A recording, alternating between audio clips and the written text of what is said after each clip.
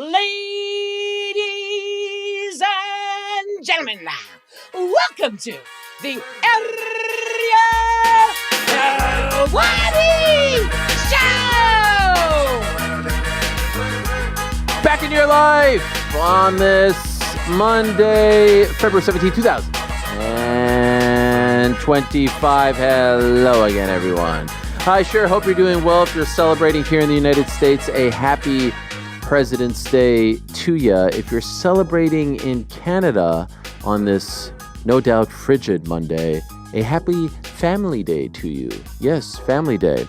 Not in every province. I think it's, Frank would know this. When is it again, Frank, Family Day? It's the third Monday of February in Alberta. Oh, yeah. British Columbia, New Brunswick, Ontario, and Saskatchewan. Nope, I screwed that up. Not Saskatoon, Saskatchewan. Saskatoon is in Saskatchewan. I just combined the two into one. It's also Louis Riel Day in Manitoba and Nova Scotia Heritage Day in Nova Scotia. And finally, it is Islander Day in where? In where? Prince Edward Island. I was about to say that. You beat me to it. Yeah, conspicuous by its absence is Quebec. Quebec and the three territories, which are, of course, Yukon, the Northwest Territories, and Labrador, I do believe, are the only ones not celebrating anything today. I mean, talk about being party poopers. Every party needs a pooper. That's why we invited you. Anyway, thank you for joining us. A lot to get into, a lot going on as always. A very busy weekend in the world of combat sports. And if I'm being 100% honest, I am struggling on this Monday. Why? No, I don't have the flu that's been going around the office. I don't have anything of that sort. Thank goodness. But what I do have is a very sore body because, my friends, I don't know if you know this, there was a good chance that I was not going to be sitting here on this Monday. And you're asking yourself, why? Why, Ariel? What happened? Well, let me tell you what happened. My family loves to ski. I don't love to ski. I know my limitations. I didn't grow up skiing. If you grow up in Quebec, you either choose skating or skiing. I chose skating. And so I was a prodigy kid. You know, I was playing hockey every week, every weekend. I was, I was a hybrid defense, offense type of guy, forward. And then at around 12, 13, I transitioned over to basketball. We all know how that turned out. In any event, my kids and my wife in particular, they love the skiing. And so after saying no multiple times this winter, I finally said yes. It was my son Walter's birthday on Sunday, yesterday. Happy birthday to Walter, 11 years old. Can't believe it. Love him so very much. And so I said, fine, I will go to Great Barrington in Massachusetts to go skiing with all of you.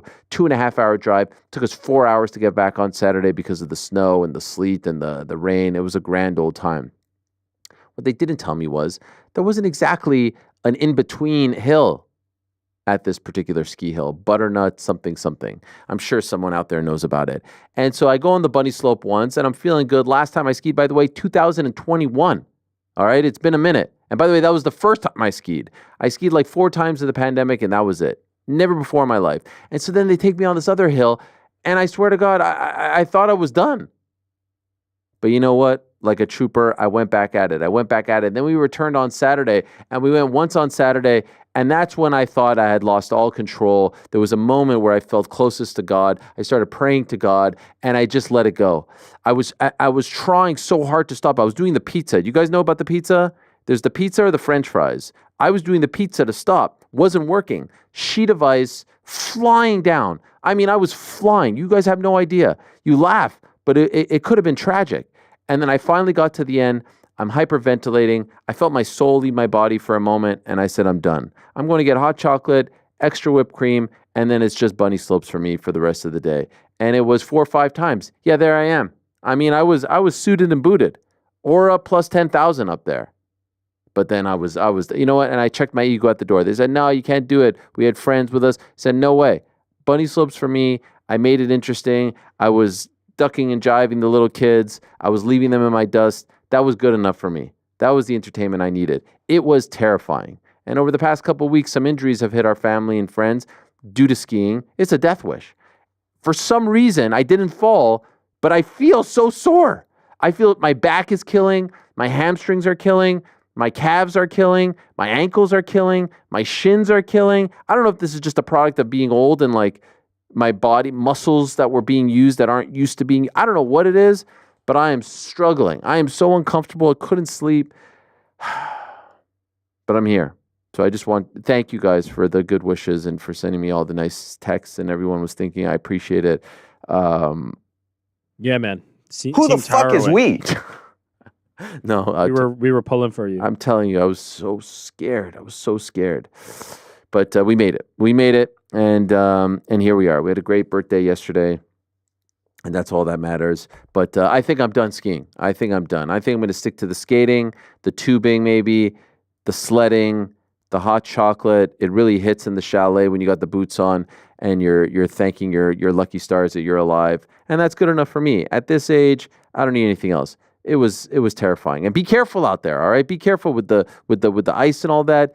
Be careful, okay? Now, I wasn't the only one who had a very eventful weekend, and we will get to that in a moment. But first, let me tell you about today's Super Stacked Monday. Golly, most people are taking off. Most people are at home. I don't know what they're doing on this President's Day, this family day, this family this family that. Not in Quebec, of course. But here, we're on that grind. All my life. Grinding all my life. Sacrifice. Ba-da-da-da. Super stacked. 5 guests on today's program. Back into the show, the great Dominick Cruz, the former, perhaps greatest bantamweight champion of all time. He'll join us to talk about his retirement. He was supposed to be fighting this weekend in his retirement fight. Oh my gosh, against Rob Font. And unfortunately, he had another injury and he called it quits. And who can blame him? But he'll be kind enough to join us at about 4:15. At 3:45, Song Yadong, who is headlining this weekend in Seattle against Henry Cejudo. He'll join us to talk about that fight. I look forward to that. At about 2:30, Keyshawn Davis, the brand new WBO lightweight champion. What a week for him here in New York. What a fight on Friday at the theater. Sergey Berinchyk. And by the way, do yourself a favor. Go to uncrowned.com. Chuck Mindenhall wrote an absolute stellar post-fight article. There is no one better than Chuck, the man in the hat. The way he sets the scene, the way he paints the picture, the way he tells the story. He was there. First-hand experience. It was tremendous. Go read that and check out our interview. He'll be in studio, by the way, at 2:30 p.m. Eastern Time. So I'm looking forward to that chat with a guy who is just 25 years young, 14th pro fight, first title won. He's now in the discussions with the likes of Tank Davis, Andy Cruz. He has a history with him. Vasily Lomachenko. His boy, Shakur Stevenson. He'll never fight him, but still, 135. Glamour division. Looking forward to talking to the pride of Norfolk. Not Norfolk, not Norfolk, Norfolk. Anyway, at 2 o'clock, Bruce Buffer is going to be joining us, the voice of the Octagon. It's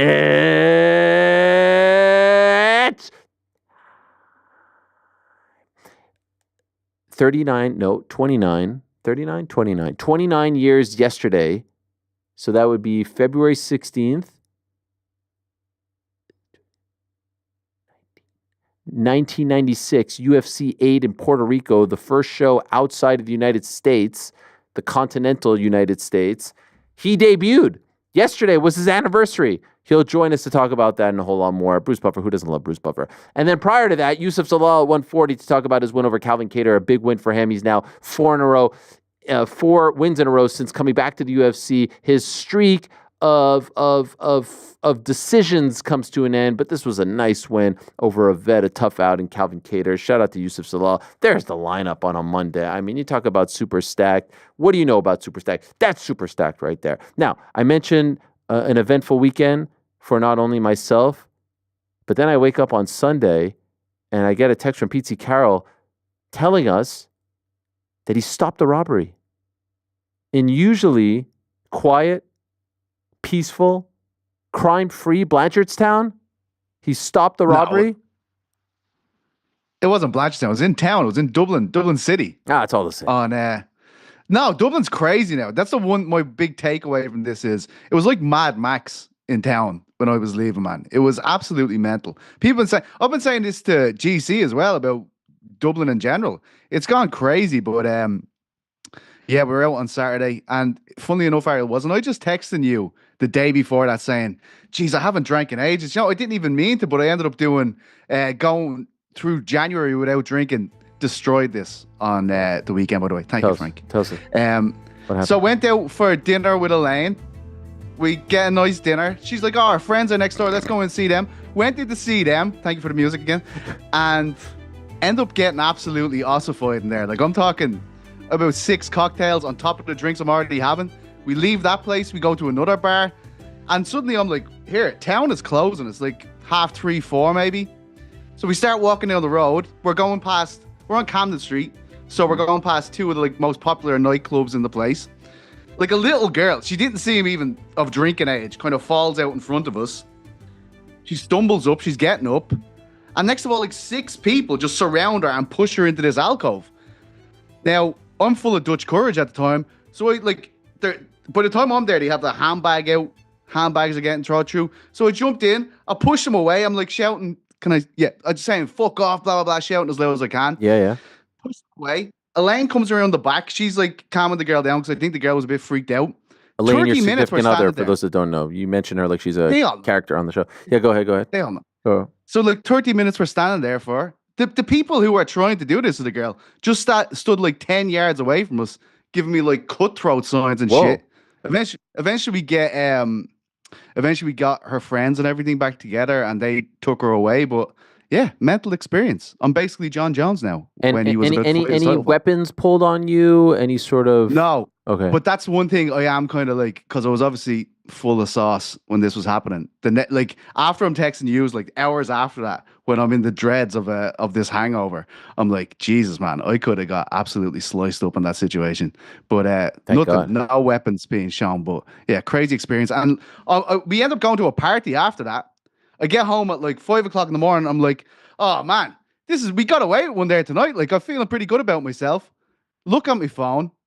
And there's GC calling me a wanker over busting the parlay. Wow. Bringing me straight back down there. I was like, no, I wasn't even aware at that time that I had busted it again. But there you go. Fucking hell. He's right though. It is a generational run of Okay. I'll ask you a quick follow-up on that. But first, one last question. If you weren't on the sauce, would you have stopped the potential? I don't know. Okay. I don't know. I would have done something. I would have done something about it. I've just never seen that happen. I would have never seen that happen. The crazy thing is, right? Anyone who's from Dublin will know, the Palace and the Camden are beside each other. These are 2 of the busiest nightclubs in the country. And this is happening literally in between the 2 of them. And in fairness, when we were standing there, the bouncers from either door were kind of coming back and forth saying, we can't stay here with you, but we can see what's happening. Even a homeless guy was kind of helping me barricade the girl away for a little bit until we got our friends. But crazy, man. Dublin, absolutely terrifying at night time now, though. It seriously needs to be policed or something. No police anywhere. Busiest spot in Dublin. Crazy, man. Eat your heart out, Kevin Holland, John Jones. We got our own, Cape Crusader over here, or should I say? Yeah, I was going to start wearing a cape. Crusader. Crack Crusader? The Blanche Batman. Or that works. Now, so it was interesting because I wake up, I check the phone, and first I see an intense back and forth between GC and Pizzi, and then we find out about the crime stopping. You're like a young Fred McGriff out there. Some people will get that, some people won't. Anyway, wasn't it intense back and forth? Oh, it was so intense. It was awkward. It felt like it was all just Pizzi coming at me. Oh, okay. So let's talk about it. A tale of 2 weekends. So what was the genesis behind all of this? GC calling out Pizzi for ruining the parlay once again. Accurate?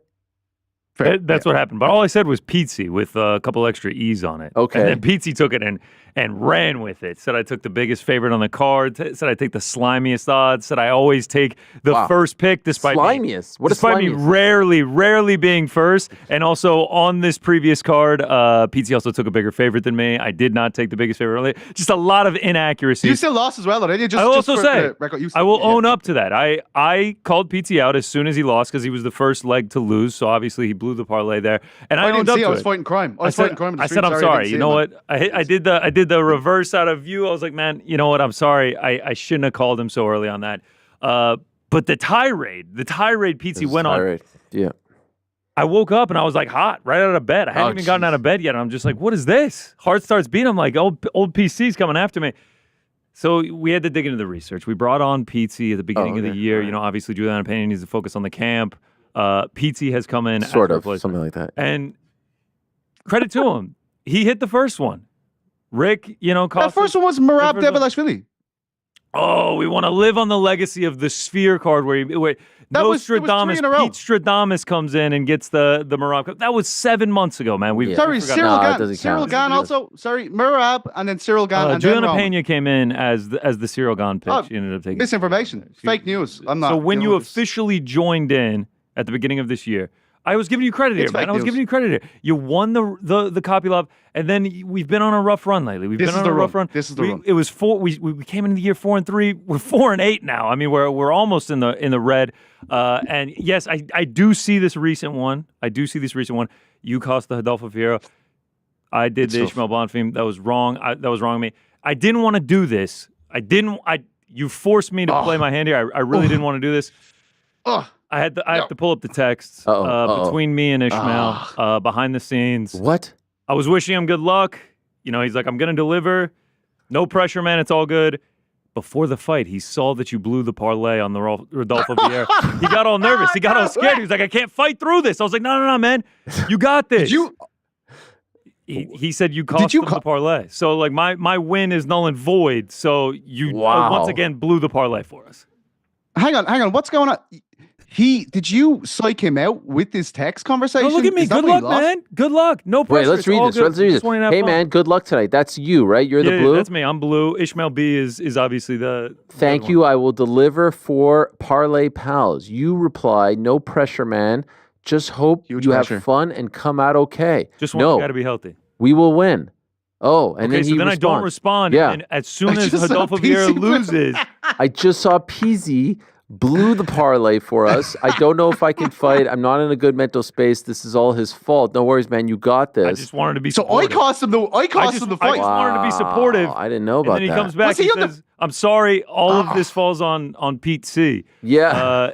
And I said, no, it's all good, man. It's all good. Spellings. I don't want to blame this on anyone. This is okay, but the tirade you went on yesterday morning. So I've not only busted the parlay, I've cost him this fight. Your words, not mine. Your words, not mine. Wow. Your words, not mine. What is PT's record since joining the Pals? It's actually 2-2, but the Parlay Pals record is 0-4. Wow. And honestly, listen, I'm a man to give credit where credit is due. Sneaky Frank, 4-0. Wow.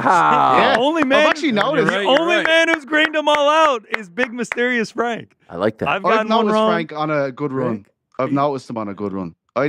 I don't dispute this. I've had a poor run. There's no doubt about it. Who'd you have this weekend? I had Rodolfo Vieira. I'm willing to. I can't believe these guys are losing. By the way, every single time I'm like, I cannot. I feel like it's like my prospect pick of the year all over again. And I have to say, the speed with which Pizzi responds when I ask him for a pick, I can't even close my phone down. It's just fast. It's back. Maybe that's the problem, GC. Maybe I need to. Listen, I'm willing. I know you. Maybe I need to get more. You took your anger out on me yesterday morning. I'm a peaceful guy. It's all good. It's all good. We'll put this behind us. We'll break bread. We'll get back in the win column this week. I'm confident every time. This is the issue. I think maybe when I get the text message, I need to marinate on it a bit. You know what I mean? I still can't believe Rodolfo Vieira lost that fight. I mean, how much were you raging, by the way, when he texted you all this? How much were you raging? Because I could feel the rage coming. It was 5 o'clock in the morning. I was sauced. What I'm telling you. At this stage, I've had, right? Let me just think about the drinks here. I've had 4 pints of Guinness. I've had 6 Negronis. I've had 3 old fashions, and I've had an espresso martini. Wow, love an espresso martini. Tremendous. Yeah, that was the last drink of the night. We went back to that party, and I'm telling you, it was artisan. This woman made me an espresso.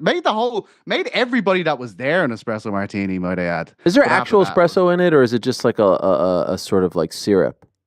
Absolutely. I don't know actually. No, there's real espresso in there. Okay, I didn't know if it was like one of those like. I thought it was just the bean. I did think about that for a little bit. Like, was it just the little bean? Did I put the little bean on the top of it? Yeah, I love the bean. Is that the just garnish? The tirade spanned 5:05 a.m. Blanche Standard to 5:13. Wow. Blanche Standard. Felt longer. Looks like you fucked up too, mate.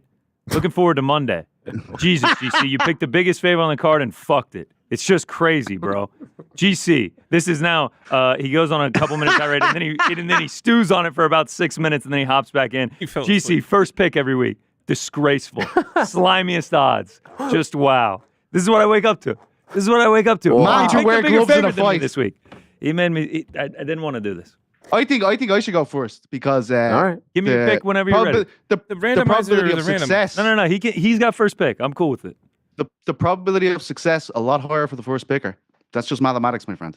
Listen, I don't pick first, almost ever. Ever? All right, we'll get back on track. Guys. I'm confident. Listen, lads, there's a lot going on here. I'm saving lives. I hope I can get your little picks going well this week, but there's bigger things, bigger fish to fry out there. There's people to fight in the streets for the safety of the Irish Republic. And that's what I'm going to keep doing, boys. And hopefully I'll make a nice pick along the way for you. Okay? Yeah, we hope so too. We hope so too. The music, every time he gets fired up, kills me. It kills me. Well done. No, thank you. Thank you for your service. And on behalf of the good people problem. of Ireland, thank you for what you did on Saturday, keeping the streets problem. safe. What about Jared Cannonier? The guy is timeless. He is unbelievable. Looked to be in the best shape of his life. I mean, I don't even understand it. This is a guy who fought as high as heavyweight, and now here he is at 185, still kicking, 2-fight losing streak. They were trying to build RoboCop's name off of the Killer Gorilla, and he said, "Not tonight." Not tonight. What a finish. The elbows, the ground and pound. Look at that blood on the canvas. Tremendous stuff from Jared Cannonier. He'll join us on tomorrow's program, so we'll talk to him about how he continues to do this. Won a performance bonus as well. Shout out to Youssef Zalal. I mean, look at that. I mean, the elbows just sliced through. Cannonier, no smiling here. Just absolutely jacked. Youssef Zalal, the Moroccan Devil, like I said, with the win over Calvin Kattar. Edmund Shabazian with a nice win as well. Maybe. Shabazian's kind of like, I got a little fluff on my hair. Shabazian is kind of like, he's kind of like Jake Matthews, where it feels like we've been watching him for 10 years, and we always say, maybe he goes on a run now. So let's see. Maybe he goes on a run. Does Ronda Rousey still manage him? I don't think so.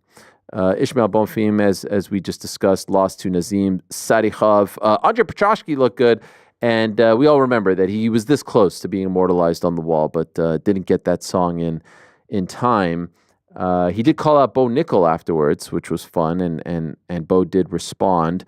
What else was out there? Jose Delgado with the win. Angela Hill, speaking of timeless, she continues to fight in the UFC, and she picks up a win over Caitlin Souza. Gabriel Bonfim won. He beat Chaos Williams, so shout out to him. What about Walter Walker? What a name, and what a guy. And what a story, by the way. Our good friend Guilherme Cruz wrote a great story on how he's cleaned up his life.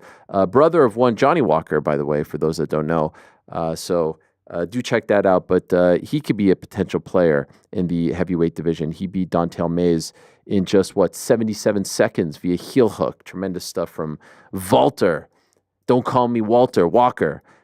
So those were the results as far as this weekend is concerned. We'll talk to Youssef later in the program in about 17 or so minutes. And also on Saturday, Keyshawn with the big win. And also on Saturday, we had the Jack Catterall-Arnold Barbosa fight in England, which was won by Barbosa. Barbosa going the distance with Catterall and not getting the home cooking decision against him. I thought for sure this is going the distance. Oh, Catterall is going to get the nod, even though I don't think he actually won the fight, but I thought for sure. And Barbosa escaped with the win. Interim champion. Speaking of Dublin, we just found out this morning that there is a new chapter in the Conor McGregor civil case after we found out that he was being charged as far as civilly liable for the incident that happened with that young woman what was it, 6-7 years ago?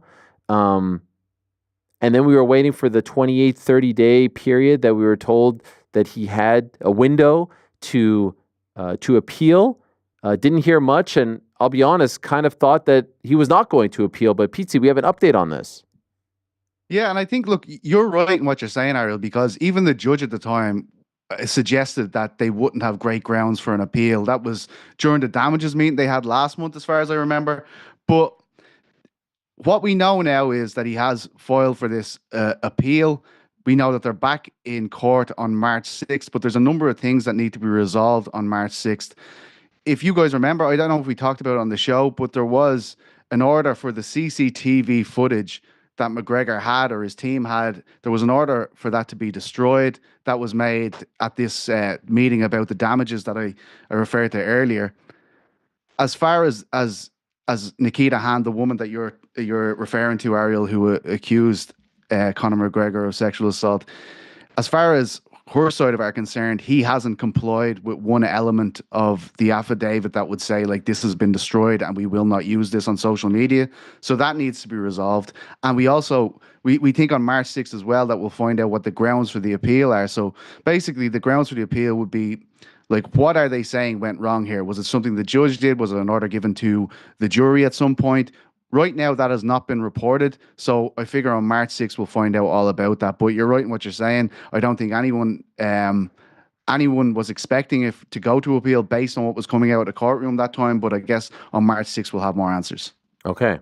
Well, thank you for that. And so this story continues. We'll see where it goes from here. Also, I forgot to mention, they officially have gotten rid of the new gloves. They're back to the old gloves. This fight night, per the broadcast, was the first time, I guess, since May that a fight night had all of the old gloves. So you'll recall June 1st, they were UFC 300. They introduced the quote unquote new gloves. They were going to come into effect come June 1st. That Islam Makhachev, Dustin Poirier fight card, the pay-per-view in Jersey, the gold gloves, all that stuff. A couple months late. Oh, no, John Jones fight, right? November, they announced that they were going back to the old gloves, but they said for fight nights, they would still use the new gloves, I guess, to produce the old gloves and all this stuff, if you're keeping track of all of this. So the pay-per-views went back to the old, but the fight nights were still using the new, soon-to-be very old, if that makes sense. Anyway, this past weekend, officially back to the old / new current OGs, but what's new is old again, what's old is new again. Anyway, so now they're back to them. I just wanted to note that. Did you guys catch that? Did everyone understand what's happening? Yeah, you made that really clear. Okay. I just wanted to make sure that everyone was excited about that. Back to Conor McGregor. He was busy this weekend. Yesterday, he was in Italy for a BKFC press conference, and two interesting things came out of that. Number one, he said that they're talking to the last emperor, Fyodor Emelianenko. Is this true? Here's what he had to say. Fedor Emelianenko? Of course. Stay tuned. We might have something announcement with Fedor Emelianenko. Hey, Fedor, we're waiting. Some news might be coming with Fedor Emelianenko. Bare Knuckle Fighting Championship is signing and acquiring the best fighters of all time, past, present, and future. Okay, so there you have it. Fyodor, pronounced Fyodor, in BKFC. How old is Fyodor? Let me just check real quick here. I think he's in his mid to late 40s. No, like 43 That's what I'd go for. or something. Oh, really? Oh, That's wow, younger than I thought, 48. actually. Yeah. For Jordan. Damn, Oh, 48. 50. Oh, See? Jesus Christ. Oh, no. Pass on that one, Fyodor. Oh, man, I do not Yo, want to see Fyodor that. in BKFC is madness. I mean, the one thing about Fyodor, 48-year-old. Oh, yeah. his in his prime, man, there was nothing like the way he would just shoot out of a rocket. Going from the sort of docile state that he was in for the walkout, the intro, and then just the absolute power, speed, aggression. It was so much fun. So much fun. But 48 is 48. So let's see. I like how he says, hey, Fedor, like he's like challenging him or something. He's looking for him. Anyway, it doesn't look like Conor will fight Fedor, but he did say, to mark his words, he will in fact fight in BKFC in the not too distant future. Here's what he had to say. For sure. If you think I'm up here giving these speeches and leading these men into battle, and I won't step in there myself, think again. For sure, Conor McGregor will fight in Bare Knuckle Fighting Championship. Mark my words. There you have it. Mark his words. He will be He will be fighting. He will be fighting in bare knuckle. Now, he does have 2 fights left on his UFC deal. Who knows when, how, if those fights, get used up. But he seems very invested. He's at a press conference in Italy on a Sunday afternoon. So he seems very into promoting the brand, and he has a financial stake, so he should be. So let us see. Speaking of old men fighting, did you guys see this clip of Jake Paul talking to Aiden Ross saying that Toad cured Mike Tyson of Parkinson's, which allowed him to fight, but then he went online and said that everyone misunderstood him. I mean, he said it multiple times. That was a weird one. And what the hell is Toad? Is it like literally smoking a toad? What is it? I think it's like the enzymes of a toad or something you're smoking, is it? Yeah. Like it's a chemical. Smoking, or do you lick a toad? Yeah, it's I know licking the toad was the you the lick famous the toad thing. and it gives you psychedelic effects and It's a legit toad. It's an actual Secretes toad. a venom that, yes. There we go. Secretes of venom. sounds like That's we're what it some was. experts on this field. And Don't smoke the toad. is the toad alive? Yes. Yes. It has psychedelic properties. It says, while some people will lick the back of the toad itself, others will collect the toxins that are secreted for later use. Was he being sarcastic when he said this? I don't think so, man. 'cause It doesn't he look followed like it he up with- was. He followed it up with ayahuasca is good for the brain. But then he tweeted that, nah, I wasn't, like, you guys all misunderstood me. Bro, what I do think you we mean? understood. Like All right. Now. I think the exchange, like the lads are saying, is very genuine. I think it's a genuine interaction he's having with the other guy. Yeah. I'm down to go lick That's some weird. toads. I was I'd talking to licked it. I was talking to a friend of mine. We were talking about this whole, younger generation YouTubers and whatnot. And he's like, who's this young kid who gets all the interviews? This guy sucks. This guy's awful. I'm like, young kid?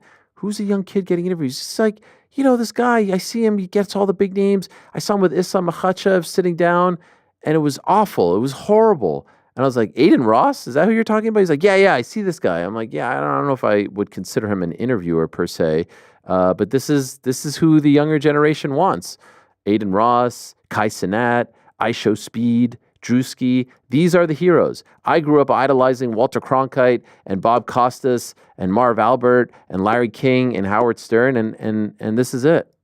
I don't even know where they are in this clip of them talking about the toad and all that stuff. But Don't forget Pauly Shore, too. Pauly Shore, legend, absolute legend. Encino Man, tremendous. But my kids sit down and watch TV, and they watch shorts on TV. I'm like, well, first of all, this is awful. It's like a vertical video. It's 60 seconds. Yep. I don't know. I got to say, between the All-Star game yesterday and what I'm seeing out of this younger generation, I'm officially worried. Old man yelling at cloud, huh? No, this ain't no old man. Me This and is Jordan awful. have been known to watch a short or two on the television. You?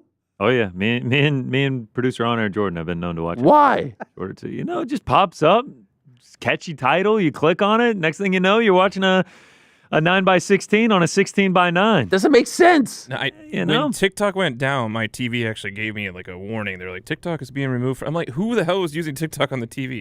This I didn't realize. Me? is Do you awful. not get lost in that though thing, Ariel? Like YouTube as the shorts and IG as the shorts. I don't even realize. You IG are is the you are on a reels. different level of misunderstanding TikTok's all at of the this. TikToks, YouTube's I at the understand shorts. IG Reels, TikTok, YouTube Shorts. It's all very concerning. Well, listen, there's nothing better than when the YouTube short is like formatted to a square. So then you're watching it on your television and it's like you got this big Oh, it's TV awful. and then you're just working it down to like a nice little square in the middle. That's how I love to consume my media. It's awful. It's absolutely awful. Speaking of media, did want to mention, because you guys did a great job of talking about this on Thursday. You did a great job of talking about this on Friday. But when the show ended on Wednesday, there wasn't much of an update on the Sean Strickland, Eric Nixick drama. But then Strickland, did his classic video in the car. Here's the thing, you guys. And he responded. Nixick was on the show on Tuesday. By now, you've seen the clips and all that. We don't have to play it again. And he just basically said, like, we need to have a heart-to-heart. What does he want out of this? And if he doesn't want what we want, then maybe we should go our separate ways. That sort of thing. That's kind of a very broad summary of it all. And then Strickland gets in the car and turns on the camera and says, Eric will probably not be in my corner, and there are other great people at Extreme Couture who would be in my corner, but he's still a great friend, and I love the guy and all that. And then he talks for another 3-4 minutes about God knows what. I got a little bored afterwards. And this turned into a whole thing, and I think Eric took down his Instagram, but now the Instagram is back. And to me, my biggest takeaway from all of this is, of all people, the irony that Sean Strickland would get offended or upset that his coach would publicly just say, you know what, your heart wasn't into it, and if it won't be into it, like we think it should be into it, maybe we should go our separate ways. Of all people, that guy got offended, the guy who uses the pre-fight and the post-fight press conference and every other media opportunity to wax poetic on all things that pertain or don't pertain to him, that pertain to his country, don't pertain to his country, that pertain to everything but MMA. That guy got offended that his coach was on a show, podcast. I was a little offended, but fine. That guy got bothered. Does no one else see the irony that guy of all people felt some sort of way that his coach went out there and questioned his performance, questioned his heart, and the next day took action and said, "You're out"? What about free speech? What about this is what we tout, right? Free speech, no repercussions. And literally 24 hours later, there are repercussions for just openly questioning, not saying I'm out, not saying you're gone, not saying I don't want to work with you anymore, just having a conversation. And by the way, I'm the one that asked them. I just said, listen, I'm hearing something out of you. Is it possible that we might get to this spot? And 24 hours later, he says, nah, he's probably out. So let's see what ends up happening by the time he fights again. But did you guys feel that was a little bit ironic, considering everything that we heard out of this guy a week ago in Sydney and what we always hear out of him, certainly over the past, 2-3 years? It's a little funny, no?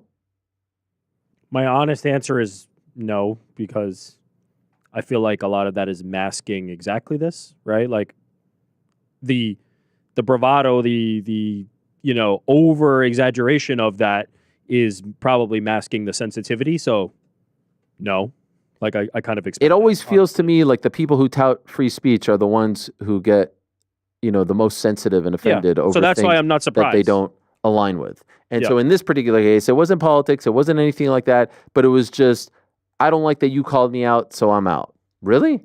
Eric Nixick, let me tell you something. We've talked about this a million times. He is the ultimate foxhole guy.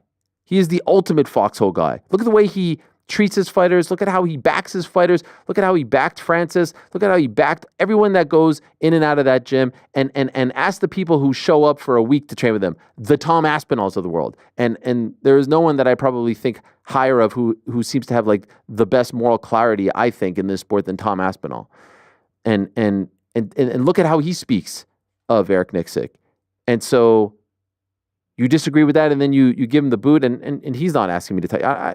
Ultimately, I think he's bummed about the whole situation. Who wouldn't be? But he'll be just fine. I just thought, of all people, like if it was some other fighter who isn't in the, in the headlines talking about this, that, and the other, okay, fine. But this guy who goes up to journalists and says, don't be such a wuss, don't be such a snowflake, don't be such a pussy, don't be such a this, don't be such a that, and you got your feelings in a, in a certain way that you felt like you needed to respond like that. I don't know. I thought that was funny. I didn't expect that. I actually thought he would come out and be like, you know what? He was right. He should have called me out. We'll be better. And that's that. Didn't happen. What's it, PT? What's that?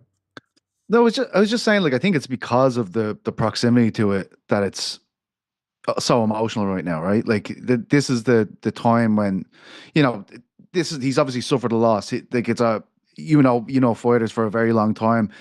The weeks after that are very difficult.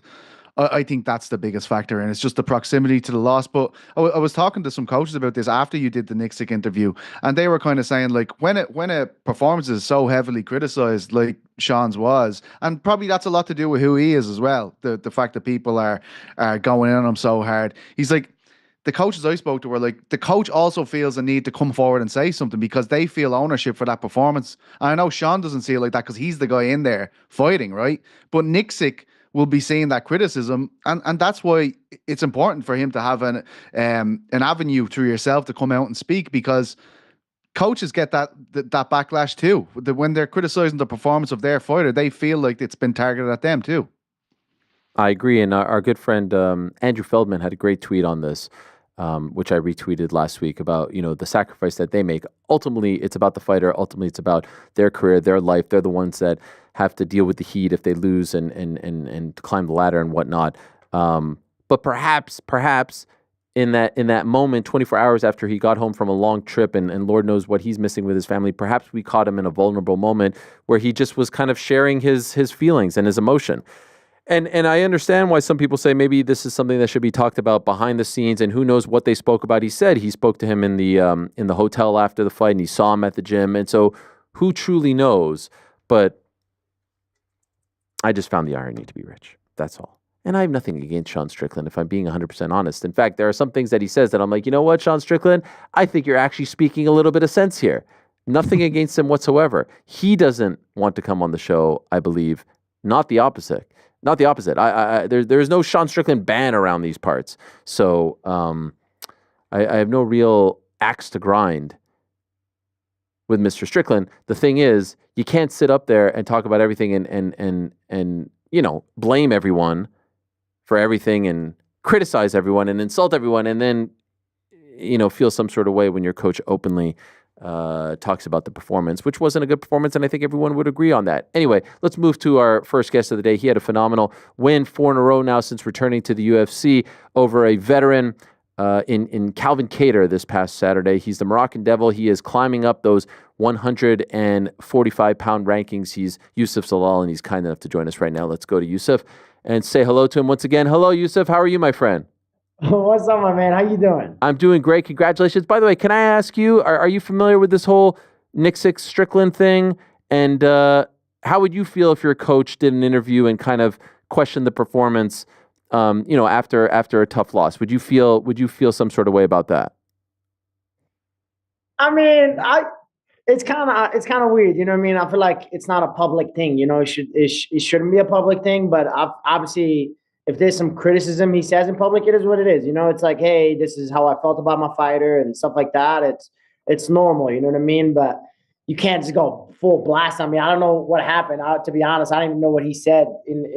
Apparently, they said he said something online or live in an interview or something. But yeah, I mean, like I always had those talks, like, like, you did this wrong, you did this, and this and that. But I mean, he did not show up. Like, that was the same Sean Strickland that's been fighting for forever. You know what I mean? So that's not a world champion level. You know what I mean? Like, you can see Duplessis improved so much and the game plan improved so much. So I understand both sides, to be honest. Okay, cool. Just curious. By the way, what's the sign behind you here with the names, the whiteboard that you have here? I'm on my coach's office. Okay. Like all the fighters' names and stuff. Okay, yeah, I was like, is this the hit list? What's going on? Is this but your name's up there, so it didn't actually make sense. Congratulations. No hit list. Thank you, my man. I appreciate you. Okay, so 4 in a row. A big win over a very big name, a veteran, co-main event. You didn't get the finish, and I know you were kind of bummed about that, but overall, how do you feel about the performance? I feel amazing, man. It's a lot of work that's put into this, not just this career, especially this fight as well. But obviously, I put a lot of high standards in myself. You know what I mean? I want to be a world champion, and I will be a world champion. So it just, the standards is a lot different. You know what I mean? But I look at all these world champions. Sometimes they just win because of the IQ, and then they just had to win. That's the most important at the end of the day. But obviously, I think differently a little bit. So I'm kind of was like a little bummed out a little bit, especially in that third round. I feel like I let it be too much. I let him get too much confidence and stuff like that. But it is what it is. And this is the growth of this sport. And I can't wait to keep growing from this sport. So what's your take on that third round? Because you say that, I saw other people say that maybe you were just kind of like riding out the win. You knew you were up 2 rounds. What really happened? Hey, man, you talk about, you start getting to the rankings and like all this. And comments and all this. That's crazy.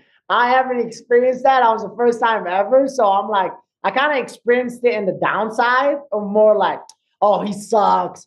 I'm glad he got kicked out. I'm this, I'm that. He was all hype.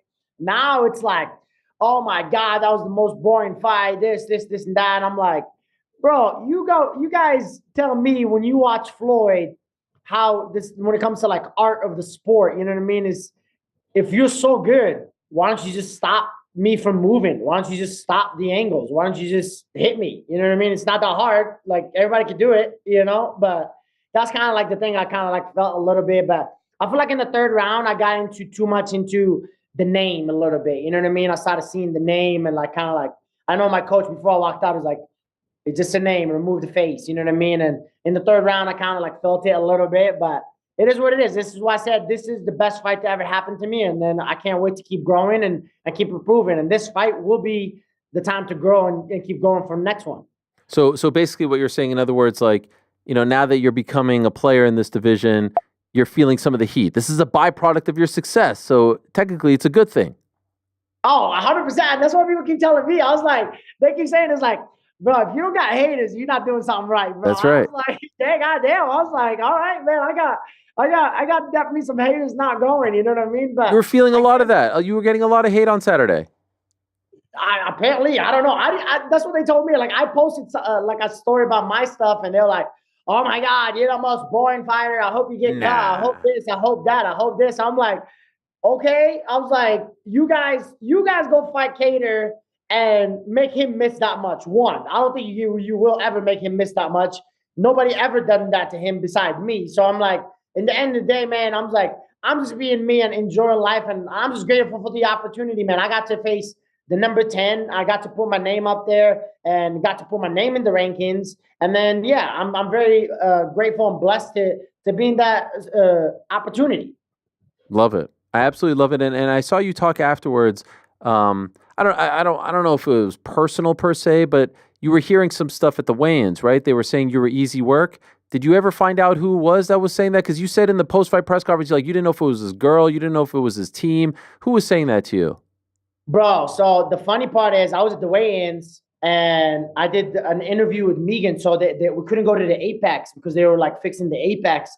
So they had like the media at the weigh-ins. And I was talking to Megan, and she was like talking a little bit and saying, and I see some people, they're like hardcore, like just eyeballing me the whole time. And I'm like, okay, like I'm cutting weight. I'm like, I'm done. I was like, I just want to make weight and get out of here. You know what I mean? And then I do face off, you know, Kattar never said anything. So I appreciate Kattar. I never understand that. And as a fan, I was like, but don't disrespect the sport in a little bit. I'm like, oh, light work, this is this. Oh my God, this now. Like, I'm like, come on. All my coaches said, my jiu-jitsu coach, my professor said, was like, hey, let's go UC. You know, that's the nickname they gave me. And then you want to disrespect me like that. And I'm like, okay, cool, bro. I'm like, and Kattar obviously is a big name in the UFC. So he had a lot of seats, and the UFC gave him a lot of seats and stuff like that. I got declined for extra tickets, so it is what it is. Ah, damn. But hey, it's part of the sport, bro. I know this. I understand this, and it's part of the sport. And obviously, when I'm down in the line like that, and I hope the UFC do the same thing for me. You know what I mean? So it is what it is. I understand the game. Sometimes it's not fair, but it is what it is. You were getting a lot of boos there in the post-fight interview. Hey, you're not doing something right if you're not getting booed. That's right. Paris Hilton said it. Haters make you famous. Hey, and what I love the most is for us about that fight was how much running are you gonna do? And I'm like, this is one of the greatest MMA coaches in the world. The world. Yep. To see him frustrated made my day. When did that happen? When did that? Like to go in the third round and tell his fighter to be like, hey, don't worry about your defense. I want you to throw 300 punches and just go. That's not bad. Did he say that to you? How much running are you going to do? Yeah, bro. The UFC posted that video, the reel, towards the end, the last 10 seconds when I ducked that leg kick. The body kick right under. And he's like, how much running? I'm like, bro, you're such a high level. You're the guy that talks about to get hit and not get hit. To be smart and this and that, but you can't teach your fighter how to cut an angle. You can't teach your fighter how to throw a kick. You can't teach your fighter how to throw a body shot to stop from moving and stuff like that. I'm like, all right, man. I was like, you want to talk all this? And all I wanted to do, man, is to take a picture with the guy after Kattar because he was a legend. You know what I mean? I got to fight a legend in this sport, and I appreciated it so much. And I'm like, it doesn't matter how frustrated it is or how bad it was. It's like, it's the game. It's the fight game. You know what I mean? I just wanted to take pictures, so I'm still mad that I didn't get to take a picture. Did you ask? Did you get denied? I asked. My coach asked for us to tell him, hey, because they wanted me to go to do the media and then the ESPN desk, and then they kind of just went on. But it is what it is. I don't want to give too much to Faraz, man. It is what it is. Let him do his thing and let him focus on his thing. All right. This is my time and this is about me. So you know what I mean? Okay, so afterwards, you've won 4 in a row since returning to the UFC, 7 in a row, I believe, overall. We spoke last time you were on the show about your incredible story and your comeback, and that continues. You're one of the comeback fighters of the year. On and on it goes. And you mentioned Ortega, you mentioned Yair afterwards. Those are big names, and I like shooting for the stars. Realistically, you think you get a name like that next? I don't know. I really don't know how the UFC does their thing and stuff like that. All I know is Yair doesn't. I heard the Diego fight is not happening and stuff like that, and I was like, hey man, I would love to get that opportunity to fight him. And like you said, it's like this sport is about opportunities. You know what I mean? I'm not gonna sit here and then be like, oh, like yeah, of course I'm a dream big, and of course I'm gonna have my dreams, and of course I'm gonna manifest out there, and I'm the one who's calling out these big names and stuff like that. It's like I'm not just gonna sit here and be like, oh yeah, give me this, give me that. Like I want to be a world champion, and to do that, like I have to do the unthinkable. I have to do the stuff that people don't do. You know what I mean? So I thought that was an opportunity for Yair, and I hope it is an opportunity, and I hope they give me that. So it's February 17th, 2024. You returned to the UFC in March of 2025. You returned in March of 2024. And I'm just wondering, if we go back to February 17th of 2024, so exactly a year ago, you had yet to officially return to the UFC. Where were you at in life? Would you have believed any of this? Could you have believed that you were going to come back and win your next 4 fights, 3 finishes, fighting guys like Kattar? Like, where were you at confidence-wise, mentally, exactly a year ago today?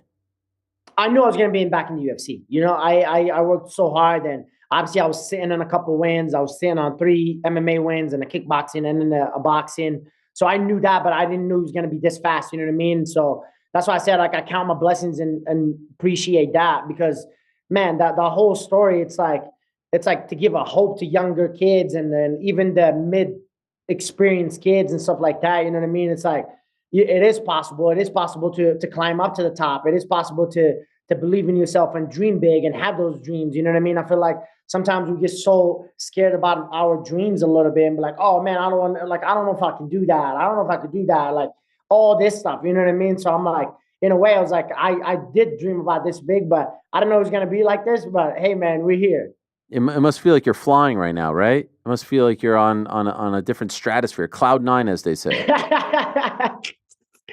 Hey, it's the best drug and the worst drug in the world. You know what I mean? That's what I tell fighters, man, because the best drug, obviously you're in cloud 9, like you said, the dopamine is flying through the roof. You're on wins. You're like living life. You know what I mean? But sometimes you get complacent. You know what I mean? And that's the mistake I learned from my first run. You know what I mean? This is not it. You know, I'm not satisfied, and I'm not happy with this performance. You know what I mean? I feel like that was an okay performance. You know what I mean? So, and even my okay performance, it's still one of the best against the best. Mm-hmm. So to tell that to people and have that confidence, and I can't wait to keep improving. And that's the biggest thing about me right now, man. I just want to grow as much as I can.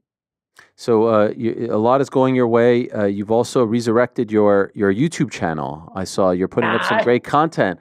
I like this. I like it. The video blogs. But what I really like most is the cooking videos. You got the chicken tagine up in there. Look at this. You're in the kitchen doing your thing. Let's go. I like it, man. I like it. Are you a big time cook? Look at this stuff. It looks fantastic. Oh, bro, I gotta get me involved. I think I'm the best chef in the UFC, man. I'm telling you right now, bro. Your boy can get down. Any cuisine you want, I got you. What's the specialty? What are you making here? This is chicken tagine, right? Yeah, this is the Moroccan tradition. This is like a chicken tagine right here. Look at that. What is that thing called? That thing? I see it at the restaurant. It's fantastic, man, with the olives and all that. My mouth is watering right now just looking at this. What is that thing called? The thing that you put on top with the hole, the triangle thing. Oh, which one? The thing that you just put, the cover, that it's like, it looks like a thing that goes... yeah, it's a clay pot. It's like basically a clay pot. So it makes cooks it like slow, slow heated and like tenderize the meat and stuff like that. It's so good. Is that the specialty? I gotta invite you. I gotta invite Yes, you. man. I come to New York. I got you too. For sure. Is that your specialty? Is that like if I say, okay, Chef Zalal, what's the specialty? What's the thing that you're making? Oh man, a lot of things: steaks, burgers. Okay. Those are like all my favorite things. Moroccan food, all that stuff, 100%. But not just Moroccan food. You're very versatile. Oh yeah, just like my style. That's right. I like that. Man, you versus Volk, best chef in the featherweight division. That could be something. Hey, don't be a dope YouTube video. Yes. I feel like he's like one of the greatest human beings on earth. I swear to God. I never met the guy. I'm like, I gotta start being like a crazy fan sometimes. I gotta I'm like, bro, you gotta fight one of these guys in the future. You know what I mean? I feel like that's what I did with like Calvin a little bit. I'm like, man, I gotta like know who I am. You know what I mean? I gotta focus on me sometimes, you know, and you know, I kind of put that pressure on me sometimes. Sure. I mean, these are legends, right? These are guys that you were probably thinking about and striving for, and now you're starting to enter a conversation with them. Bro, think about it. I was like last year, I was sitting back watching him fight like Max. When I was cut out of the UFC, I was watching him against Max. I was watching him against Emmett. I was literally watching this, and I'm like, man, I'm about to go face this guy. You know what I mean? And then it's all experience for me, and it's all the growth. That's what I'm grateful for. You know what I mean? But I gotta start like not putting so much on them. You know what I mean? Like, oh, like I'm me. I'm the one who's coming into this division and trying to change this division. That's right. By the way, it looks like he'll fight Ilya again. Do you favor him in that, or do you think Ilya gets the job done again? Bro, I hope he does good. I just don't think. I think Ilya is in a different level right now, man. And his energy and his pressure is crazy. But I heard he's going to 55. I would be excited to see him at 55, but obviously I want him to stay at 45 because I want to fight him at 45. Yes. How far away do you think you are from being in that discussion? How many more wins you need? 2, 3? What are you thinking? 3, 4? Ariel, I think you know about this sport. It's all about opportunity. You can literally fight the next fight and go finish the guy and perform. Boom, there's a title shot.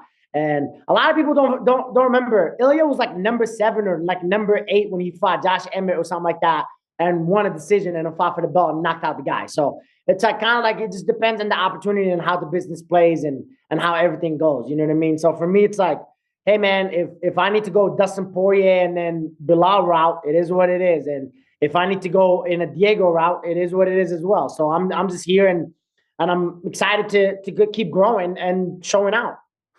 You went from the card in Edmonton to the Apex.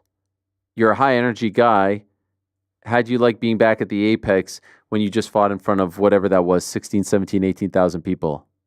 Bro, it's weird, bro. Canada, I love Canada, by the way. I was like, man, that was, oh my God. Like, I didn't know I had like a little fans, you know what I mean? But I kind of like made a lot more fans after that. And like, I was like, oh, okay, Canada loved me a little bit, you know? And I think they loved me after the shout out of the Oilers too. Yes, you know? yes. I don't know nothing about hockey, brother. I just want to let you know right now, I have nothing clue about hockey. So when I went in, I was like, I got my first hockey jersey ever. It was the Oilers. And then, like, you know, I'm African, man. I don't want to spend no $300 on no jersey. You know what I mean? So I was like, yeah, I got my first hockey jersey, and then I got to fight in the arena where the hockey team at, and it was, oh my God. And I can't wait. I hope they put me in a crowd next fight, and that'll be amazing, man. Because that fans, man, and the energy you get, and oh man. I just feel like you really feed off of that because you're so energetic yourself. You have so much energy that, like, being in front of fans, fighting in front of fans, it's just a whole different atmosphere, and you thrive in those conditions. I can see some people liking the Apex, and I kind of get it. But for someone like you need to be in front of a packed arena. 100%, man. I'm trying to promote myself too. You know what I mean? Yeah. I was like, I want people to know me. I want to put my country out there. You know what I mean? It's like, there's no Moroccans in the rankings. There's no Moroccans in like MMA showing out like what we doing. You know what I mean? So I just want to keep promoting myself and showing these younger kids, like I said, that you have a chance. Doesn't matter where you come from, and doesn't matter where you at. It's like it's all about opportunities in this life. By the way, prior to you, were there any Moroccans that had ever won in the UFC? Won like a fight or rankings? No, won a fight. Well, yeah, the Zaitar brothers are Oh, right. Yeah. Okay. two fights, I think, or 3 fights. Okay. But you've now surpassed them. Hey, man, as long as we represent our country, man, and keep going and keep representing the younger generation and just the country in general, you know what I mean? I feel like MMA is evolving a lot more now there because they opened up a UFC gym and everything down there. So wow. My goal is to kind of go there and like really give out, like do seminars and just give back to the community. Are you getting a lot of love, a lot of attention back there? Oh, for sure, man. You always get love and hate, no matter what. No matter what. And like, I see what the champions and everybody like deals with. You know what I mean? And I'm like, okay, like this is what we sign up for, though. It is what it is. You know what I mean? It's like like if you started a show or you start anything, you got to deal with things that you're always used to. But hey, man, that's not going to change my energy and that's not going to change who I am because the last time I did that, it cost me my career. So it's never happening again. I love it. Well, keep doing your thing, man. Congratulations on the win. 4 in a row since you've returned to the UFC. Big win over a very tough game veteran of the sport. Looking forward to a big year from you. So thanks so much for the time, as always. Thank you, my man. Hey, and a quick message to Faraz. Stop putting Vaseline on your peoples, bro. Oh, yeah. Stop putting Vaseline on all your athletes, bro. Fight like a fight. You don't need to cheat, bro. You're so good over here. Use it. You don't need to cheat, bro. I never felt somebody in my life that's that greasy in my life. Yeah, you said that afterwards. You said the legs, right? Bro, look at the 3rd round. And I hope you guys can put that out there in the highlight. Look at how deep that shot is and look at how he just slid. Nothing. And if we know what we know, he's famous about that with GSP and a lot of guys. So I just want to throw it out there. You're such a good coach. You're such a high-level coach. I give you all the respect in the world. But you don't need to cheat, bro. Win fair and square. This is the part of the sport. You can do steroids. You can do all that stuff. It is what it is. But you don't need to cheat on day off. You're so scared of Aljamain. Did you like that? You scared of my grappling like that? Come on now. All right, we'll leave it at that. Thank you, Youssef. Appreciate it. I got you. I threw a little seasoning for you in the end. Thank you. I appreciate it. Congratulations, my man. Thank you, my man. I appreciate you. There he is, Youssef Zalal, the Moroccan Devil. Another win for him. 4 in a row since returning to the UFC. And yes, he did mention that in the post-fight press conference. And he is referring to UFC 94, George St. Pierre against BJ Penn. That very famous event, and the aftermath was just as infamous. That was quite the time. When was that? 2000 and UFC 94. I think it was 2009, if my memory serves me correct. Anyway, our next guest, who we'll go to in a minute. I got it. Frank was yelling at me. Frank, why are you yelling at me in the channel? Okay, I got it. No need to don't listen.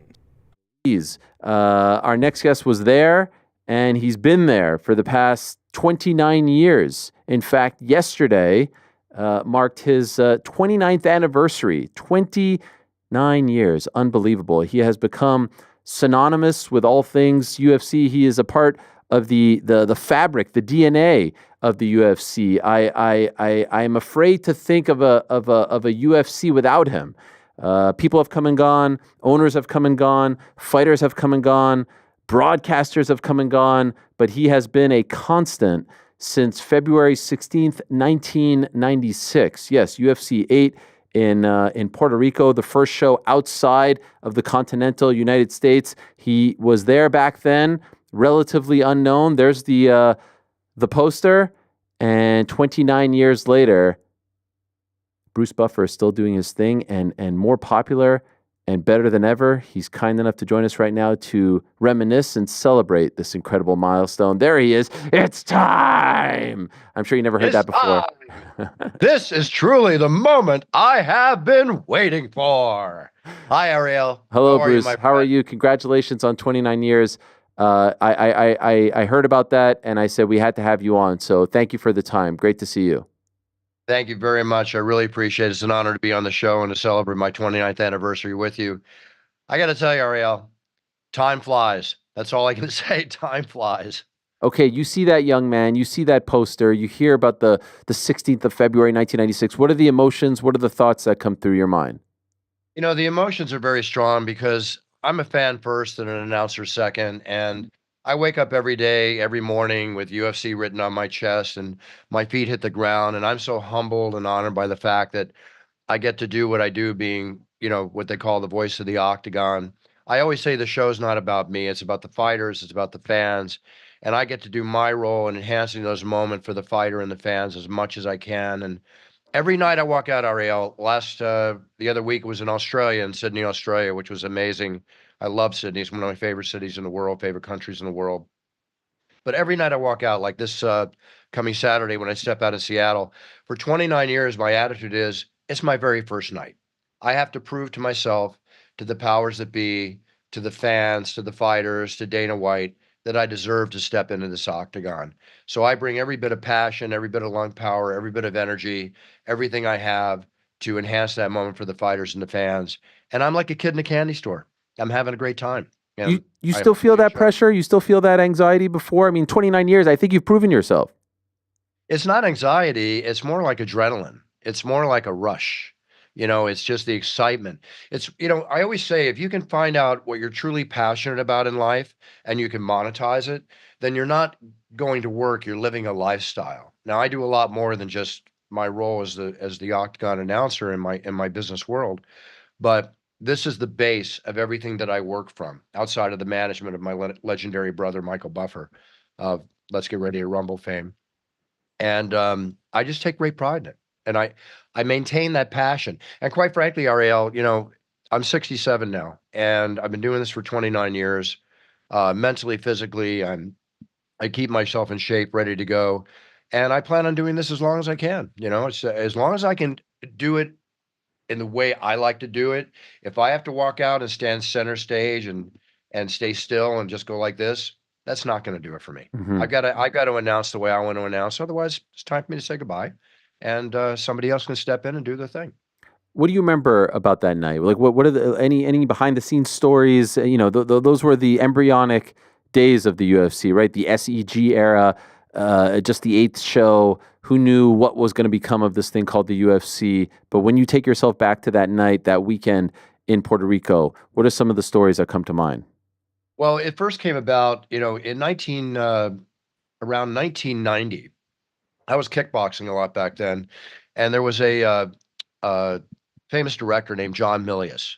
Did Red Dawn, Conan the Barbarian. He's a buddy of mine, and he said, "You got to come train with me in Torrance at a dojo. It's jujitsu." I go, "I've trained jujitsu, some jujitsu." He goes, "Well, you never trained Gracie jujitsu." And I remember that I went to the dojo, and out came this young, thin kid. Said, "Hi, my name is Hoyce. Come with me."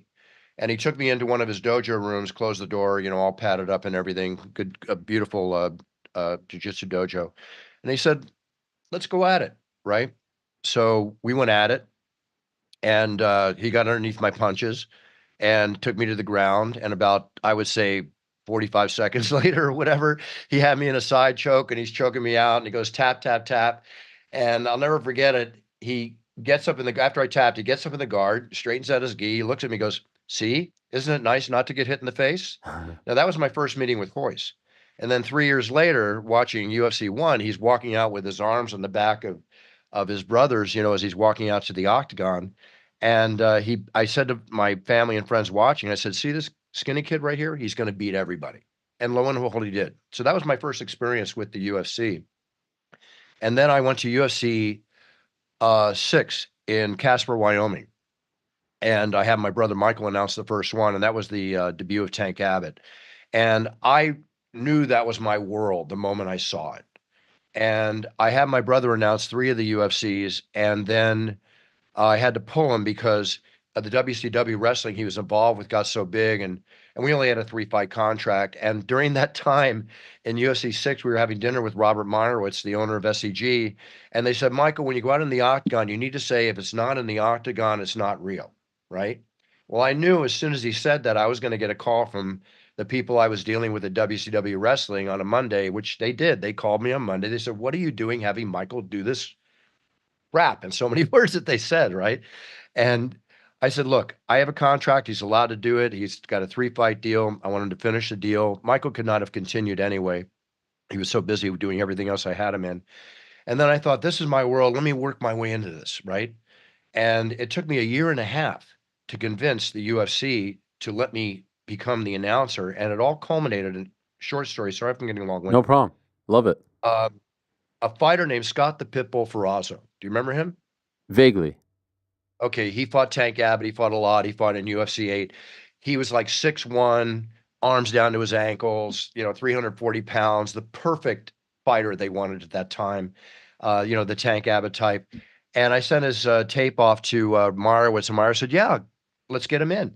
So I went down as his manager, but I didn't want to manage fighters. I did this as a ploy on my part because after stopping in New York and asking for the job and calling him up saying, you need me, I have the media contacts you don't have, I'll help you build this brand, I'm a brand builder, I'll do everything I can outside of being the announcer, but I need to grow with you as the announcer to make that happen. It just all fell on deaf ears. So I brought him down, and then I said, listen, I called up Marowitz. I said, Marowitz, Robert, I'm bringing my tuxedo in my bag. Let me announce the prelims. Let me show you what I got, right? And so the night before the show, he said, okay, you know what? You can announce the prelims. So that's exactly what I wanted to do. That's the only reason I went down there. And I announced the prelims. I look at it now, and it's more like, it's a lot different than it was today, and I cut my teeth. And then I thought, okay, good, they'll call me back. Well, I kept calling. I said, can I announce the next one? They go, no, we're good. And they were using Rich G. Mangoyan, super nice guy. And then I got a call. I was in the hospital with my mom. She had a serious operation, and it was like a scene from Rocky, right? And I got a call on the phone. They said, listen, we're doing UFC 8 in Dothan, Alabama. And was it 8? Yeah, it was 8. And I think it was Alabama. Pardon me if I forget the city. There's so many things I can't remember at times. Puerto Rico. No, that was Bayam on Puerto Rico. That's the one I told you I did. Okay. This is before. Oh, got it. Yeah, this is after Bayam. It was UFC 10. 10. UFC 10. Got it. And I'm on the phone, and my mother, she's recovering, and I said, listen, I'll call you back. I'm dealing with a very serious situation right now.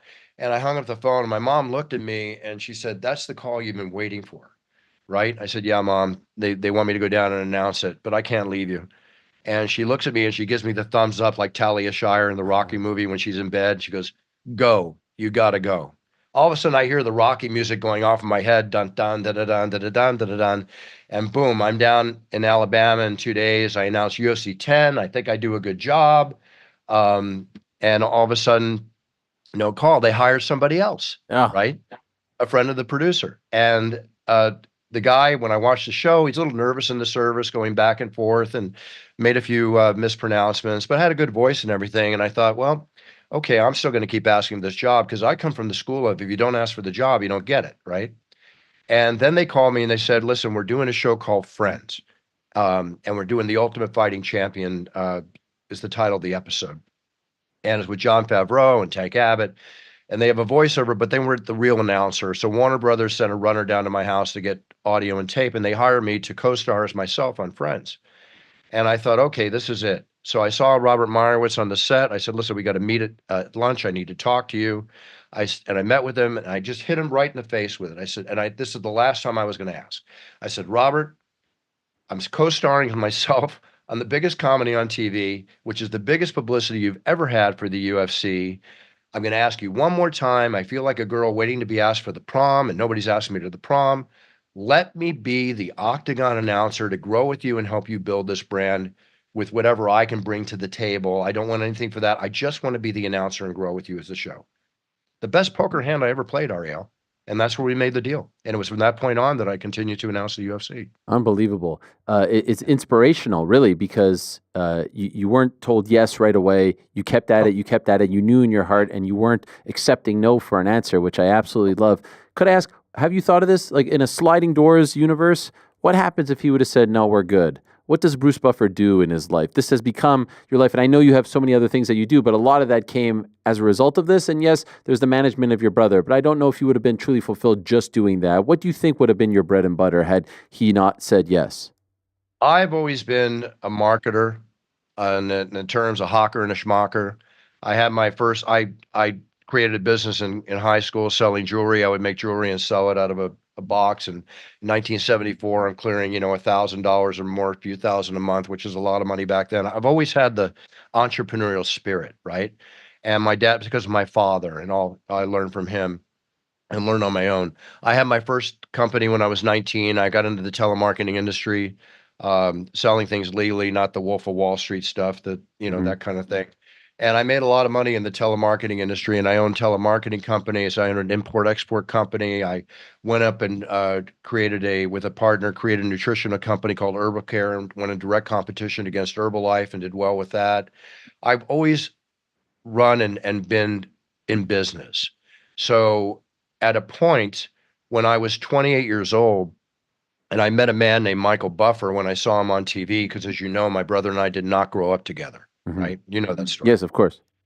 And I was very successful with 2 companies. I had a beach house here in California. I'm living the lifestyle of 2.5 men, minus the alcoholism. I'm having a great time. I'm doing everything, but and it's a joke, but I wasn't passionate. I was burned out, quite frankly, Ariel. And this happens. Even though I was making great money and successful and everything, I hadn't found what I truly wanted to do. And then when I would go to the events with Michael and I would see everything I was doing for him and building all of that, I basically decided at one point when I was teeter-tottering in that, I looked at him and I said, Michael, look, I'm going to sell both companies. I'm going to concentrate on managing your career. I want to trademark this phrase, let's get ready to rumble properly, and help build the brand, make you richer and more famous than you ever dreamed, make it become part of American culture. And then I got into the world of sports and entertainment. So I would have probably continued in the world of sports and entertainment had I not made this swing into the Octagon, which I continued to build everything I built today from that. Because in life, as I teach, when I teach branding and marketing to entrepreneurs, I just did a appearance in Australia the other week when I was down there for the UFC with a group of about 500 entrepreneurs, who are in business and helping enhance them and teaching them more about branding and marketing. I realized that if I got in the UFC, it was my base. I would build my own career and all the things I would build out of that, the same as I had built for Michael in his career and still continue to do. So I would be in sports and entertainment. Okay. I was watching your first appearance at UFC 8, and obviously, you're younger and you're a little less seasoned and all this stuff. But what I'm fascinated by is just when you felt confident to truly be yourself, because you mentioned like you're not the guy who stands in the middle reading off the cue cards. Now you're unlike anyone in the history of ring announcing. You move around. You're a part of the show. Like I said, a fabric. People are chanting along with you. Those scenes like in Brazil where they're all saying it's time. It's unlike anything, including your brother, if I'm being 100% honest. But to have the confidence to do that and to kind of own the moment takes some time. Do you remember that turning point for you when you started to finally feel like I could be myself and I could do just a little more that will separate me from everyone? You're so damn good, Ariel. You ask the best questions, God. I've known you from when you started, right? Listen, I say it all the time. I'm a kid at Syracuse University. I read an email to brucebuffer.tv, I believe it was, and you said yes. No one listened to that show, and you were one of my very first guests. This is 2001, so that's why I don't want to make it about myself, but that's why I love you and will support you and defend you until the end of time. You don't need any defending, but you mean a lot to me. And I remember when I won my first award, you were sitting right next to me, 2010, and it was so fitting that you were the guy sitting next to me. So I love you. I truly do, and you've meant so much to me, and that's why I have such great admiration for you. And I love you too, Ariel, for all the reasons you mentioned, and watching the evolutionary process of your career has been absolutely amazing. And kudos to you, my friend. Thank you. Fantastic. Thank what a you. role model you are. Getting back to your question you asked, let me just preface it by saying this. I knew the UFC would be the biggest thing in fighting sports. I knew it from the beginning. I knew if I cut my teeth on this and stayed in the Roach Coach motels and the travel and paid my dues, that it would all culminate to what it would culminate into. But I also, when I got into announcing, I did not want to be considered Frank Sinatra Jr. I did not want to be considered that I was riding the coattails of my brother, because actually I'm the one that sews his coattails on in his career. I wanted to be recognized for Bruce Buffer. I want to be recognized for myself. So during the first period of time when I was announcing, of course, I'm cutting my teeth, getting into it, trying to find my space. But being the athletic person I am, the physical person that I am, I've been my whole life, I've been in martial arts. I mean, all I did when I was younger was surf and train and, go for the achievements I've done in myself in the martial arts world. I knew that there was this tiger inside me that had to come out, right? And when I'm standing there as the normal announcer does, standing there with all respect to all ring announcers, it wasn't fulfilling to me, Ariel. And I told myself if I couldn't create my own style within the first 3 years of doing this, I was going to quit, because I just didn't want to, have a seat at a show. I wanted to really get into it and enjoy it. And that's when I realized that I needed to move. Okay. It's kind of like in the movie Butch Cassidy and the Sundance Kid. Do you remember that film? Yes, of course. There's a scene where Paul Newman and Robert Redford are shooting. They're target shooting. And, Redford, he just can't hit the side of a wall. And he looks at Newman and he goes, "Can I move?" And he goes, "Yeah." And he moves. And all of a sudden he's hitting everything, right? And I realized this is what I needed to do.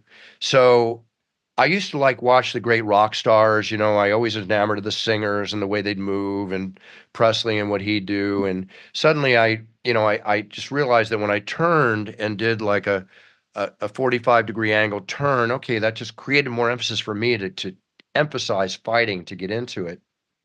And then one night I was in the red corner, facing the red corner, a little too much to the red corner, and I needed to announce the fighter first in the blue corner.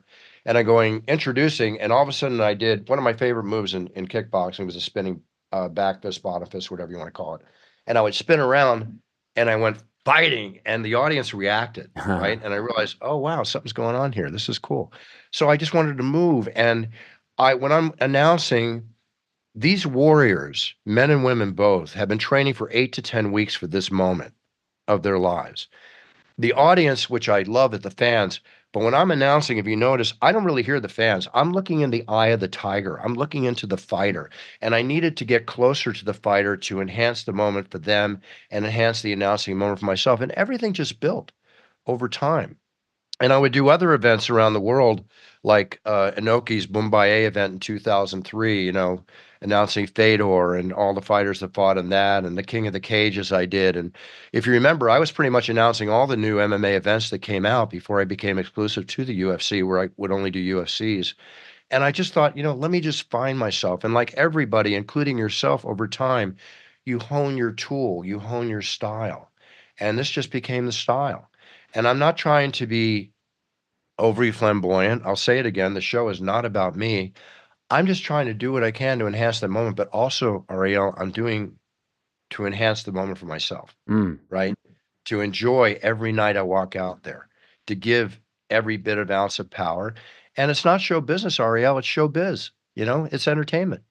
If that makes sense. 100%. And there's so many iconic ones, but recently with Alex Pereira and him facing off with Yuri Prochaska, the intensity there is unmatched. It's unbelievable. And the way the UFC is shooting them, it's amazing. And you're in the middle of all of that. Like, there's literally 4 people in the cage. I mean, maybe a cameraman or 2, but you get the point.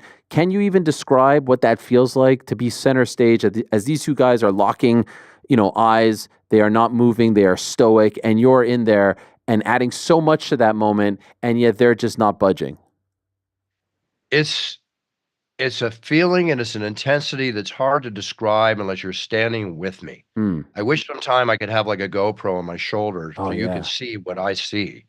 And when you realize the intensity of those 2 fighters on that given night, they're like 2 elks in National Geographic that are about to come together. If you remember that great thing that you see in the old National Geographics.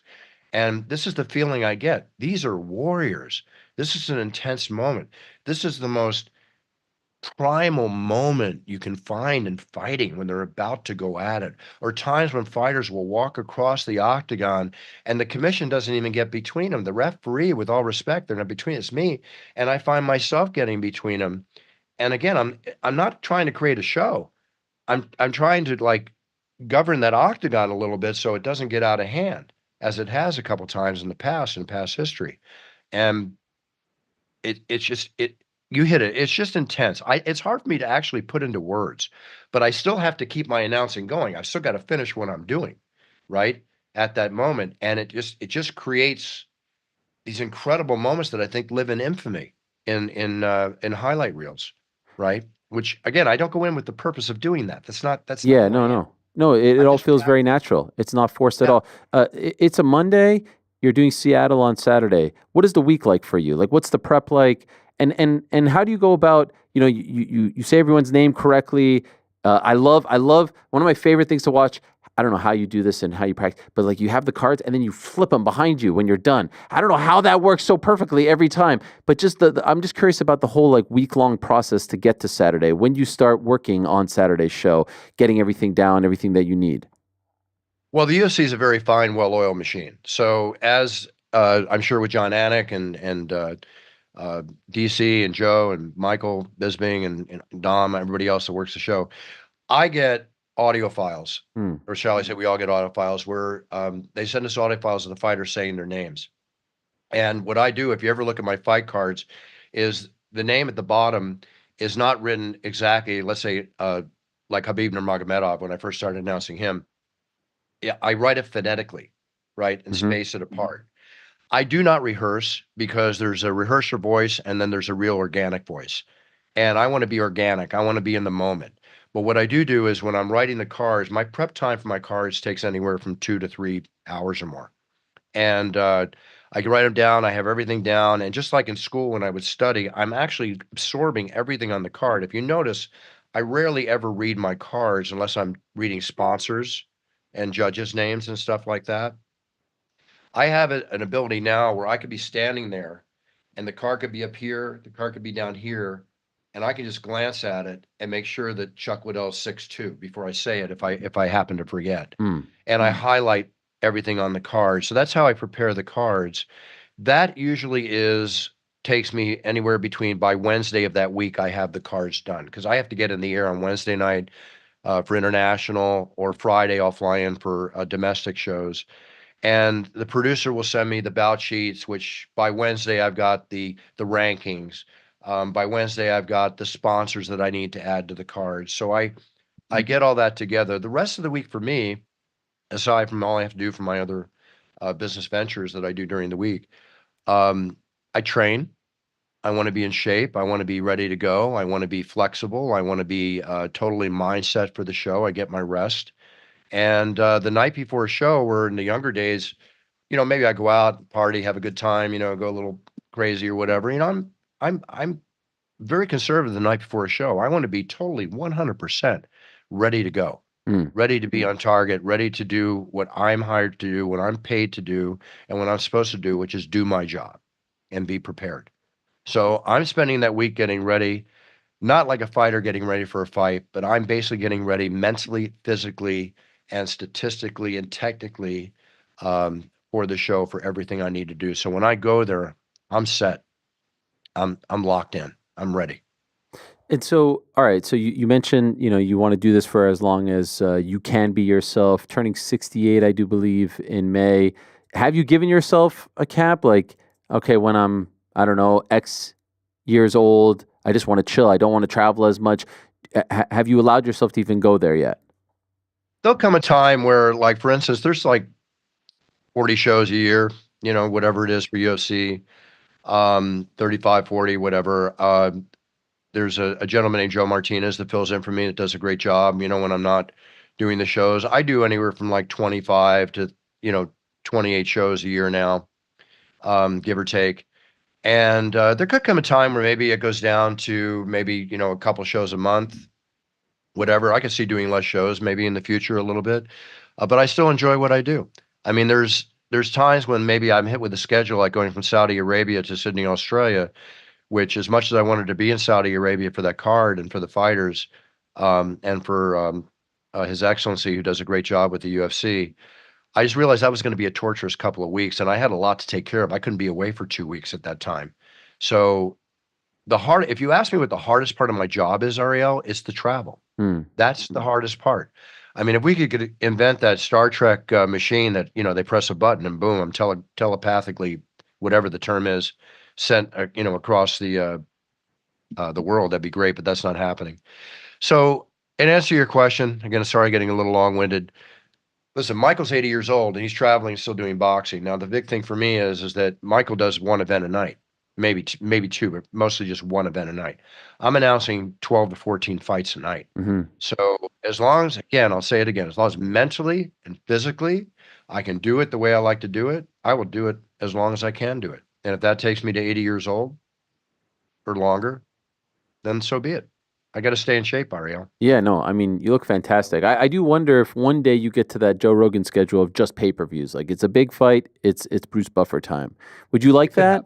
Do you foresee that? Because I also kind of feel like, honestly, if they said, we want you at every single show, you would find a way. You strike me as a workaholic who wants to be everywhere. And so I do wonder how you balance those two feelings.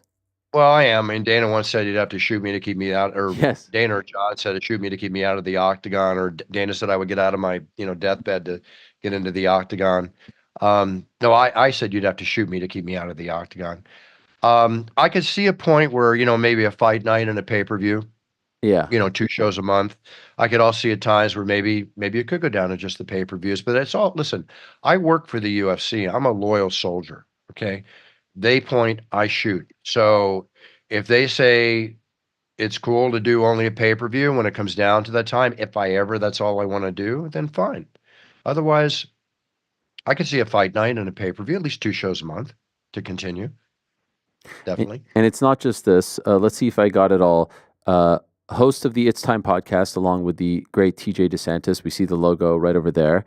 You're very active on Cameo. Tremendous stuff. I'm sure people love that.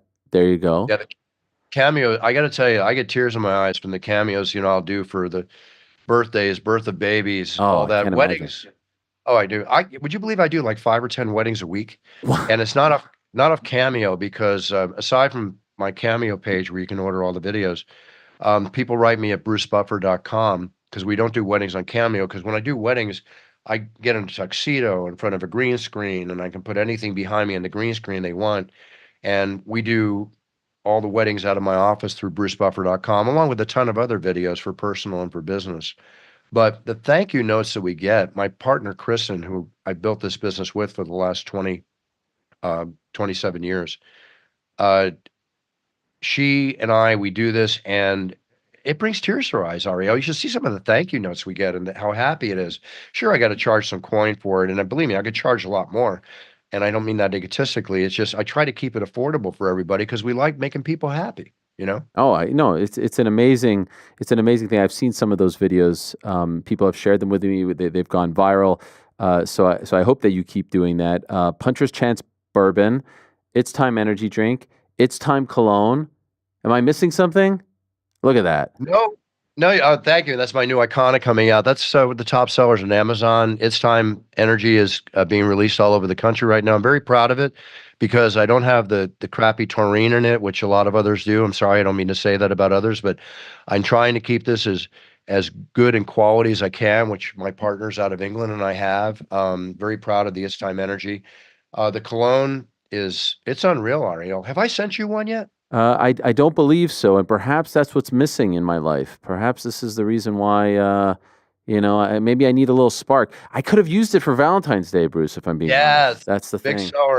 Big seller on Amazon on Valentine's Day. Do me a favor, have your producer send me an address so I can get you a little package. I'll get you the energy drink and all that stuff. I appreciate that.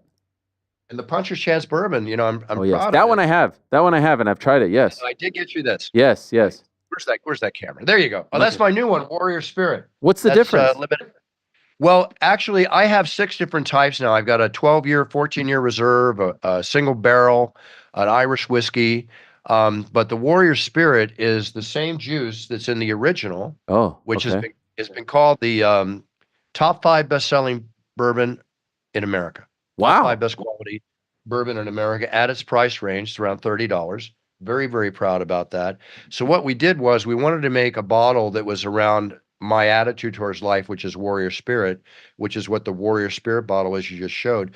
It's the same juice, but it's in that bottle. There's only 2,000 cases made, which will make it a collector's item. And I'm a big collector of memorabilia. So I wanted to put something out there that had like a very specific collector's value to it. It's beautiful. And it's doing great. It's doing great. Very proud about it. And by the way, congratulations to your Philadelphia Eagles. I heard you tell a great story that you You recorded the game. You were flying home from Sydney, and then the freaking pilot spoiled it for you. Were you annoyed in that moment or happy? Your team wins, but you did everything to avoid the spoilers. Well, I knew that somewhere going through the airport, I could do this all the way through the airport, but somehow it was going to get to me. Yeah. So I just thought, please don't announce it. Don't announce it. So I go, okay, great. But when I got home and I watched it and it was recorded, it was such, if you're a Philadelphia fan, it was such an incredible game with all respect to the Kansas City Chiefs. They just demolished them. I mean, they totally took them down. It was very, very entertaining, but I was ready. Yes. Thank you, Bruce. What a great honor that was for me. My favorite team, the Buffalo Bills, asked me to do this video, and then all of a sudden I see the finished product, and then you're involved in it, and you blow me out of the water, of course, when it comes to this sort of thing. But I was like, wow, who would have thought? Bruce and I hyping up the Bills. We won that game, and I told them afterwards, I think we need to come back for the AFC Championship. They didn't call me. I don't know if they called you, and we all know what happened. So we were the good luck charm as far as I'm concerned going into that Ravens game. That was such a thrill to be a part of that with you. It was a real thrill to be a part of it. It was actually a real thrill when I realized you were part of it too. So I thought, wow, how the great 6 degrees of separation happen, and we come together. And knowing that the Bills are your team, and they're so cool at the Bills office, you know, Joshua and all those guys. And there's a little scuttlebutt about, you know, working with them next year, which I'd be very, very proud to do. That would be amazing. My brother announces the Eagles games, and that's all great. But no, I would like, you know me, I was the voice of the Raiders. I was coming out at all the Raider games when they went to Allegiant Stadium. And I did that for a couple of seasons. And then because I announced them like they're world champions and they weren't winning so much, they want to, you know, I think they want to hold me back until they start winning, you know, more so. But I got to tell you, I love appearing at football games. Being at the Raider game was great. If I ever get a chance to come out at Buffalo Bills Stadium, that'd be awesome. And when I do, believe me, I'm going to be on the phone to you, and I hope you're there. That would be amazing. Yeah, I saw you at the F1 with your brother. Anytime you guys pop up, it's always so fun. Yeah, there you guys are over there. It's like, yeah, there's our guy representing us. Well, you know, I've been doing Formula One since they started in Vegas. It's only been 2 years, and I did it myself the first year. And then Michael and I have never worked together like that at a huge event. So that was quite a moment for both of us to be there, and it was very cool. That's an amazing event.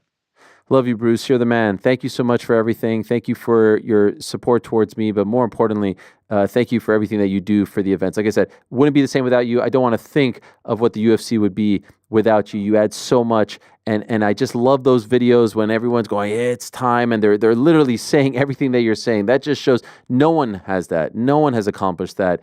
You're a part of the fabric. You're a part of the DNA. You're a part of what makes the UFC such a special event, a special production. People go to the events hoping to see the fighters, but hoping to see you as well. And you know that. It's a beautiful thing. So I hope you get to do it for 120 more years, and then we get to hear those pipes and see those moves, see those hips gyrating, the whole bit for many more years to come.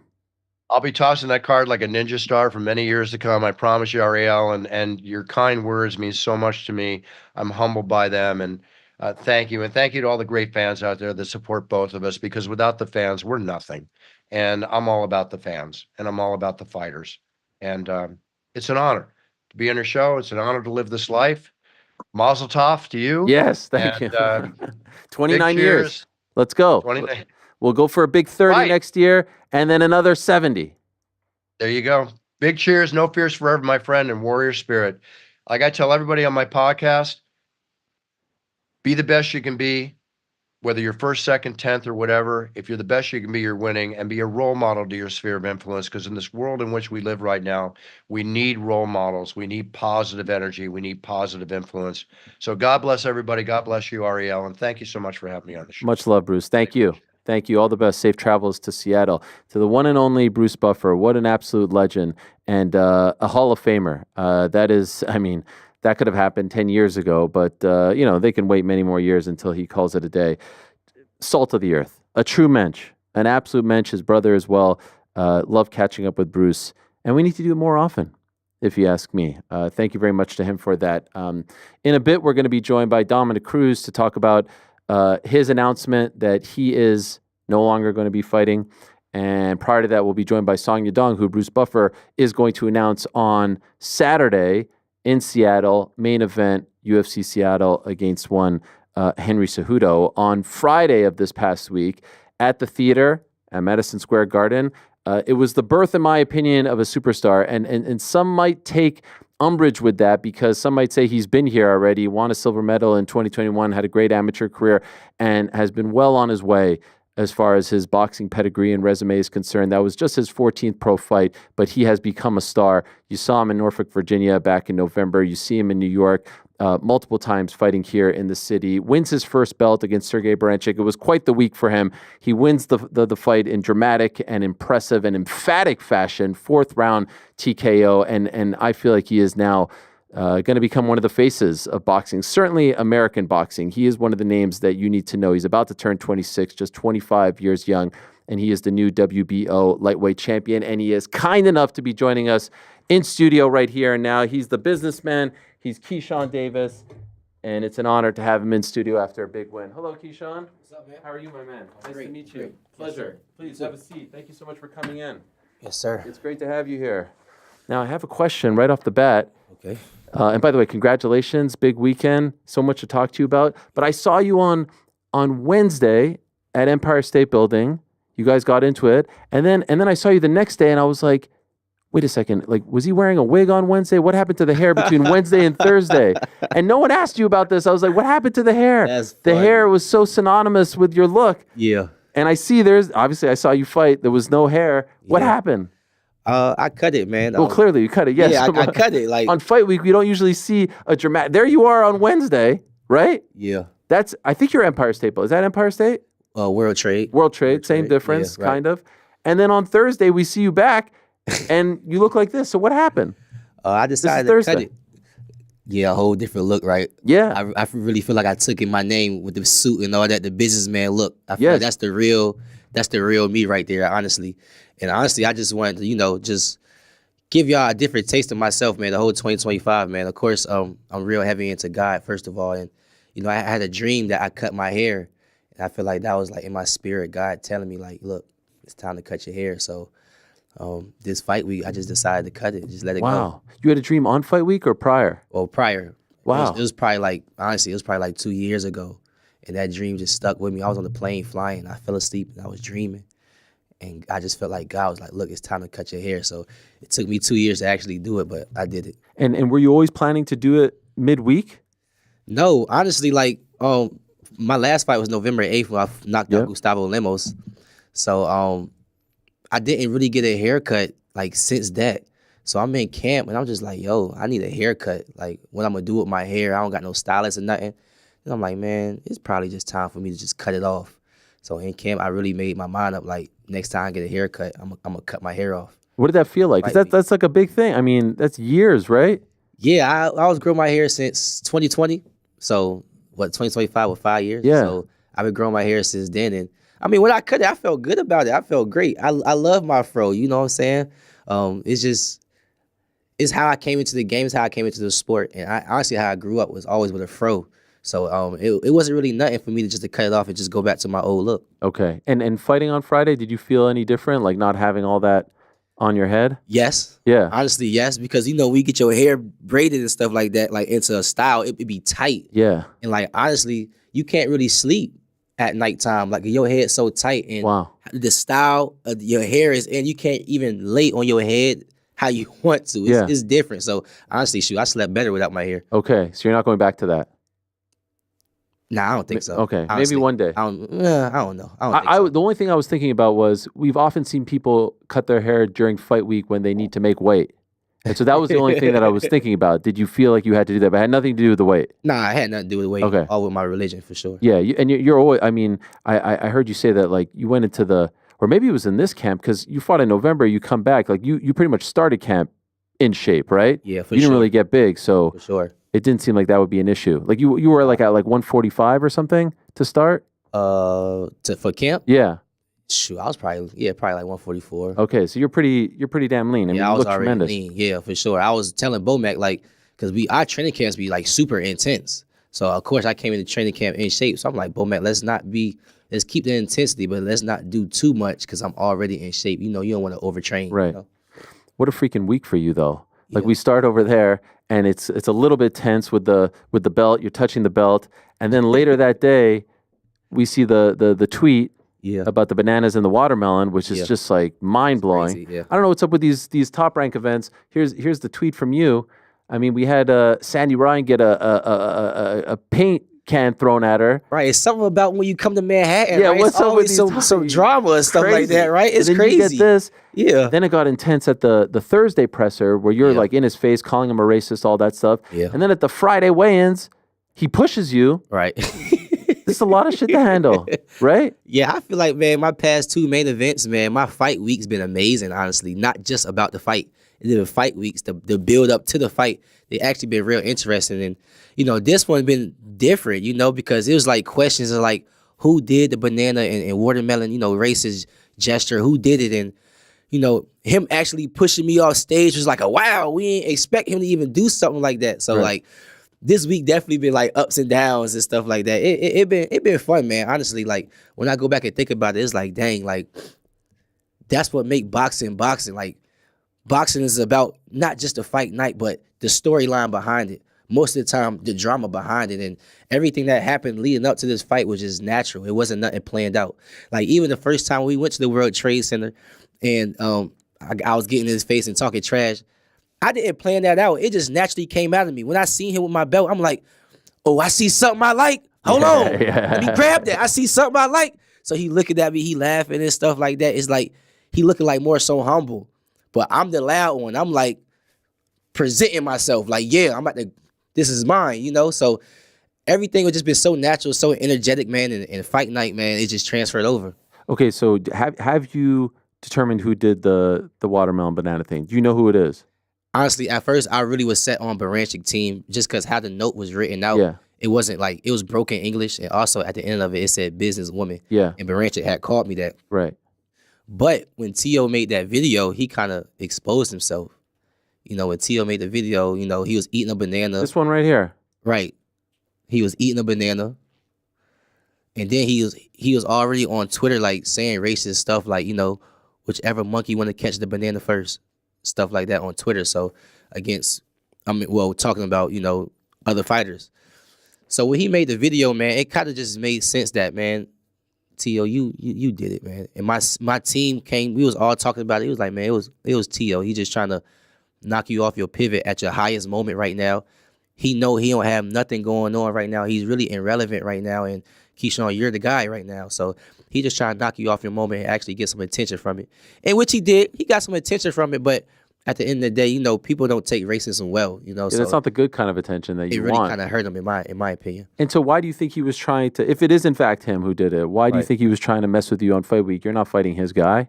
Honestly, I can't wrap my head around that, man. T.O. do a lot of crazy stuff, a lot of things that's left field that people don't understand. And that's one of them. You know, I haven't called T.O. out. I haven't talked to T.O. or nothing like that with T.O. since last year when I was on his undercard. You know what I'm saying? Last February, actually. So I don't know why he do stuff like that or did that per se. You know what I'm saying? It's just, I guess just that's who he is. He's weird. Okay, so you didn't mention him, and right now you're not even in the same weight class, right? Correct. And so does this change things? If you do in fact think that it's him, you're the champ at 35. He's fighting above you. Are your sights now set on him? Do you need to settle something with him, or not really? Well, I'm not. At the end of the day, like you said, I'm a world champion. At the end of the day, so world champs don't go chasing. People come chasing after world champs, and clearly that's what T.O. is doing right now. He's chasing after me. If he felt like I was not a threat, or he felt like I wasn't making no noise, he would never did. He would never went out his way, bought some bananas and the watermelon, and had them delivered to my room. Yeah. So clearly he's chasing after me right now. So there's no point of getting out of my lane that I created for myself to go jump at his at 140. Now, if we was in the same weight class, then yes, it would make more sense. But we're not even in the same weight class right now, and I feel like I still want to settle something at 135. That's a bigger name than Teofimo Lopez. Yes, and I'll ask you about that in a moment. But you were clearly fired up on Thursday after all this. Like, you got in Sergey's face, you called him a racist and all that. Yeah. And you were a big favorite going into this fight. But I was wondering, sometimes when someone fights emotionally and is fired up, and then you get pushed, if that gets you off your game. Yeah. How did you allow all that not to get you off your game? Well, the great ones can perform under any circumstances. And I've been telling y'all every single time I fight, I'm going to show y'all how great I am. Because the boxing world and the casuals don't really know how great I am. They don't know how good I actually am. I do. You know, 14 13-0 with 9 13-0, knockouts. 1-0, yeah. 13-0 with 9 knockouts, man. I'm a world champion, and I handled that guy with ease. There was nothing in there that could, knock me off my pivot. You understand what I'm saying? So each fight, I'm going to continue to show y'all how good I actually am, how great I'm going to become. And I'm going to definitely mark my name in this sport for sure. Okay, so you weren't emotional on Friday night. Nah, I wasn't emotional, man. All them antics and stuff like that, like, I'm a guy that come from, like, mental struggles, for real. I'm a guy that come from the mental home. I'm a guy that used to harm myself. I'm a guy that used to take medication every single day just to get through the day. Prescriptions that the doctors gave me that, Keyshawn, you need this type stuff. The doctors actually told me I was going to be on that medication for about 8 months in that time frame. And I honestly got off it on 4 months. You know what I'm saying? And I'm a guy that really just went through a lot of tough times mentally. And this was before I even got on the Olympic team and went to the Olympics. This was before everybody knew me. This was before anything kicked off. And I feel like God, you lose yourself to find yourself again. So I feel like God put me through that storm before he bring me to the sunshine. So I appreciate you bringing that up, and I know you've talked about your background, your history. It's very inspiring to hear you talk about it, and so I hope you don't mind if I ask you about it, because I know it's probably a sensitive topic, but perhaps for my audience, they may not be as well versed. And so, when did this all start? Your struggles, because I know your home life, your parents, it was tough to grow up in that environment. Right, for sure. Well, coming from Norfolk, Virginia, you see and you get into a lot of things, honestly. And when my mental health actually started to kick off was when my grandma had died, honestly. I was in the 9th grade, so that's like 13, 14 years old, something like that. And it was just times like I wake up, because we all was living under the same roof, under my mother's house. My grandmother lived with my mother, so she didn't even have her own spot for real. She was working like in an apartment. My grandma was working in an apartment complex, cleaning up apartment complexes, like basically like homekeeping. So when she had passed, like she was staying like in the next room over, and it was like a lot of times I wake up in the morning and I run in there like, Grandma, and she not even there no more. Like 14 years old, you don't really know how to cope with stuff like that, and we grew up in a house where we didn't talk about things neither. We just dealt with our things how we knew how to, so that was like number one. And then number two, my big brother Calvin Davis, he had left boxing at the time, and at the time Calvin was the one that was going to do the Olympics and be the guy that I am right now. He was supposed to be the one kicking down the door. And that's my oldest brother, you know what I'm saying? So I'm looking at him like a father figure for real, So when he left boxing, he left the house as well. And I didn't know how to deal with that neither. I'm like, damn, so what about boxing? What about this? What about this? Damn, Grandma. Like, it was just a lot that fell on me in my spirit. I feel like God was telling me, Keyshawn, either you're going to stop boxing, and Keon, your younger brother, going to stop boxing with you, or you're going to carry this torch. And of course, I decided to carry it on. But in that moment, I just didn't know how to deal with my personal life. And so I've also heard you talk about your parents were fighting a lot in front of you, right? For sure. So did you have a relationship with your dad? In the beginning, yeah, he was in my life, like I would say all the way up till I was probably like 5, 6, 7 years old. Oh wow, okay. Something like that. But yeah, they used to fight a lot, but it wasn't like no abuse going on, honestly. Like, it wasn't like my mother was getting abused or my father was getting abused.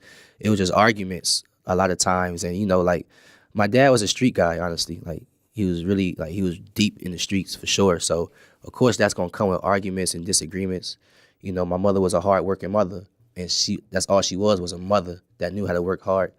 So they definitely disagreed on a lot and stuff like that. But it was never no abuse or nothing like that. My father always taught the things that when he wasn't around. He always taught like his sons to always respect people and never to hit no woman. Always respect people and never to hit no woman. He taught us mannerisms and all that type stuff. So he definitely installed a lot into us before he left, but he just wasn't there for a lot of the time. Do you have any relationship with him now? Yeah, I got a relationship with him. He came to my last fight, Gustavo Limo's fight. He came to my last fight and stuff like that. I talk to him time to time. Actually, his mother, my nana, I call her my nana, and my grandfather, he's 96 years old. I have great relationships with them. Like I can FaceTime her right now and she'll pick up the phone. She 80 something, almost 90 years old. And she be texting me and sending me emojis and stuff like that. I'm like, Nana, how you even know how to send emojis? Like for real. But I'm definitely close like with his parents for sure. And a lot of times when I see them, I go see him as well. Is that the Nana who you gave the flowers to after your last fight? Right, exactly. Okay. Yeah. So she was there. This is it right here. You had this is in Norfolk, right? Nah, this was Was it prior to this that? was in New Jersey. Okay. Yeah, this was in New Over the Jersey. summer. It's crazy because this was actually like this was my toughest fight to date in professional boxing. That's definitely my toughest fight to date. And for her to see that person like in person, I can't imagine how she was feeling. Cause she at home, she don't be watching the screen like she be she be hiding and stuff like that. So that fight right there, when I was fighting. It wasn't no boxing match. We was fighting in there, picking each other up, slamming each other down. He hit me in my back. I'm hitting him in his back. I'm hitting him after the bell. He hit me after the bell. Like we was in there just fighting, no respect type of fight. And for her to actually be there and witness that and not have to walk out, like my nana tough. For real, she tough. Would she come back, or is she after that one saying I'm done? She always be like, yeah, I'm coming to the next fight. I'm coming to the next fight. But when time comes, she like, well, da da da. So I think she would come back, but it's just gonna be on her time. So going back to your childhood, I've heard you talk about going to the mental hospital, right? Yeah. How do you go from the kid who's, your brother's out of boxing, you're not sure where to go, to that? A lot of kids feel stressed. A lot of kids, but that's a big bridge that you had to cross to get there. Yeah. And I've heard you tell the story about being in the ambulance for like 3-4 hours from your hometown to where you were going, and you were looking at the lights the whole time. Like, this is intense stuff for a young man. Yeah. So how did that happen? Shoot, man. How did that happen? So honestly, my counselor, and I seen her this fight, and I didn't even know she was there. Her name is Miss Terry. She was at the one in New York. Yes. She came down. Yes, I took a picture with her and stuff. Amazing. I didn't even know she was there. We almost both started crying. Like it was a touchy moment. But my counselor, she was just like day after day, because I moved from Norfolk, Virginia, where I'm from, to Alexandria, Virginia, to train alongside Shakur Stevenson. At that time, he was going to the Olympics. So I wanted to be alongside him, and he invited me out there. We was getting close around that time. So I made that move. So I had to go to school, my 12th grade year. So I was trying to do homeschool, ended up doing homeschool, ended up doing school. And within that move, I honestly was like harming myself before I even moved to Alexandria.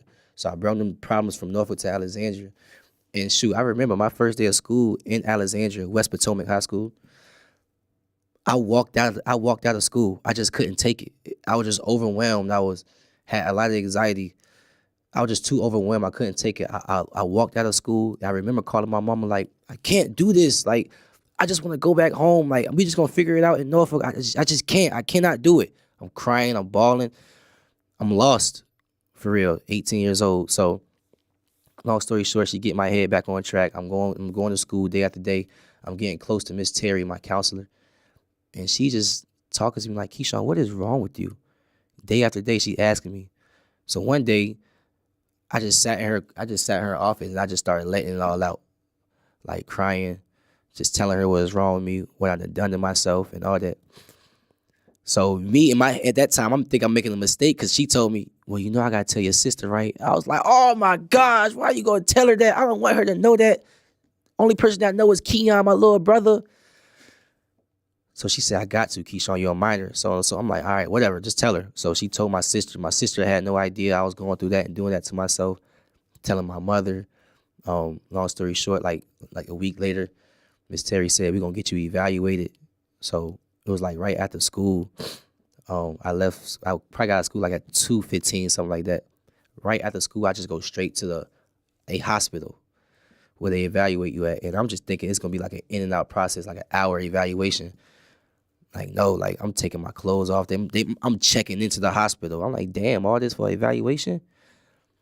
So they asking me questions about, did you ever harm yourself? What you think about what happened in the past? Like real, real deep questions that I'm in a position, I'm like, man, I might as well just answer it now because I used to lie to people. I'm like, I might as well just be truthful now. I'm in it now. And I know these people at the end of the day just trying to help me. So I'm answering the questions and stuff, and when I'm in the hospital, it's been like 2 hours. They've been evaluating me. I get a phone call on the hospital with my mother. My mother said, Keyshawn, she crying. So I'm like, hello? She like, Keyshawn, I gotta tell you something. I like kind of like just made a gesture like, all right, like what now? She said, they're gonna have to take you to the mental home. I said, what? She said, Keyshawn, because I used to get real mad. She said, Keyshawn, don't get mad. Please don't get mad.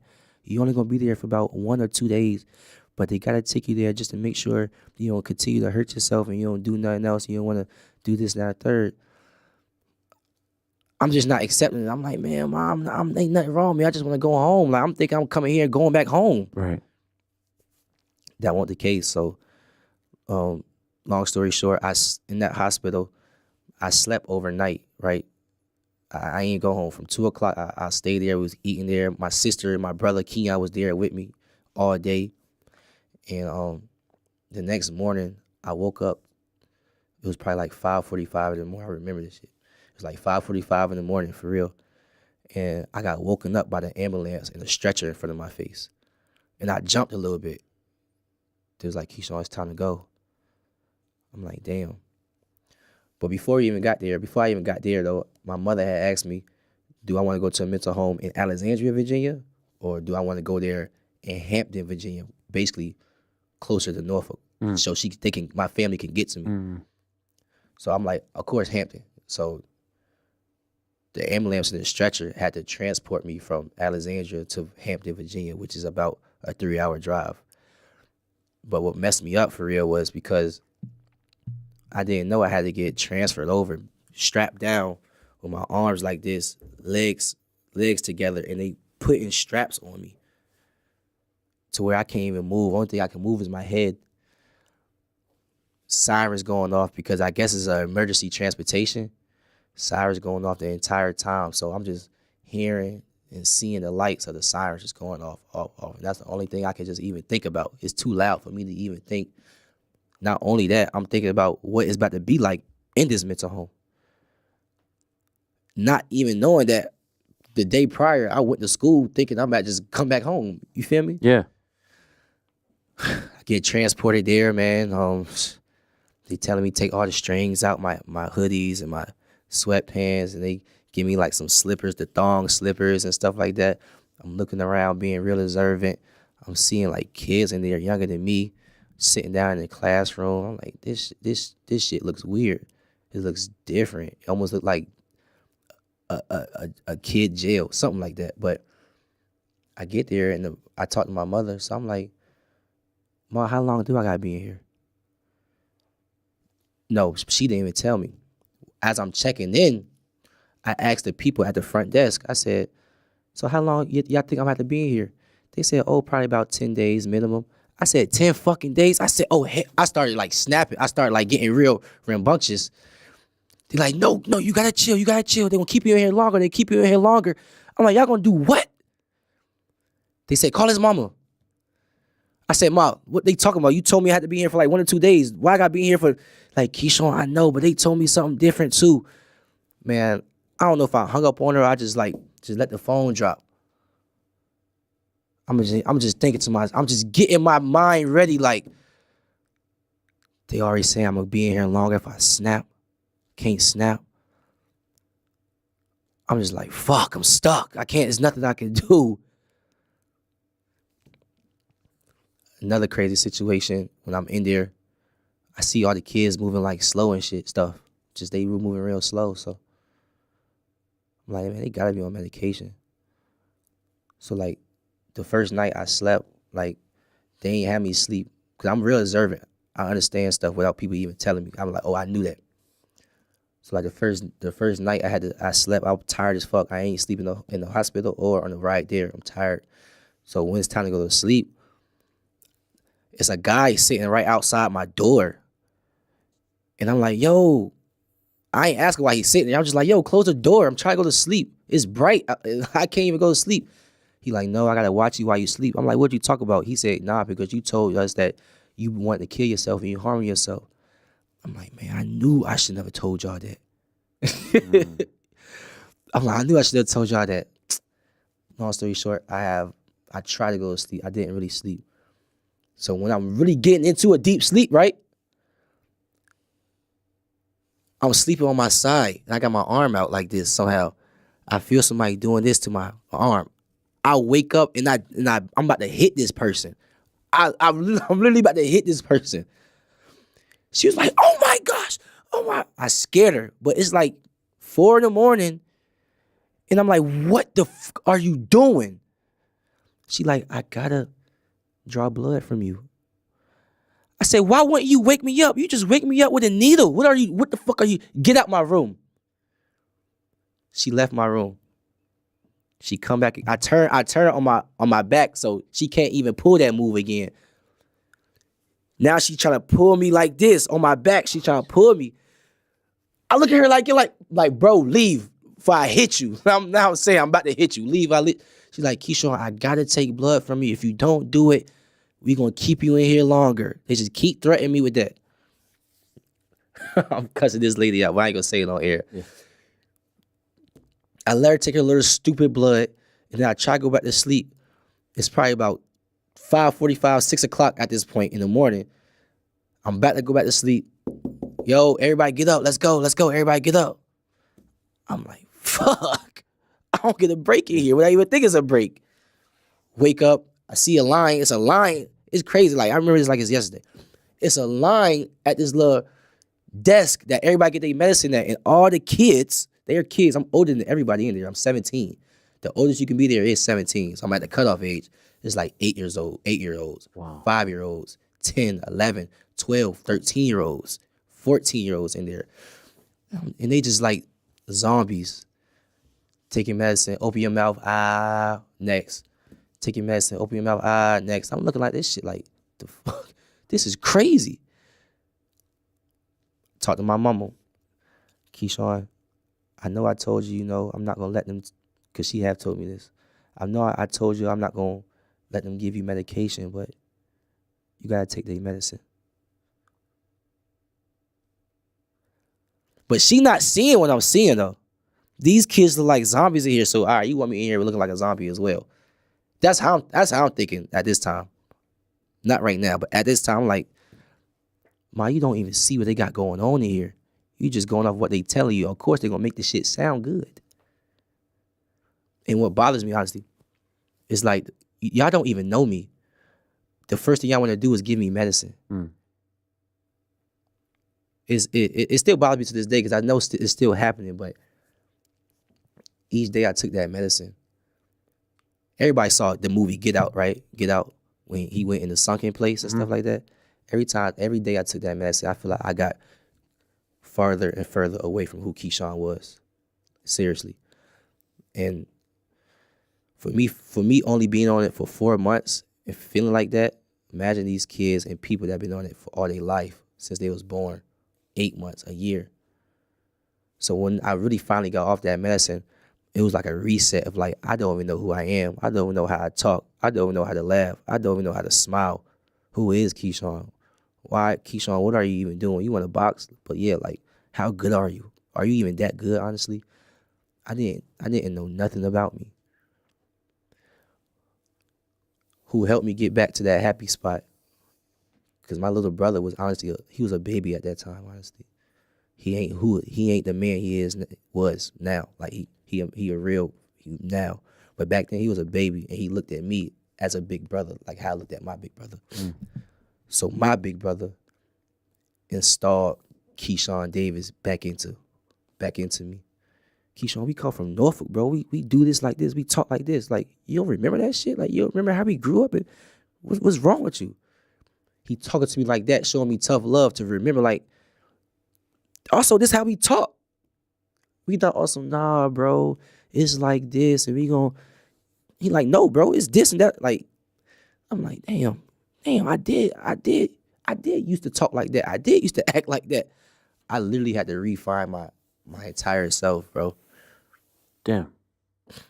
I appreciate you sharing all of that. I'm sure it's not easy. Can I just ask, how long were you there for? I ended up being there for 7 days. It's crazy. I got out on Halloween. So each Halloween, you get out? I just have a good little celebration. How did you get out? Like, meaning, What was the process to get you out? Did you have to show them that you were in a good spot?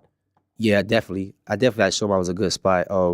So basically, they gave me a 7-day period, and if they seen any like me falling off track or me not cooperating with the group assignments or just any like slight different behavior, they also had to track of how I was going to take that medicine and how I was going to react to it. If they need to up my dosage, which they did, that's what the 7 days was requiring. So everything was just a clean slate within those 7 days. And how long did you stay on the medication for? For 4 months. And how did you get off that? I told my mother because she had moved out to Alexandria with us eventually, especially after what she seen was going on with me. I told my mother one day, I was like, honestly, I think I'm all right. I ain't all the way back yet, but I think I ain't gonna need this medicine. So she was like, all right, we're gonna try it. We're gonna try it tomorrow without it. And then the next day came, and if I'm remembering correctly, I didn't even think twice about taking it. Oh, like it wasn't like I think I should take it. Right. It was like I'm off it.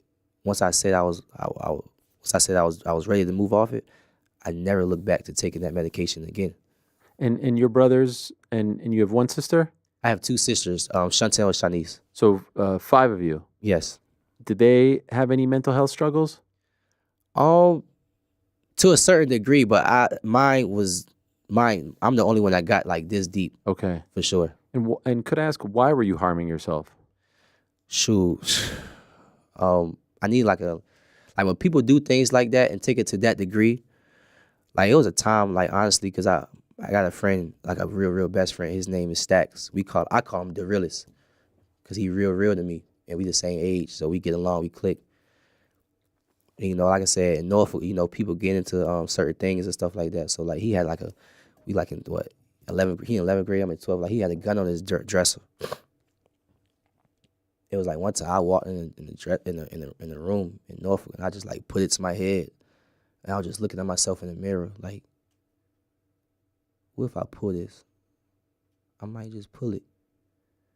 And then I heard footsteps coming towards the door, and I was hiding everything that I was doing, so I heard her put the gun down, like, cause I ain't want niggas to look at me like, Keyshawn, what the hell wrong with you? I heard her put the gun down, and they walked in the room. It was my little brother and Stacks. And they was laughing about something. I'm like, man, what y'all laughing about? Not knowing, like, I'm really, like, going through it at the time. So, like, when people harm themselves, for the most part, it's a lot of built up things inside of them that they just don't know how to release. So they need to feel something, because at that point, it's like everything is numb. And you've been feeling numb for so long. You want to feel something physically. They fake laugh. I'm going to say we fake laugh, we fake smile, we fake our real emotions, because we don't even know what our real emotions are at this point. So the only real emotion we can get is actually doing something to ourselves so we can actually feel something. It reminds me, there's a UFC fighter named Anthony Smith who had just lost his coach, and he fought a month later. His coach died suddenly, and he told his opponent in the fight, like, punch me. I want to feel something. I don't feel anything. He's been going through some stuff, and that's kind of what you're saying reminds me. Like, you just want to, good or bad, you just want to feel because you're so down. That's a fact. Have you ever felt since getting out that you were going down a bad path again, that you were losing yourself? Honestly, when I was in there and when I got out, first thing when I was in there, I told myself, I ain't doing no crying. I ain't crying in here. You know what I'm saying? Like, it is what it is. And then when I left the mental home, and also when I got off the medication, I always told myself, I'm never going back here. If I feel myself ever going back, I'm going to do the things to help me not go back. So it was, of course, like, it was times where I'm like, I'm going through it severely. Shit, this camp, let's call it spade a spade. This camp, I was going through some real shit this camp, for real. And normally I would, not normally, but I would start to feel how I used to feel. But first of all, I have a son. So he's my light as well. So, and I always, like I said, I remember telling myself I'm never going back to where I came from, because I know that feeling again. So I follow God. At the end of the day, I'm a real strong believer in God. Walked out to gospel music my last fight and have God body on my shorts and have praise God on my trunks and all that type of stuff. I'm a real strong believer.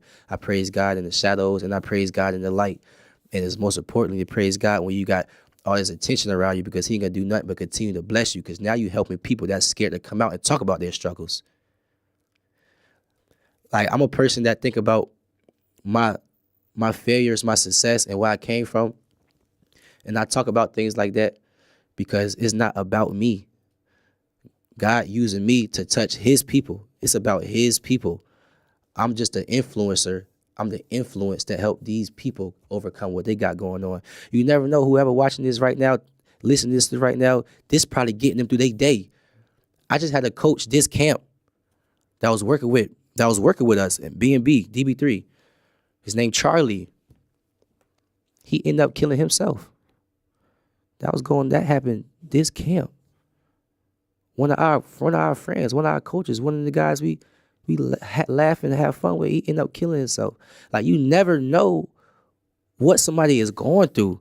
Everything looks funny. Everything looks fun and dandy in boxing, in the ring. We all smiling, making good money and going back home. But you don't know what's really going home. We don't know what's really going on when somebody go back home. So I just feel like God is using me to touch a lot of people that just need that help. I'm sorry about your coach, man. That is awful. Nah, it's all good. It was more so like my guy Avius Griffin, coach, and my friend, his name Allen coach, but he was around all of us as a team. What I'm saying? So, I appreciate you though, for sure.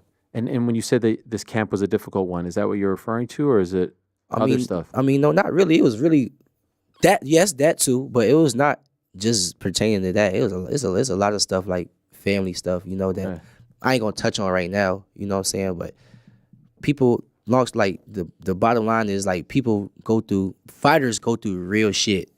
It's not always just about boxing. It's not always about how you gonna knock this guy out.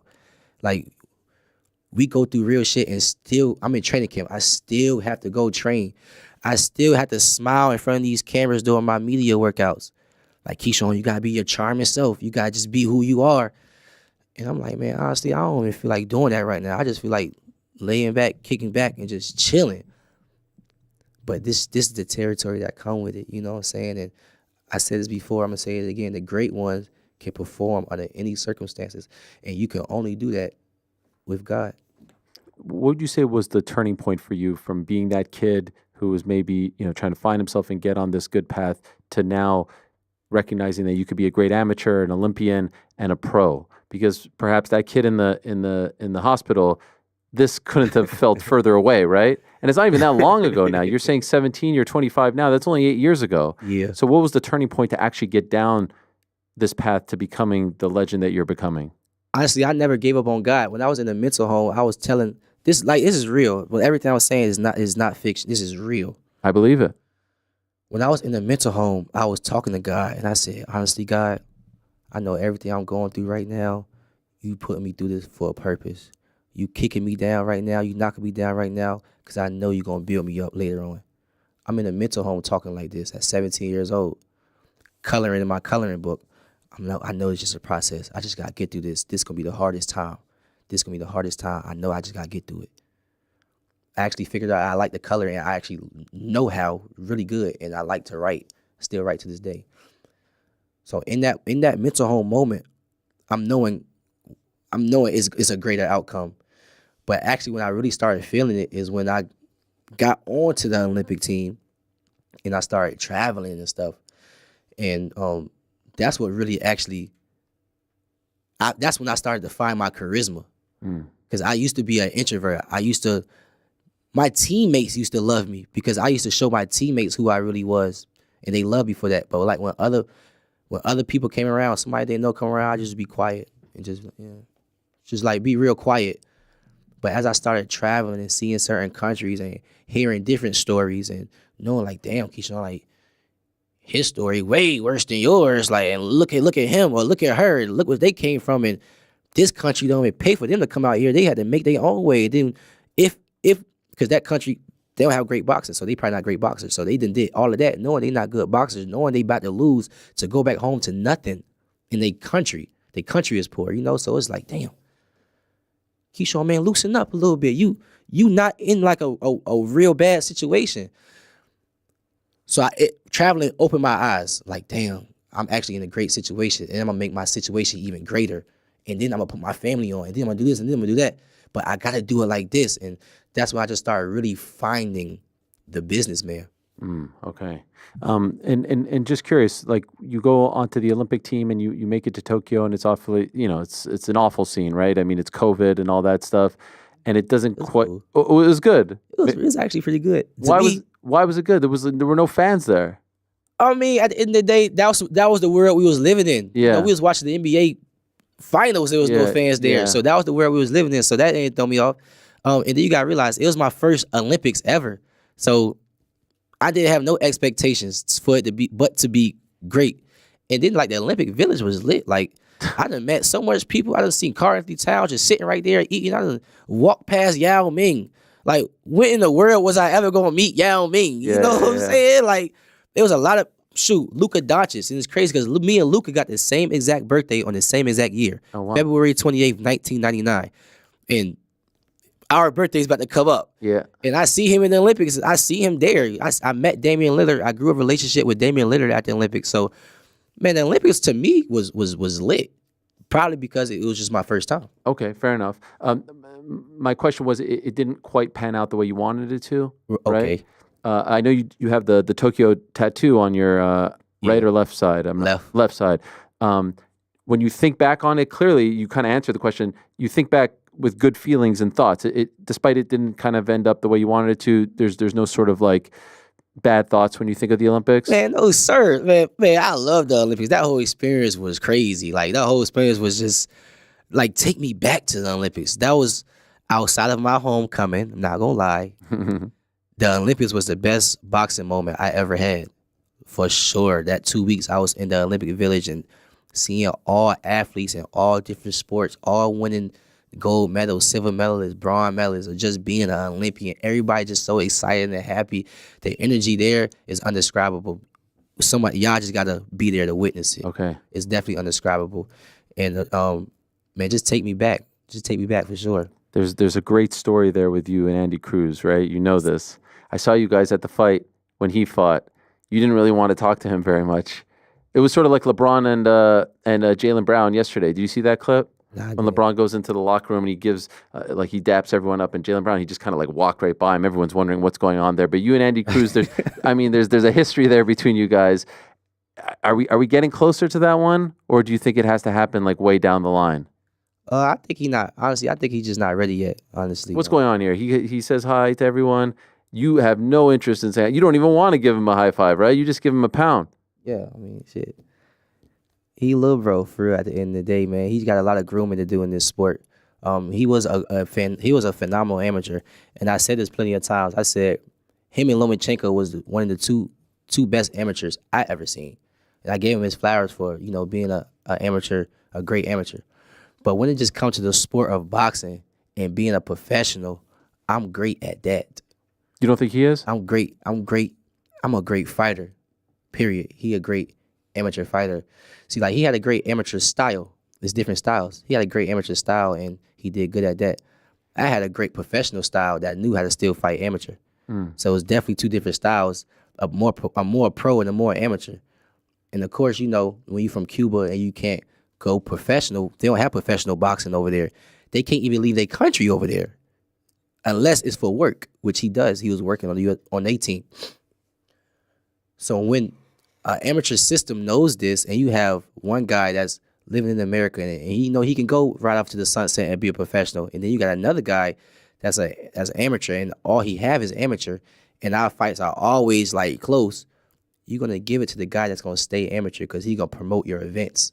He's the star, so you're gonna keep promoting your star rather than you good, Keyshawn, but we gotta make you lose every time because at the end of the day we know you're gonna go pro anyways and forget about us amateurs. So I feel like it's all an amateur system. It's a system at the end of the day, and I honestly feel like that's a big part of the reason why they thinking about taking boxing at 2028. But is this not one that you want to get back on the professional stage? Eventually, like, I'm the type of person, I don't hold grudges, bro. Like, and bro, at the end of the day, I love God the most. My son, and then my family, and then boxing. So I'm not like, bro, bro, I know things is bigger than boxing at the end of the day. So it's but not just as like a competitor, right? No, I'm saying like this is what I'm trying to say. When the time is right, I will fight this man. But I'm not thinking about what happened in the amateur days and like, oh, I gotta get this back because on paper he beat me this amount of times when I know he didn't beat me. But he beat me this amount of times. I gotta get this back. Man, whatever. I lost that much times. It is what it is. Look what's going on now. Like, let's talk about nowadays and what's going on. When the time is right, I would love to fight him just to shut everybody up. That's why I would love to fight him. Eddie Hearn in particular, Not right? because, he beat me like I got a beef with him. Nah, I just want to shut everybody up and live up to what I've been saying. I will knock him out when I do fight him in the professional ranks. Unless I'm gonna mention this too. I'm a big 135, so I'm not gonna be at 35 for too much longer. Okay. I'm fighting him before I move up to 140. Okay. So it's probably in the next couple of years, right? Yes, sir. Do you get annoyed when Eddie tries to say that you don't want the fight and all that? No, Eddie Hearn's just a great promoter. Yeah. He's just promoting, and I bet he's telling, bro, Eddie Cruz is only bringing up my name. Like, he don't bring up nobody else but me, so he's building his career off me, literally. And then when he loses to me, it's like, then what next? What you gonna do? You ain't even mentioned nobody else. But Eddie Hearn is telling him to do all of this for sure. And Eddie Cruz, he got some charisma, so he doing it in a good way, in good fashion. Have you been impressed with him as a pro so far? Or you don't think his style is translated? Nah, he still got a lot of amateur stuff. He's still bouncing around the ring. Similar like Berinchyk, he got a lot of amateur things. I feel like he still needs more grooming to do. I feel like he's not, we give him too much credit right here talking about him, but I feel like he don't have a big American fan base neither, so that fight in terms of marketing is going to be lopsided right now. I feel like he needs to knock some guys out so it can sell better, period. Sure. No, I get it. You know what I'm saying? He need to build himself up a little more. The same thing they was telling me when I was 5-0. It's no different.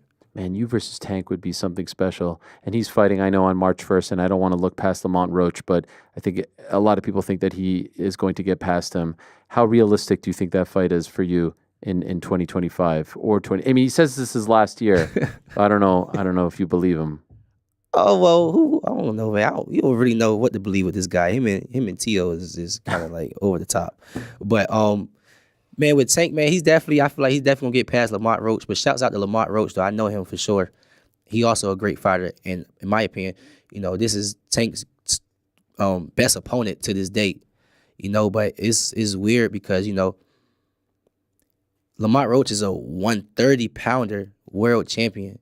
Tank fights at 135, and then he also knocks somebody out at 140. You know what I'm saying? So the last world champion you fought was in 2017. The last world champion he fought was in 2017, and that was Jose Pedraza. I just fought Jose Pedraza last year and stopped him in 6th round. But you're 30-something, 28 knockouts or whatever, and the last champion you fought was in 2017. I feel like to the casuals, he been fooling the fans, and I feel like at this point they ready for him to fight somebody worthy of him. Lamont Roach, he's a good opponent, but he's not great for a Tank, simply off the fact that because he's at 130 and he's been at 130 his entire career. Gervonta, I feel like, needs to fight a real 135-pounder, and I feel like the one that's making the most noise right now is Keyshawn, the businessman Davis. So I'm not going to be like everyone else and ask you about your good friend Shakur fighting him. Right. But he does want that fight too. He was on our show a couple weeks ago. He's talked about he wants. So how does that work between you two? You're both going for the same guy. I'm gonna be real. I'm gonna be like honest with you. Like, I'm not chasing Tank. I don't care about Tank for real. I'm 13-0. Like, in the world, a lot of the world know me. And that ain't come from me fighting names. That came from me kicking ass and taking names and taking belts. So literally, only thing I had to do is keep doing what I'm doing. Gervonta Tank, me not fighting him is not gonna stop me continuing going to the top. Real talk. So I'm not chasing Tank. Let's put that out there. F Tank, for real. Tank know I want to fight him. His coach know I want to fight him. The boxing world know I want to fight him. The question is, do Tank have the balls to fight me?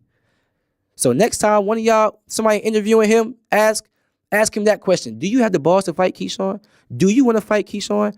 Why don't you want to fight Keyshawn? Why do you want to fight Keyshawn? Ask him those questions. Don't ask me, because I will fight anybody, and it ain't about Tank. Can I ask you, do you think he wants to fight you, or as you say, have the balls to fight you? Man, like I said, he's like, I don't know what this guy want to do. Who would have thought that he would have, he want to put out there, he fighting Lamont Roach now. He want to put out there, yo, I tried to fight Lomachenko, and he ducked me. No, dude, you ducked Lomachenko about 3-4 years ago when Lomachenko was an undisputed champion and you ain't want to fight him, so he went to go fight Teofimo Lopez that beat him. That's how that fight happened. You was supposed to been fight Lomachenko. Tank, you been the face of 135. This ain't nothing new, dude. You feel me? Mm-hmm. He waited till Lomachenko is out his prime to fight him. Tank, do you got the balls to fight me or not? Yes or no? I don't have to keep calling you. I don't have to keep calling you out, bro. Shakur, Shakur got his own thing going on. I can't talk about Shakur right now. But when it comes down to me, I don't have to fight this dude. But I just think this dude don't want to fight me. That's fair. But what about Loma? I mean, he's under the Top Rank umbrella, but we don't really know what his future is. Is he maybe the strongest possibility next? Do you think he... For it's really all up to Lomachenko. Yeah. Like, at this point, I think he got one more fight and then he definitely retires. You know what I'm saying? So it's really all up to what he want to do.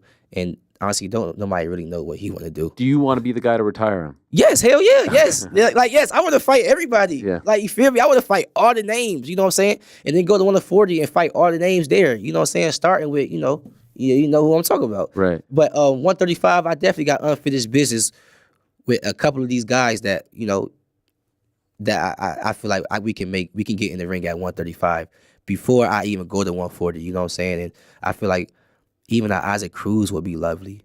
That's going to be a major event. Of course, a Javante, that would be a major event. And then, Andy Cruz, as these years play out, that would be a major event. So I got unfinished business at 135 for sure. You see De La Hoya on Saturday? Nah, I didn't. But I seen him like on social media and stuff. Talking about his guy, Oscar Duarte, saying you couldn't stop him and all that. Yeah, for sure. He funny because like the dude, Miguel Madueno, like I said, he was one of my hardest opponents. What's his name? Duarte? Oscar Duarte, yeah. Oscar Duarte, bro, that was a 10-day notice Miguel got. A 10-day notice. Bro, you better stop him.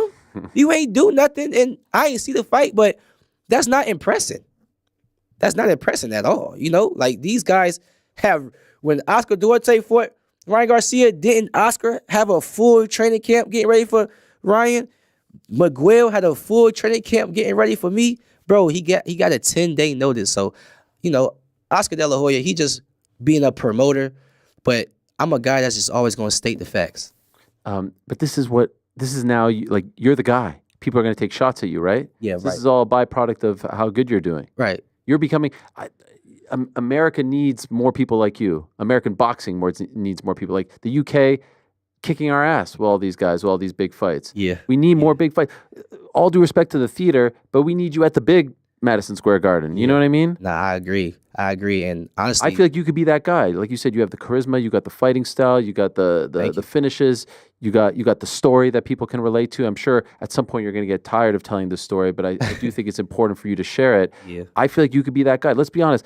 Tank, every time you talk to him, it looks like he doesn't want to talk to anyone. Yeah. He would never sit here for an hour to I would love to talk to him, but he just doesn't do that sort of thing. And so it's hard to get connected to him. We have some people, but there's no one really, I feel like, flying that flag right now. Yeah. Terrence is doing his thing, but how much longer does he have, right? Yeah, for sure. And again, man, I'm just a person that, of course, I'm believing God. So I'm gonna always tell my story and just say how I feel, authentic. I'm authentic, you know what I'm saying? I think that's why the people believe in me so much. Just like the MSG. Like the MSG told Top Rank, we need to have Keyshawn Davis back. That's telling me, we taking it to the arena this time. You got to crawl before you walk.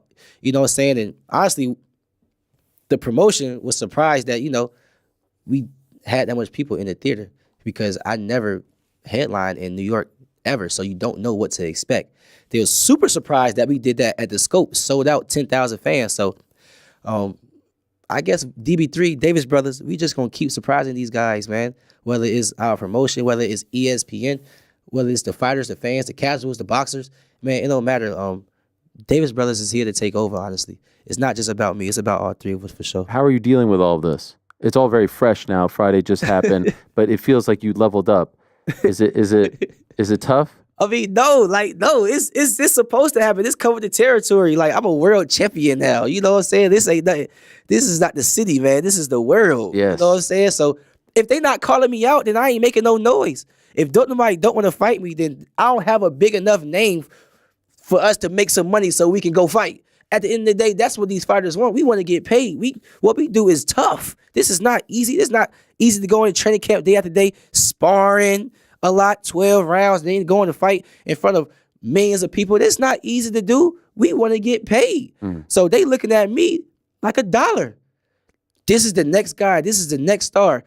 All these celebrities behind me. All these platforms are pushing me because we all believing in the same thing. Keyshawn is the new narrative nowadays. And that's how it's supposed to be. Let's go back to my mental home days. God put me through all of that hardship, getting my mental ready, breaking myself down so I could be prepared for stuff like this. And I am. Okay. Just a couple more and I'll let you go. Having your son there on Friday, what was that like? Amazing. Like, amazing. I ain't gonna lie. Like, it felt like we did it together for sure. He didn't get to come to my last fight because he was just too young. How old is he? Oh, he 5 months. There he is right there. What a snap. Look at him playing with that belt after the fight. And shouts out my boy Austin taking that. That's got to be surreal, right? And then he just looking at it like he know what it is. Like, he go, man, it means so much to me now, but I know when he get older and see that picture and see how much I was mentioning him and talking about him and praising him, you know, and believing in God as well, like, it's going to mean even more to him probably. Would you want him to be a fighter too? No, not at all. I would, like, if he want to be involved in boxing, I would want him to be like a promoter. I won't even want him to be a manager, bro, because, you know, that comes with too much. You know, you actually got to get to know a person and all. Like, it's just a lot for real. I don't even have a manager for real. You don't? Nah. Damn. I don't have a manager. Just a promoter. Just a promoter. And I got an advisor and I got a great team, Bomac and the team and my brothers, you know, but we don't have a manager. And then, like, the crazy thing about it is, like, me and my advisor, we don't even have a contract set. Like, we've been working with each other, rocking out with each other for so long. We know each other's families. It's family now with me and my advisor. So, like, everything around me is just organic, for real. When do you want to return in a perfect world? When and where? Man, where and against who? I want to fight 3 more times this year. 3 more, wow. Like, I went 3-4 rounds my last fight. Gustavo, I went 1 full round. You know what I'm saying? I had a 10-round fight. And then last year, February, I stopped Pedraza in 6 rounds. So I went 5 rounds. So I haven't even been getting real rounds in, honestly, this full year.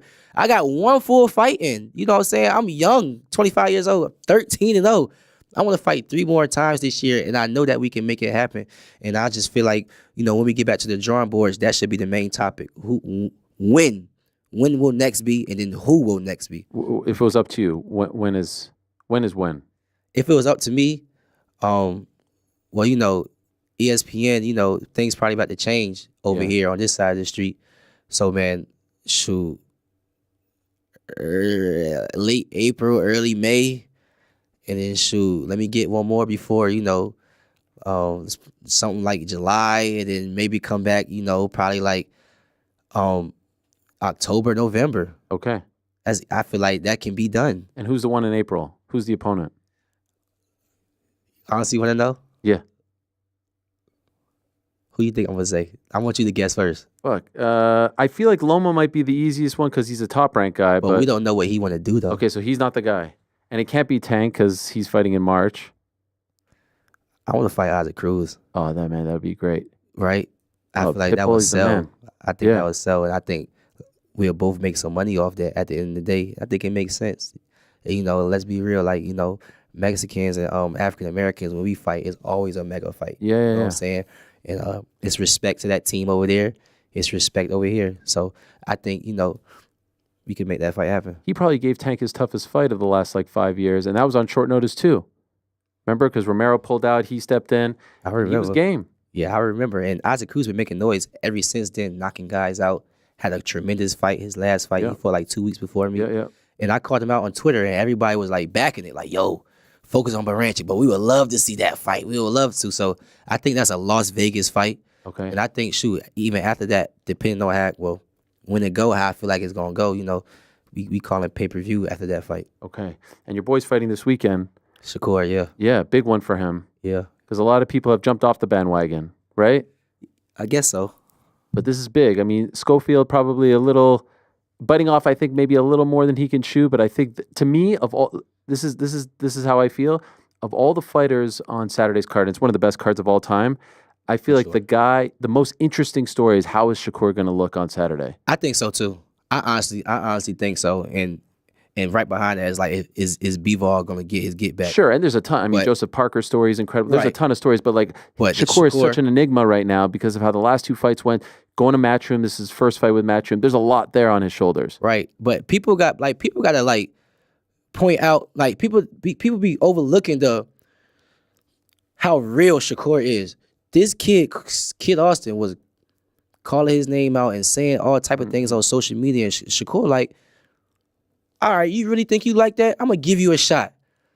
Like, who else out here is doing that at the end of the day? You know what I'm saying? And I feel what you're saying. You need more fighters like me that with charisma and calling guys out and willing to fight and making great fights happen and making great events happen. But look what Shakur actually just did. He just gave a guy that probably wasn't even deserving, guy that's probably not worthy, but he's given another man an opportunity to show what he's got. Yeah. You know what I'm saying? I feel like that's real, bro, at the end of the day. And I respect that. Shakur could have went so many other directions, but no. He the one that's doing all this talking. Yeah. I'm gonna shut him up. And on Kid Austin end, for him just stepping up 3 levels like that speaks a lot as well. So I feel like people really need to tune into this fight right here because these two fighters right here got a lot to prove. Yeah. In that one little short span, 36 minutes. They got a lot to prove. I feel like this fight is bigger than what people is actually giving it credit for. And not me being biased towards Shakur. I just said how Kid Austin coming, how Shakur coming. This fight right here is definitely I feel like the best fight on that card. Love it. Last one. We were talking about this before you came in.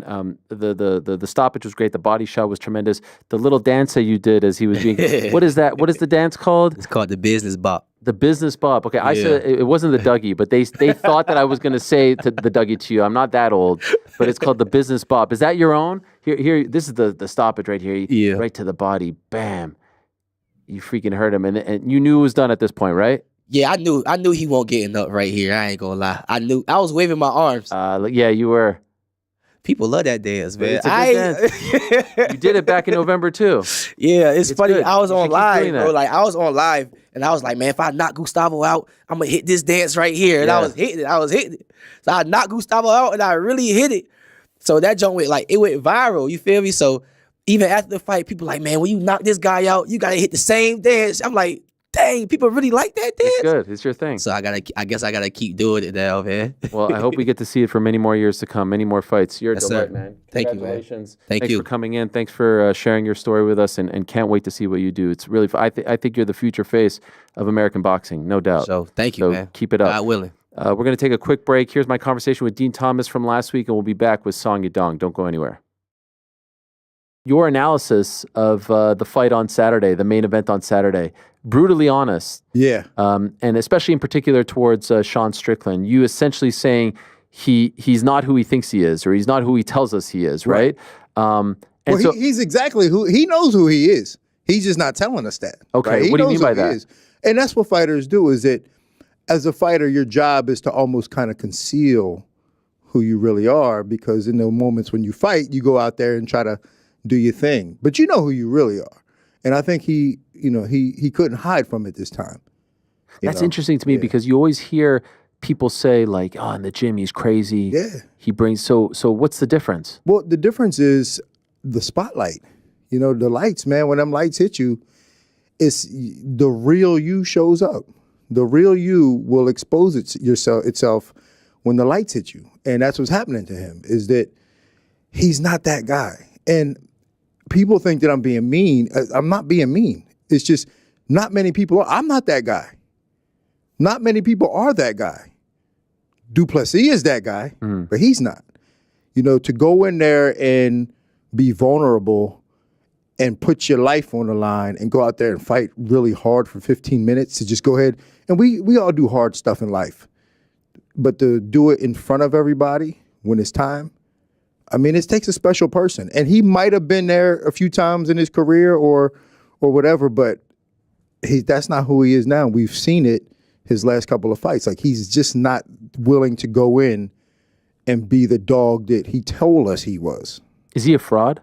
He's not a fraud. Okay. It's not because I think when people see that, they'll be like, oh man, he's not that guy. Like, so then who is he? No, but he wants to be. Like, everybody wants to be. When he says things like, oh, I'm going to fight to the death like, and all that. I think he means it. Yeah. Like, he means it. Like, I'm going to do this, I'm going to do that, I'm going to bust you up. But when you get out there and it's time to do it and you don't do it, that's not who you are. It's not that you're a fraud. You got to come to terms with it that, man, that me passed. It happens to every fighter. Like, it happens, like, at some point, in some careers, like, everybody is that guy. Like, if you're a good fighter, at some point you are. But you lose it. And I think he might have just lost it.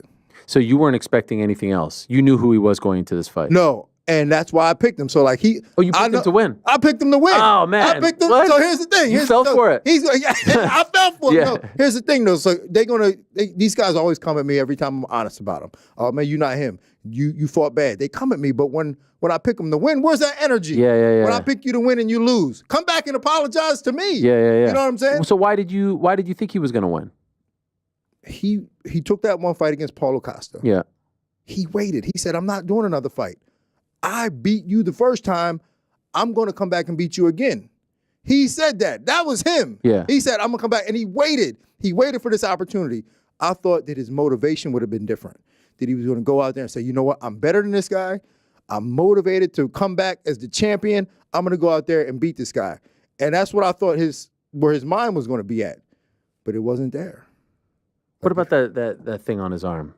The staph? It looked like staph, that was right? Definitely staph. Okay, but when you see that, is that a telltale sign? Like, we always see these guys show up and it's like, no, it's nothing. And then after the fact, they never seem to perform well. It's got to affect you, right? I mean, I'm sure it does. But at the end of the day, that doesn't affect your effort. That doesn't affect your motivation and your effort. Energy and stuff? It might, but if you're a dog, you're a dog. Like, you go out there and you go, I know I'm tired, but I deserve better. I'm going to give myself over to this moment and I'm going to perform. And he didn't do that. And so what happens is when you have like any type of distraction, if you're not really there, your motivation ain't really there, you're going to find the excuse. So he can come back and say, well, I had staph. Like, all these guys the week before were like, and notice all these guys the week before were like, the paint in the building was bad. Yeah. I get it, man, for sure. But when you're completely motivated and you've given yourself over to the game, you don't let those things get in the way. You don't let everybody look at all the chance. I bet you Dricus could have found a reason that he didn't perform. He could have been like, hey man, listen, I got a lot of stuff going on. But champions don't do that. Like, when you are motivated, nothing gets in the way. So in your opinion, was that more about what Dricus did or what Sean didn't do? Both. A little bit of both. Okay. A little bit of both. Dricus is getting better. You know, we always criticize him and we say he looks bad. He looks a little awkward, but he's getting better. But when you look at all right, that was my conversation with Dean Thomas from last week. That was a fun one. Great stuff from Dean, and he had some really strong things to say post Sydney card. What about Keyshawn Davis? What a superstar he is, and will become. The businessman. Loved hearing about his story. How could you not think that it's inspirational? He's been through so much, and it feels like he has the world at his fingertips now. 25, 14 pro fights, just won his first belt and starting to become in that conversation for some really big fights at 135 and 140 pounds. So great stuff there from Keyshawn. I appreciate him coming by, and I'm looking forward to potentially 3 fights in 2025. I love these active fighters. This is great. Now, in about 30 minutes, we're going to be joined... Roman's kind of chilling back here. We're going to be joined by Dominick Cruz. He'll be our last interview of the day. Tomorrow, we're going to be joined by Jared Cannonier, George Lockhart, strength and conditioning coach, nutritionist, coach, trainer to the stars, and he's in Riyadh with Joseph Parker. He's worked with the likes of Conor McGregor and Tyson Fury, of course, many, many others, and maybe one other big guest. But we'll leave it at that. Coming up in a matter of moments, we're going to be joined by Yadong Song, who is headlining the UFC Seattle card that's going down this Saturday. What a Saturday we have ahead of us with UFC Seattle in the evening, and then in the afternoon, the mega card to end all mega cards in Riyadh. Of course, headlined by Artur Beterbiev versus Dimitri Bivol 2, Daniel Dubois against Joseph Parker, Shakur Stevenson going up against Floyd Schofield, Virgil Ortiz against Israel Madrimov, Callum Smith against Joshua Buatsi, Hamza Shiraz against Carlos Adames. I think that's the whole card. It's an incredible card. We'll talk more about that on Tuesday's episode of Ariel Day. But without further ado, let us say hello to the man who will be headlining this massive card in Seattle against the Olympian, Henry Cejudo. There he is, Yadong Song. Hello, my friend. How are you? Hi, Ariel. How are you? I'm doing well. It's great to talk to you. And I understand this time, no translator. I have my translator here, just in case. You don't need it. You're doing fantastic. Very, very good. Have you been practicing your English? Recently not, but I'm still learning. Okay. Well, being in America, being around your teammates, hearing everyone at the gym, it probably helps, right? Oh yes, for sure. By the way, the hair, no more blonde. What happened? It's too complicated. I don't like it. Okay. Anymore. Yeah. You had enough. Yeah. You had enough. No more. Now you want to be serious. Yeah, sure. Yes. So we haven't seen you since last March, right? Was your last fight? Why were you away for almost a year? It's been a long time. Actually, it's a long story. UFC offered me to fight Henry like in September last year, but he got injured, and then UFC offered me to fight in Macau, and no one want me to fight there. And then UFC offered me to fight Umar. Eventually he fought Murad. That's the story. Wow. So you weren't injured? Me? Like it was an injury. It was just you couldn't find an opponent. No. Henry was injured. Yeah. Yeah. So 1 year you didn't fight, and you. Yeah, I was in camp all time. Wow. Was that difficult? Yeah, it's for me it's very, very difficult. The man side is so boring. Well, were you getting frustrated? Yes. And so why didn't you just fight someone else? Why did you not fight for a year waiting for these names? No, UFC don't give me anyone. I told UFC I won't fight anybody. Even unranked opponent is okay, but no, they don't give me anyone. Is it because they want me to wait? They wanted you to told wait. Me maybe in Macau you fight Henry. Maybe January you fought Umar, but eventually I fought Henry this week. Yeah, but were they? Is it because they really wanted you to fight Henry, and they wanted to wait for him to get healthy? I don't know. Did you really want to fight Henry? I have not. Yeah, I do. Yeah, I do. He's legend. All the big champ when I was young, and two division UFC champion. Yeah, he's a legend. I like the fight. Yes, I think this is a tweet from last May.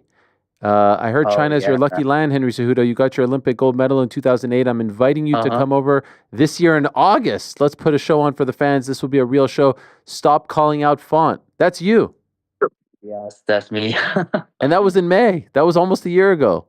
Almost a year ago, yeah. Oh, my gosh. I was in camp since that. Oh, my gosh. How did you not let your body get too tired and beat up if you're in camp for so long with no break, no fight?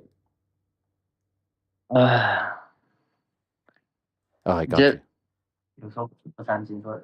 Sometimes I went to San Francisco or Lake Tahoe, but but it's hard for me to keep training and with no date. Yeah. Yeah.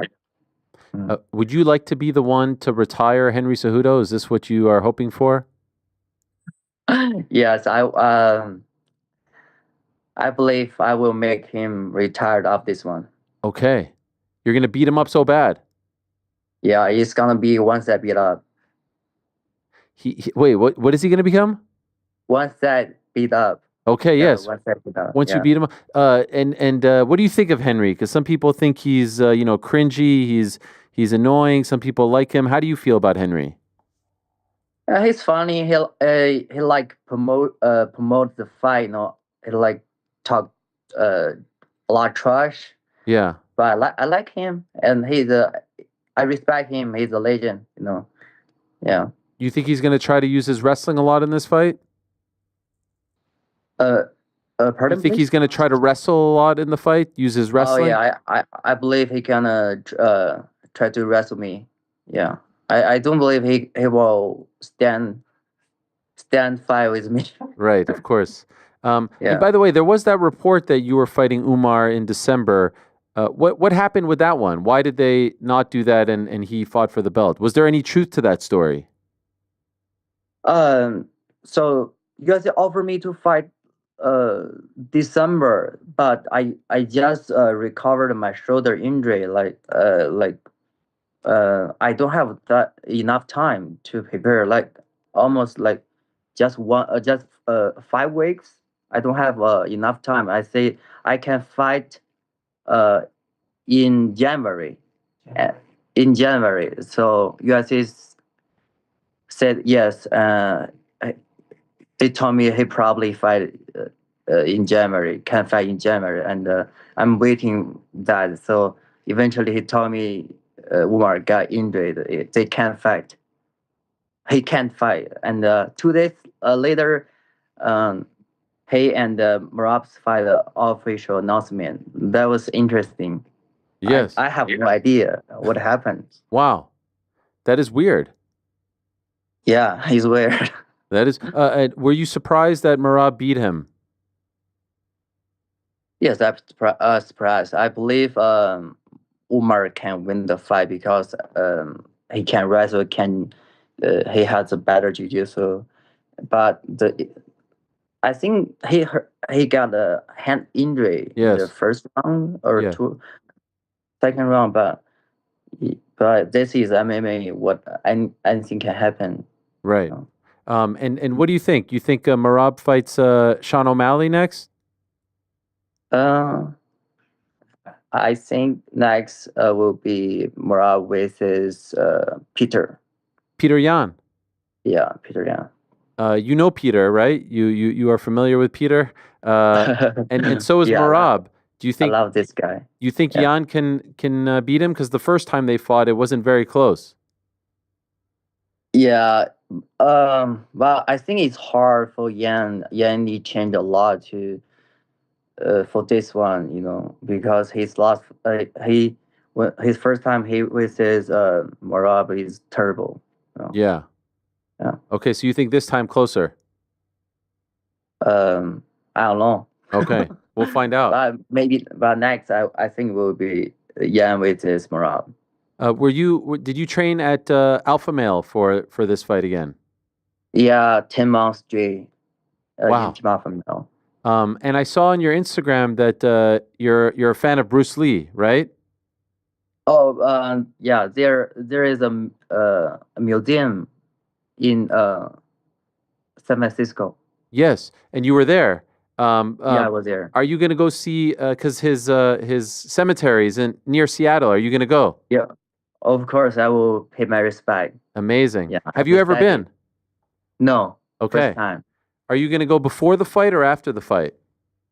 I will see. I think you should go before the fight because it will give you inspiration, power. Oh yeah, sure. Yeah, that was my plan, but I don't know the weather now is raining or snowing. Yeah. I don't know. Yeah. I also saw on your Instagram you met the famous Khaby Lam. You know Khaby Lam? This guy? Oh yes, yes. Yes, this guy. This guy. This guy. You like He's this so guy? funny. Yeah, I met him other party, my friend's party. Wow, he's a nice guy. You like him? Yeah, like he's funny, but we don't have any conversation Oh, because okay. yeah, You yeah, saw too many people there. you saw when Alex Pereira did it. Oh yeah, yes, Yes. yes. Yeah. When I saw that, I was like, oh yeah, of course, he's doing the Cubby Lamb. And I also saw that you were with Zion Clark, unbelievable wrestler. You know Zion? We have the photo here. This man. Oh, sorry. Yes, yeah. He trained with us like 2 months. What is that like, training with him? Oh, well, it's way different. Like he like do some crazy things I never faced, but it's so funny. He's inspired us. Yeah. You know, every after class he like speak. Yeah, he's a good man. Yeah. Yeah, like So strong, right? His strength. Like yeah, his upper body. Yes, upper body so strength is strong. unbelievable. Yeah, his grip. Yeah, His very grip. strong. Yeah. Yeah. Did you train with him while you were training for this fight against Henry? No, he left for almost 2 months. Okay. It's been 2 months. How do you foresee this fight against Henry going? How do you see it playing out? I don't know. Every fight before fight I have a plan, but when I get in the cage, I never follow my plan. Why? I'm getting crazy. Why you get crazy? Yeah. I don't know. I need to control myself. The excitement gets too much. Yeah. I have a lot of power, Yes. What about your countrywoman, Zhang Weili? She was unbelievable 2 weeks ago. You saw her? Yeah, of course. We're proud of her. She's amazing. She probably gave you some inspiration too. Yes. She always impress us. Yes. Yeah, inspire us. Yeah. Well, you're doing great as well, and very happy to see you back. And I'm looking forward to this fight. I think it's going to be an amazing fight. Of course. And you're going to be the one to retire Henry Cejudo. Yes. Okay. I will. Good luck to you, my friend. Thank you. Looking forward to it. Thank you, Ariel. Thank you. Good to see you. Yes. Good to see you too, Bye-bye. and good luck. There he is, Yadong Song, headlining this event in Seattle on Saturday on ESPN. This is the lineup. Yadong Song against Henry Cejudo. Brendan Allen against Anthony Hernandez. That's a great fight at 185. Rob Font against John Matsumoto. Tough spot for Rob Font, if I'm being honest. You go from fighting Dominick Cruz. It's tough. To a 16-0. How old is he? How old is John? Let's see. 25? I mean, that is... The guy's 2-0 in the UFC. You go from a legend, co-main. You're right, GC. It is tough. John Silva on the card. Alonzo Menefield against Julius Walker. Andre Feely, always love watching him. Ewan's on the card. Ricky Simone. Modestus Bukowskis also on there. Wow. If you go to the bottom of Tapology where it says canceled and fizzled fights, there's 1, 2, 3, 4, 5, 6, 7. 7. Caitlin Vieira against Macy Chiasson. Edson Barbosa. Yeah, that happened last week against Steve Garcia. Curtis Blades, about rescheduled. Dominick Cruz. That is tough as well. Yeah, this card's taking some hits. Yeah. Also, I don't know if anyone reported it, but Michael Chiesa versus TBA got canceled as well. Oh, yeah, it never happened, right? Yeah. So you never got booked against anyone. That's a bummer. By the way, your sweatshirt reminds me. How great was that on Saturday? I mean, that great. was... I got to Great tell you game. something. I got to tell you... like the joy that I had watching that game. Obviously, it didn't work out for Canada, but I'm I'm Can-Am at this point, so I could go both ways. Oh, okay. We're Can-Am now. No. I was Can-Am. I mean, there were some Maple Leaf flags getting thrown into Listen, the I group was chat all when you about guys Canada. went up 1-0. That's fine. We win tonight against Finland. We'll see you on Thursday. The way the NHL got it so right this weekend and the NBA got it so wrong, it's one of the rare times where the NHL just kicked the NBA's ass. 10-7 the NBA. It wasn't even close. For those that don't know, NHL scraps its All-Star game. They come up with this 4 nations face-off. They're calling it Canada, USA, Finland, Sweden. Over a 10-day period, round robin. The 2 best teams meet in the final on Thursday. The first 2 games in Montreal, Wednesday through Saturday. Saturday was incredible. Finland, Sweden in the afternoon. Canada, US rivalry day, unbelievable. And then it moves to Boston tonight, and then the final on Thursday. And what's been the problem with All-Star games? The players don't care. There's no stakes. No one cares. It all feels very ho-hum. And these dudes, first game on Wednesday, people are getting hurt. There's checks. There's hits. And then on Saturday, in the first 15 seconds of Canada-US, there are 3 fights. George St. Pierre is out there introducing the Team Canada squad. Look at that GSP rocking the beautiful pound-for-pound #1 jersey of the tourney. 3 fights. The Kachuk brothers are legends right now. Everyone's loving them. Brady and Matthew. Canada's on the ropes. Have to win tonight. U.S. has already punched its ticket. Meanwhile, I actually have good news for you. Tell me. The Canada game already happened today. Did it happen? And Canada won. Are you serious? 5-3. I thought it was tonight. Nope. Wait, so during the day, USA, Sweden tonight. So we've advanced. You advanced Thursday, Boston, USA, Canada rematch. Yo. Oh, Canada's getting booed out the building.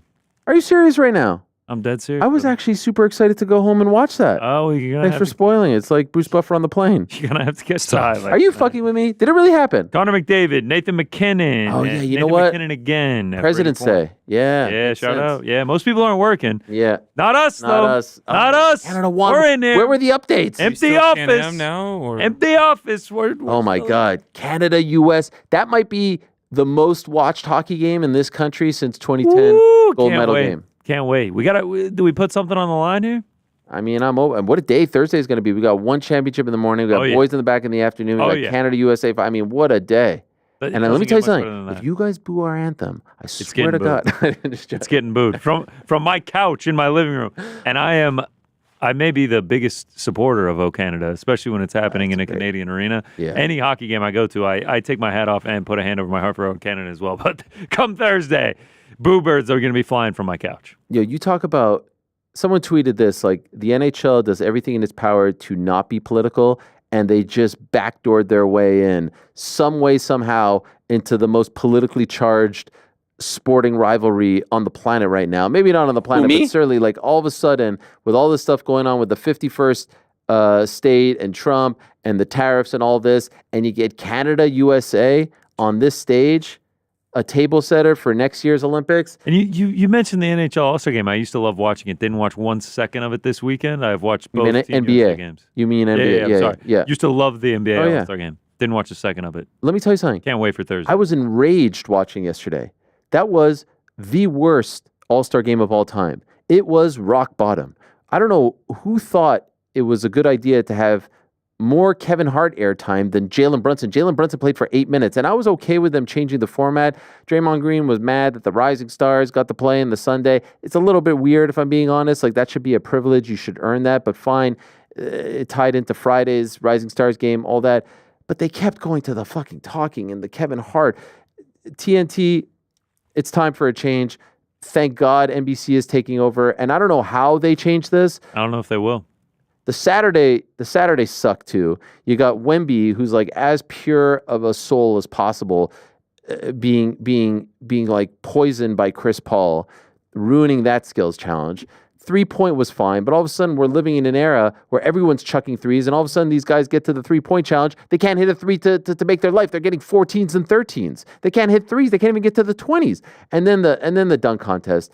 We don't know any of these guys. A G Leaguer who's played in one game this season in the NBA wins. That Yo, put some respect on Mac that ain't McClung's right. name. It's not Put the some G League respect dunk on contest. Mac It's not a McClung. G League dunk contest. It's the NBA dunk contest. What are we taking ringers off the street? Where are the and one boys? Like bring them on if we're gonna do that.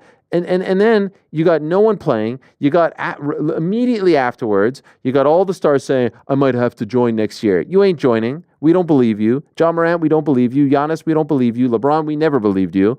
And then we get to Sunday, LeBron pulls out the night of. Like what was he doing this weekend that he got hurt? Didn't even change to the uni for the Didn't change to the uni. It was whack ass shit. It was whack. It was so whack. And I'm no LeBron hater, but the whole thing was whack. The freaking game sucked. No one cared. They take so many damn breaks. Kevin Hart isn't funny. He's cracking all these jokes. My kids are watching. They're like, what's a porn director? Like, what the fuck, man? What was that? That was an embarrassment. That was an embarrassment. I didn't watch it, so I missed this I porn wouldn't know director any of this. thing. I was a little too what this busy is watching the old reference to. Daytona 500, William Byron plus 17. Nah, that ended before. No excuse. That ended before. Daytona 500? I'm sorry. I guess you weren't watching. What time rain did it end? delay didn't end until 9:45. Yeah. By the way, only one green, game white. happened at 9:45. It was the first. I kid you not. 8:30 was the first tip. They stopped at 9:05. The next game started at 9:40. You could have been watching Fox the entire time. it We was went awful. green, white, checkered around 9:40, a little overtime. William Byron comes out of the dust. I wish I was watching it. 1700. It's a great time, man. All-American race. All-American weekend. A little USA hockey, a little Daytona 500. We'll be good next year. Don't worry. Next year it's getting saved. I don't know how they save it. One-on-one. They're going to do one-on-one. And then egos are on the East versus line, West, and that's it. everybody's going to I pulled up the 2001 game and showed it to my kids. I was like, look at this. Look at AI. Look at freaking. Look at Kobe. Do you remember that game in Washington when the East came back down 21 points? Is that the Marbury and Ray Allen and AI and Allen Houston and Latrell Sprewell? That's never coming back. I was like, look at this. They were like, They don't wow, care. look at this defense that they're playing. Yeah, they don't care anymore. They ruined it. It was one of my people were like, hey, Boomer, you never had a party. I swear to God, I used to have parties. I used to print out things. I used to have all my friends pick the winner. We had a party when Vince Carter, because the Raptors were being shown on a big stage. Wow, this is so cool for Canada. Vince was in it. Tracy was in it. When I was in the 5th grade, 1993, I loved Harold Miner of the Miami Heat. They called him Baby Jordan of USC. I asked my teacher if at lunchtime I could bring in the dunk contest. I remember it. It happened in Utah, and then he went back-to-back in Minnesota. And I said, can I show this to everyone? The dunk contest with Harold Miner. I'll never forget. I think it was Dick Stockton of TNT said, Miner is finer. That was the call. And I, you know what we did? You guys probably don't remember this. We wheeled in the TV on the stand. You remember that? The TV on the stand? We wheeled it in at lunch. And I was like, guys, this is me in 5th grade telling like the kids who knew nothing about basketball in Montreal, like, you got to watch this. Look at this guy, Baby Jordan, number 32 for the Miami, back dunking and all this stuff. That's what it meant. And they By the way, ruined it. Mac McClung is as good an NBA player as Harold Miner was. So, just for the Yeah, come on. Don't Boomer. disrespect You didn't Mac throw a McClung. party, Boomer. Fuck off. Like, I love. I've said it on this show. I used to love All Star Weekend as well. It's garbage. I didn't honestly. I didn't even watch it. I didn't even turn it on for 1 second. You know what hurts the most? What hurts the most is my kids are my age, 93 me, and they're into it. And I want them to have that same experience that I had. Did they think All-Star Weekend was whack? They were Saturday they loved, believe it or not. They loved Saturday because they last year they weren't into it. I was showing it to them, but they didn't care. By the end of Sunday, and they didn't have school today, so we let them stay up. They were like, this is so weird. Like, they're not playing. Like, they were excited. I actually like to know that, because if the kids were loving it right now, then in 20 years they would be looking back and be like, you guys didn't know about the OG's team and the Shaq's team. I don't know. The Kevin Hart monologue was I know. sick I'm when I trying was to a put kid. myself, like, when Mr. Beast came out with Dame, they popped huge for that. They love. My kids watched the entire Celebrity Game. They thought the Celebrity I was Game going to was say, what brilliant. about Drewski and Kai Cenat? Kai Cenat, yeah. They loved it. They were. That's how into it they all are. They're like, cool. I want to go to this. Is it ever going to come to New York? Is it going to come to Brooklyn? Blah blah blah. And I was like, yeah, maybe it was in New York, several years ago. And Celebrity Game is more interesting than the All-Star Game because they actually play.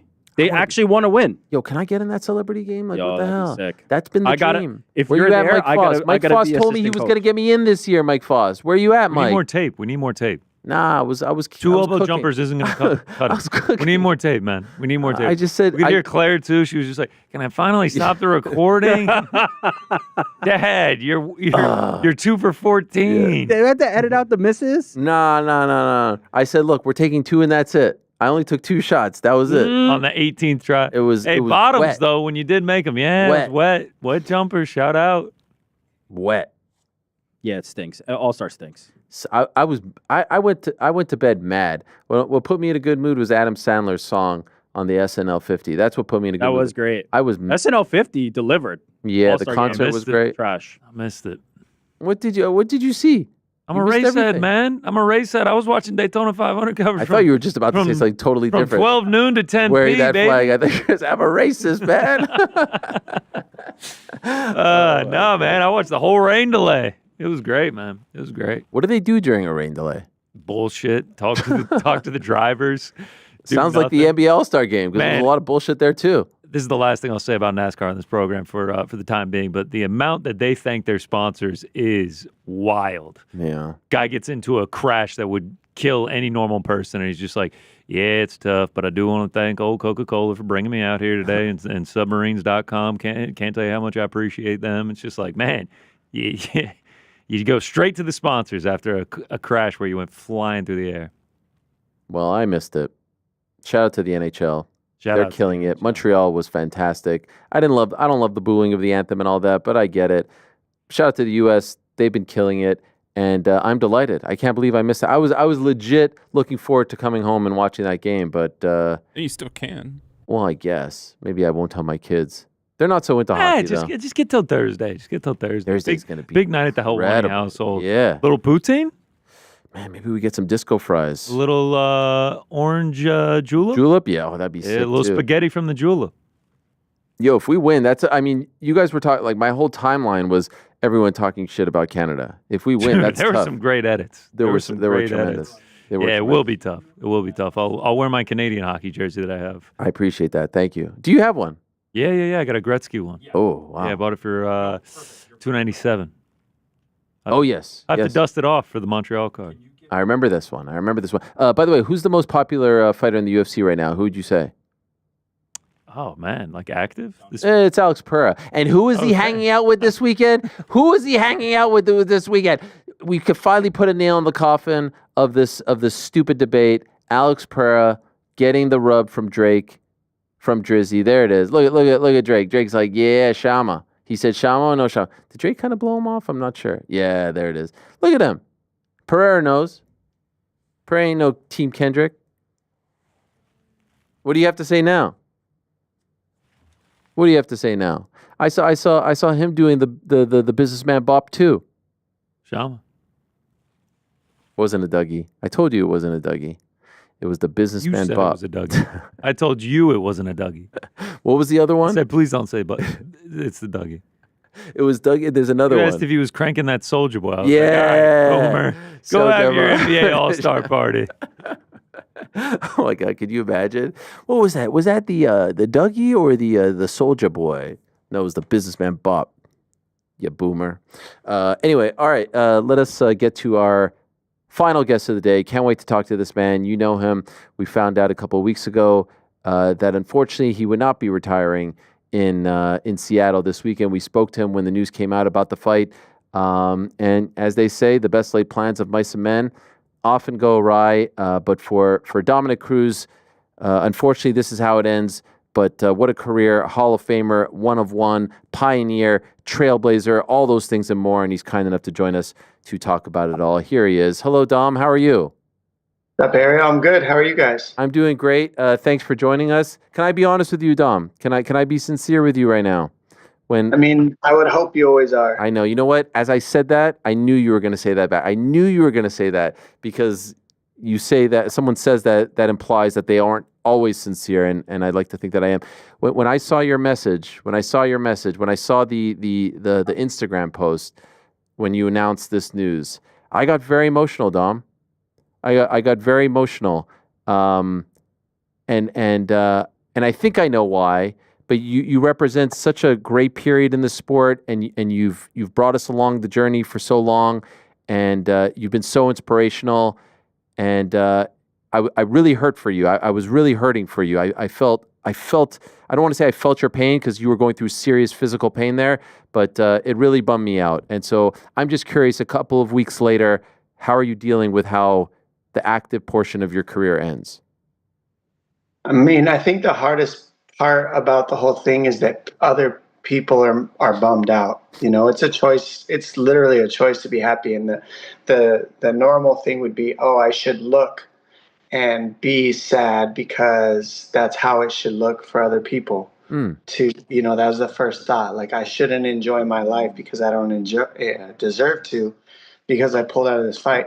But at the end of the day, I've got a lot of practice in injuries, unfortunately, but also fortunately, to where that's always the conversation that comes up first for me. It's you don't deserve to enjoy your life unless you can go out there and follow through with the goal that you set. So I set my goal to get through on this fight, and I'll be honest, like, I was on borrowed time when I booked this fight, but because of the state of my body leading into that, I was very confident that I could make it, and so I booked the fight. Unfortunately, the arm gave out, and it had given out before, but this time it was different. It was kind of a basic position. So it just, as you can see on the one on the left, my left, it's completely out. And the problem was, when it sits out like that, the pain is just absolutely excruciating, and it wouldn't go back in. So when they went to move it back in, shout out to the PI trainers, they're very good. The first time I did it, they were able to slide it right back in within 3 minutes. This time they lifted me up by a towel on my shoulder, and the muscles locked it into place. And so I had to go to the hospital, and that made it a completely different experience. It was out of place for about an hour 15 to hour 30 minutes, just sitting out of socket. And you kind of find Jesus in a time like that, to be honest. It's just excruciating pain. And at the end of the day, when your arm starts turning blue, I've said this in other interviews, and you can see that they're making sure my fingers are still working before they slide it back into place.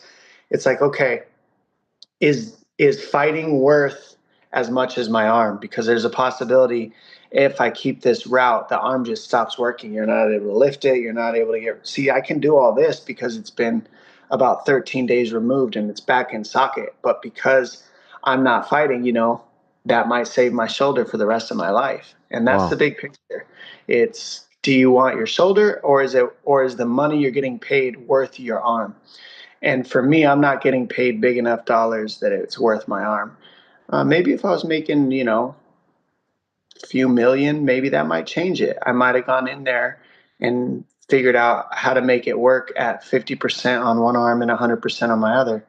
But with the amount of money I'm getting paid, wasn't worth the livelihood of my brain and my body. And how did it happen? How did the injury happen?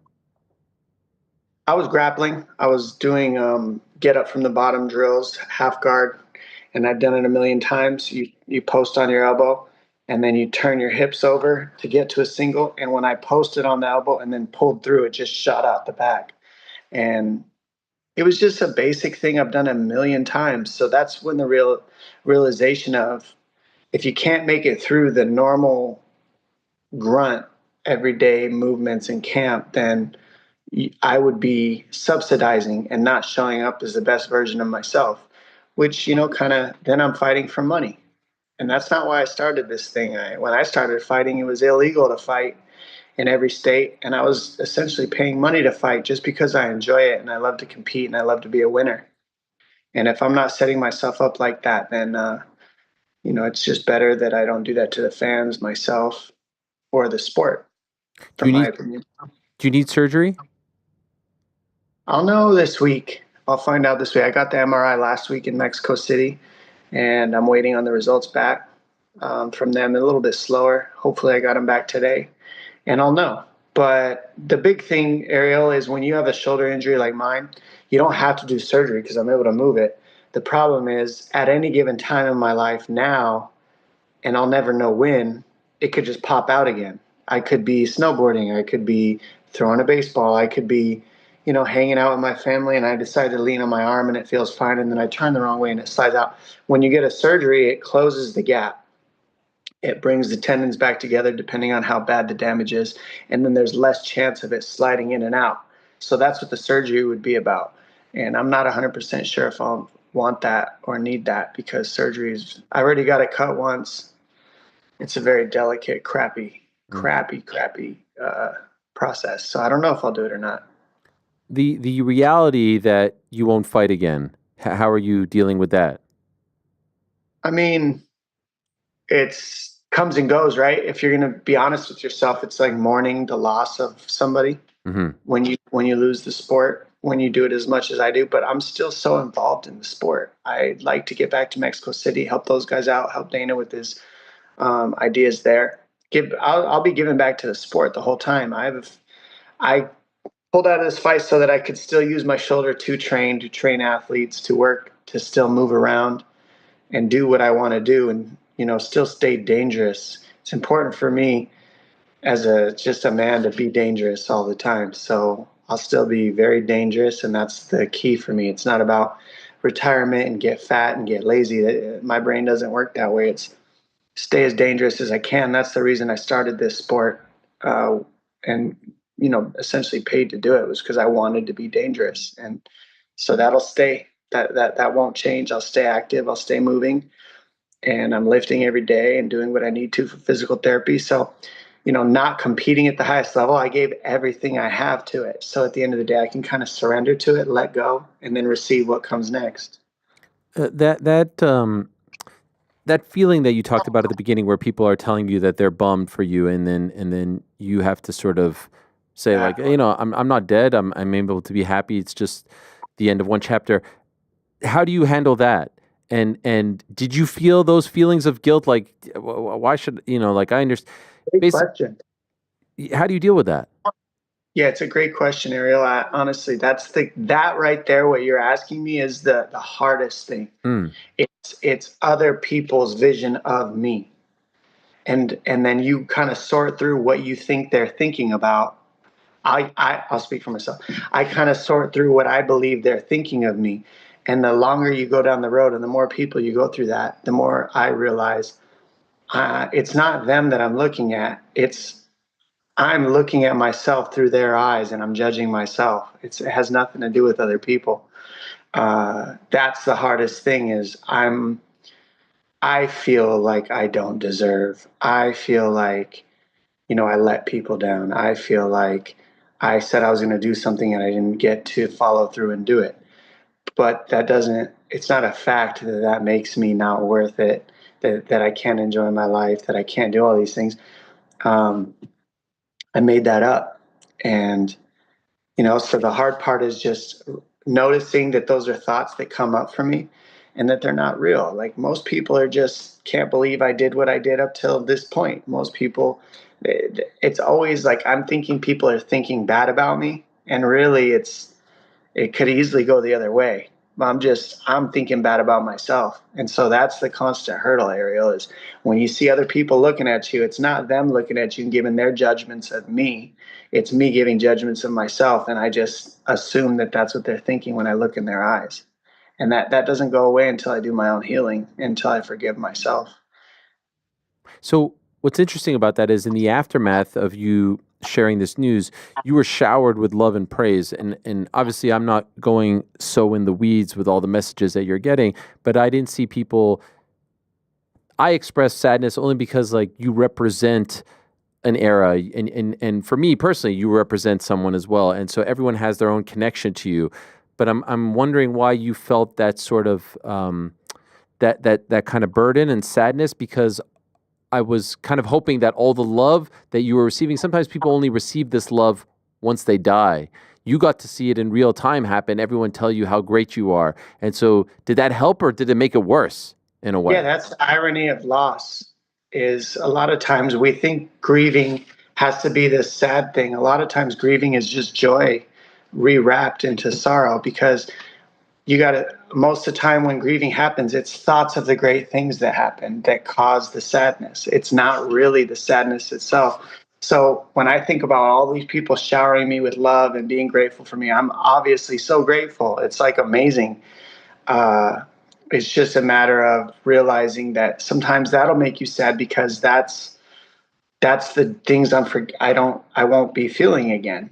like those specific feelings, those walking out, giving to the crowd, giving this show, fighting to the death, and then seeing the look in people's eyes in between rounds as you walk to the fence and look through the fence and see that they don't know how you're there.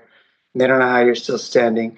And then getting done and seeing, having the belt wrapped around your waist, putting your hands up, and then knowing immediately that there's somebody that they're ready to make me go face to face with, to fight again the second I'm done, that it never really ends. These are things that, I won't be feeling again on that stage. And so when it gets brought back to me, it kind of seems sad. It's like it's like mourning loss. But at the end of the day, I'm really it's not loss at all. It's not sadness. It's actually joy. So, there's a dualism in mourning. And it's most of the time what I'm learning when I go through these losses that I feel, it's really, I'm not mourning at all. I'm just so grateful for the happy times I had, and I'm rethinking them. And that's what this has done. It's like I haven't really had a chance to look at my whole career. I never did it. I never went back and looked at my fights too often. I never went back and did those things unless I needed to critique or fix something to get ready for the next opponent. And now going back and saying, hey, Dom, take a second and enjoy what you created, enjoy what you did over 25 years of time. That's a whole process in itself that I haven't allowed, that I'm going through, and that I went through when people showered me with the love that you're talking about. Can only be grateful for it. But the honest truth is, when you're a guy like who's done it, the guilt comes over when you see all the love. It's like, man, do I deserve this? I really just went in there and fought somebody to the death. Does it make me that special? So sometimes you go in and out of it. It's all the feelings that you feel all the time at different parts of the day.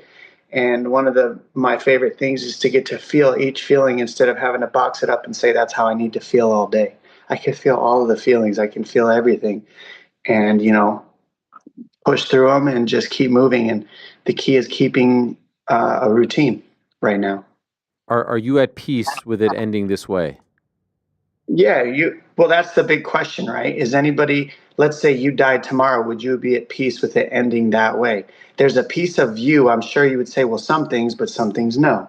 Like my kid would be left behind, whatever, right? You'd have different things. So for me, I'm at peace because this is what I'm given. Whether I want to be at peace or not, it's up to me. It's my choice. So yes, I'm at peace to surrender to the fact that I didn't get to finish the sport in control. That's what it comes down to, right?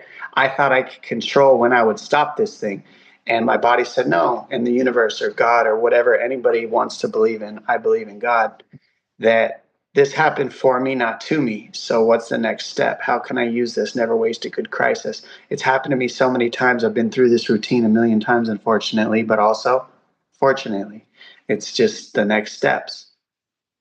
So, what's interesting about your position and career, if tomorrow, for whatever reason, someone told me I can't do this job anymore, I wouldn't necessarily be sitting over there and watching someone do this job or producing this show with someone else sitting in this chair. I would probably have to go off and do something else. In your position, you sit cage side and you watch someone do what you were attempting to do and didn't want to stop doing. And so does that make it easier or does that make it harder? Or do you not even think of it that way? Well, I mean, I'll bring it back to you again. Like, if this is something that you're passionate about and you love with all your heart, do you really think that you would stop just because you weren't sitting in that seat? Honestly, could you really say that to yourself? Well, no, if someone said you can't sit here anymore, you're done. Yeah, same thing. So what are you going to do? This is your passion, right, Ariel? Mm-hmm. So even though you can't sit there, how do you keep giving back to this passion? That's the question I'm in. Okay. And when I sit in that seat, that's one of the ways I can do it. First you fight, then you teach, then you heal. That's the martial arts way, right? So I feel I'm somewhat moving towards the teach and heal portion. And by heal, I mean like learning how to take care of your body, teaching these athletes how to not maybe have as many injuries as I had because they take care of it. The UFC PIs have every gift on earth to make sure these guys don't have to go through what I went through with injuries. The rehab, the prehab, the warm-ups, everything. So maybe those are pieces, but that's the question I'd put you into. If you were to lose your job tomorrow, you can't if it's truly your passion and you love it as much as you do, you can't just stop it overnight. It basically is like a drug. this thing that I do. This isn't just this thing that I can just up and stop. So for me, it's a gift to get to sit along cage side and give back to the sport that gave to me. The key is giving, when in doubt, focus out. So I'm a little bit in doubt. I don't know where I'm going, what I'm doing exactly. I do. It is a little bit of a mourning process. So when I'm in that, give back. So I find myself giving a lot right now to shift myself back into perspective, which is, be grateful for what you have. Was there a message or two that you received from someone? Obviously, a lot of I saw the Uriah Faber. I was like, wow, could you imagine 10 years ago Faber writing something nice to Dominick on his Instagram? But personally, privately, publicly, what was there something that you received a note on that day that really touched you?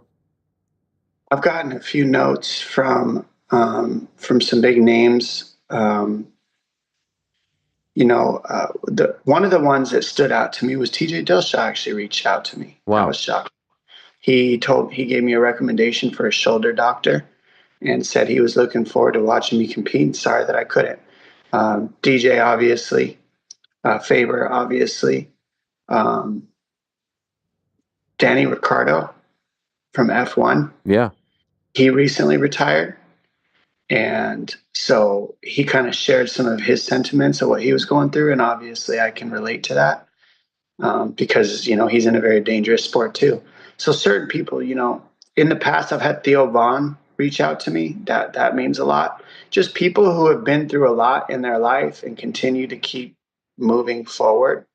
Those are the ones that I can resonate with. Not that I can't resonate with everybody. I can accept and be grateful for all of it. But these are the names that stand out to me as people who really put themselves into the fire on a regular basis in their life. And when they reach out, it shows you that there's some sort of strand of connectivity that we're all on. Otherwise, that wouldn't happen. So that's refreshing. You said that you didn't watch a lot of your fights. When you made that decision, did you pop one in to remember the good days? Did you watch anything? Man, it's hard. I'm still not quite there yet because I get so worked up about my own performances and just the way that I could be doing better. Mm-hmm. I think I need a little bit more time before I'll give myself a break to do that. I'm pretty hard on myself. So I'll get to it. But right now, life's good. Like I said, I'll stay. I'm calling fights March 1st, the weekend, like the first 3 weeks of March, I'm calling fights. So I get to get back there and that'll be cool. I think the hard part is, like I said, just going up to people and them saying, oh, I'm sorry. It's like, man, I'm not sorry. It's just the next stage for me, But when you see that other people are sorry, it makes you think, should I be sorry? Should I be thinking about this? They think I should, right? I'm just saying that's the humanity. Yeah. You can't help it. The thought comes up. So the real thing is like when, you hear from certain people that have been through this stuff, they're not sorry. They're excited for you. Like certain guys are just like, I'm pumped for you. Yeah. And that's it. That's it. That's all you get. And those are the really, like that really supports me because, you got two choices. I can be sorry or I can be happy. And it's literally right down the line. And I'm doing my best to choose happy, right? And not because it's forced, but because that's what works. That is a great way. And I could see a recently retired athlete say that type of sentiment. We would lament the loss, but be like, no, now you get to do X, Y, and Z. Now this starts a whole new chapter. And so I can see someone saying that and that really striking a chord. Obviously, we know that you do the great work for the broadcasts as an analyst. You've talked about the PI in Mexico. What do you think will, the broadcasts are once a week, and I know there's prep and whatnot. Like, what do you think you'll get into now? Do you think you'll do something completely outside of the world of fighting? Well, what's funny about what you said is like I could see somebody who's retired to be thinking that way. And the crazy thing, Ariel, is when I blew my knees out 3 times in a row, until I got to this thinking, even though I wasn't retired, I didn't heal. So this happens more in places than just retirement. This happens all over my life, my whole life. It's just little pockets of time that this is a framework that works. And that framework is let go and receive. surrender to the process that God or the universe is giving me. And that was the injuries. When people ever said, you'll never come back, maybe you should just stop. I couldn't. I was fighting it. I'm going to come back. And the second I could just say, hey, maybe I'm not supposed to do this. Maybe I'm supposed to retire. Maybe everything's supposed to be done. My body healed. And then I was able to come back and fight because I was young. I'm older now. So could I come back from this and believe that I could compete? Yes. But do I need to at 40 years old with other work that I could be doing, giving back in other ways? That's where I'm looking at things and seeing what I can do next. The podcast is one thing, Ariel. If you can run a show by yourself this long, you've definitely shown me it can be done by anybody. Yes. Yeah. That's obviously a joke. Yeah. No. You're right. Great at what you do. And but it's like, come on, like, this is one thing, and you're seeing a lot of fighters get into it. Yeah. That's a piece because it becomes a piece of business. But then there's so many other things. It'll happen naturally. But number one for me is giving back to the athletes. I think I can just provide a lot as a coach, provide a lot as, just an advocate in the sport and an advocate for the UFC too. They've done a lot for the sport in general. I know you don't always see it that way, but that's not really true. That's not true. The funny thing is that I'm probably the biggest UFC promoter outside of anyone who works for the UFC. I've literally devoted my life to speaking about the UFC in a positive light. Of course, there's certain things that get magnified when I'm critical because there is so few people who dare to be somewhat critical. No different than anyone who works in any type of industry or covering any type of industry, general sports talk radio and whatnot. But I'm literally sitting here 4 or 5 hours a day speaking about the UFC. We just had Song on the show talking about his main event. So you know better than that. You know better than that. I think the key thing for you is the defense to look at, because I said not always. I know.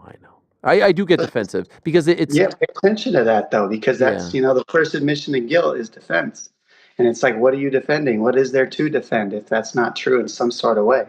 It's just the constant, you hate the UFC. If I hate the UFC, why the hell am I doing this? I definitely didn't say that. I definitely No, but I'm more kind of like... You do a good job, yeah. I think, but I said not always. Do you agree with that? But that's healthy, right? It could be, right. As a journalist, I think it is to be neutral. I think that's healthy. Right. And so now, I thought, again, this might be viewed as a criticism. I was kind of hoping that you would be at the event in Seattle and you would get the send off. You would get a moment. We've seen it. No, would you not want that? Gloves in the middle of the cage, something like that. That's what I wanted to do when I was fighting. Yeah, that was the plan. They're like, do that whole thing, but I didn't earn that, did I? Nah, come on, man. You earned it. You know what I mean, man? Like, this is what I'm talking about. When you're like, hey, you need to go out there and earn these things. These guys are going to go put their blood on the canvas. They earned that position. They earned that night. It's, I know I've done it in the past, but not that night. I'm there for them. I'm happy what they're doing. And it's sad because I'm one of the 6 people to pull off this card. And that sucks to know that. I'm not, again, it's another thing I'm just not super ecstatic about, but there's a reason all this happened, right? I'm here for it. Let's see what's next. Could I ask, how do you think that Cejudo Song Yadong fight goes? I'm excited for it. I was excited for my fight, so I didn't really get a time to think about it, right? Try to compartmentalize. But now that I've had a little bit of time, I like Song right now. I think that he's looking just really focused and sharp. And then he's got the perfect team to face a Cejudo style, which is, front headlock heavy, wrestling heavy, sprawl and brawl. I mean, it's the perfect thing. And the difference between Henry and me that I think I had so much success. I don't know if I lost you. No, we got you. I think the reason I had success with alpha males is the footwork that I use to cut angles to minimize the shot attempts. Except that I think Song is more of a striker first than a grappler. So I think his striking is going to be extremely sharp, and he has less less to worry about with the takedown because his striking is so sharp. I think that that's going to really minimize the amount of grappling that Cejudo can do. Poor Rob Font goes from fighting a legend, right? Again, we're saying the same thing. It's like it's hard to leave anybody hanging when you're a fighter and you know what they go through. Like he was prepared for that, and the dude's he's fought the who's who of the division for a long time. He deserved a good scrap with me, and I was looking forward to it. I was very ready. I was in extremely good shape. I was peaking when my shoulder came out. So again, Rob Font, respect to you. I'm sorry that I did that to you. Can I just ask you about one thing that Henry Cejudo said on his podcast, the Pound for Pound podcast? Dominick Cruz, I don't think he really understood how to train. I don't really understand that he really knew how to really take care of his body because he was injured the majority of his career. Do you think that's fair? I mean, it's his perspective, right? He's allowed to have whatever interpretation he wants, but where does he prove that? Where does he have some scientist that says, oh, this is where he did it wrong? I mean, I've been doing things wrong since the beginning of my career. So for him to, critique injuries after his shoulder injuries and after retiring and then coming back, I think he's just looking at a microscope of himself. It's not really me that he's talking about. He's just explaining himself again. He's projecting. That's what it is. Yeah. That's what Henry does. He's a projector. Favorite moment in the cage, out the cage, favorite moment of your career? When someone says, I want to relive Dominick Cruz's greatest moment, the apex of his career, quintessential Dom, what comes to mind? Honestly, the interview we did is one. That's why it's pinned on the front, because I was really in the middle of figuring something out on that night, Ariel. I was on antidepressants the entire camp before that fight because of just how sad I was. And 2 weeks before that fight, I got off the antidepressants, 3 weeks, so I could be, do what I needed to do. And thank God my coach was able to recognize the difference. But once I got through that fight and then had the title and felt that it didn't feel any different before I had it, and if anything, it was like, this is it. After everything I just went through, this is all I get. After everything everybody said that it was impossible and it couldn't be done and that there's no chance and all this stuff, I get this, and then everything's shut down outside and I can't party. There's nothing to do. It's just over. That's when I realized, I don't need a belt to be happy. And you don't. Nobody does. You think that it's going to everybody thinks the belt and the championship's going to fix everything. It doesn't. It gives you more money, and then you can live a more comfortable life if you're lucky. If you're lucky, by the way, and your problems are not fixed. It's up to us. And being happy is a choice. And I realized it literally in that moment when you asked me the question, "Is this the happiest day of your life?" And it's actually, I don't feel any different than when I got it. In fact, I'm a little disappointed that this is all I get. And so that really hit me hard. And that was a moment that I realized, happiness is a choice. It's not a fact. You got to work for it. I'm actually kind of blown away right now for two reasons. Number one, the fact that you mentioned that blows me away because I almost feel like I talk about that too much because it affected me so much because it's my favorite interaction after a fight ever. But I'm blown away because you just told me two things about that interview which happened almost 10 years ago that I didn't know about. And I feel like we've talked about I didn't know you were on antidepressants up until 2 weeks before the fight. Well, there's a lot of stuff that I'm going to talk about in my podcast that nobody knows about because when you're in competition, these are excuses. These are things that people whine about. And I refuse to allow that. Now that I'm done competing, I'm retired, I can share truths that were my experience. And they can't really be used against me in fight terms. Everything that's said, all is fair in love and war. So I've been very careful while I'm at war with all these people and everything that I say on purpose. And that's going to be the next journey for me, is letting people really see who I actually am behind the fighter on the podcast and everything else that I do in my life, because I no longer have to prepare for war every single day of my life. Now I get to move towards the love and war mixed together. And, when you come from love, everything can show up a lot different and people can know more of me from there. But when I'm at war, they're only going to see that version. And that's a hard version of me to get to know. But could I just ask, and I understand you want to save this stuff for the pod. You were about to fight for the belt. Why were you on antidepressants? Well, because I had blown my knee out 3 times in 2.5 years, plus a torn quad off the bone. And I was sad that I couldn't compete, and I was sad that I couldn't train. I was depressed. I had lost my drug. And that's another thing. So I had to, when you exercise every single day since you're 11 years old, and then all of a sudden you cut that chemical out of your body, you're no longer exercising, you're no longer, because you can't. It's a literal chemical makeup change. And it made me really sad. And it made me really low. Not to mention that my life wasn't working separate from fighting. The only thing that was working in my life was fighting. And then once fighting got taken away, all I saw was everything that wasn't working. It was my relationships, it was my friendships, it was my family friendships. It was, did I have people to support me when I was hurt? No. I felt very alone. I felt very isolated. And it's because I was a miserable person to be around. And so I didn't create an environment that facilitated people to be around me. These are all things that I learned through those processes, to where now I'm able to flip all those thought processes back, reframe everything, and now I don't show up the same way. So as I've gone through each injury, I've learned a different piece of myself that needed to get attention. And the biggest part was learning how to create happiness in my life on my own. It wasn't just something you're born with. You're born with a chemical imbalance. Your dad was depressed, so you're depressed. Your mom's got drug problems, so you're depressed. No, happiness is a choice, and I had to do the work for it. And thank God for the injuries, because they threw me into not having the sport where I got to feel how miserable I was and then focus on those things. And when I focused on those things, now I have those tools for the rest of my life.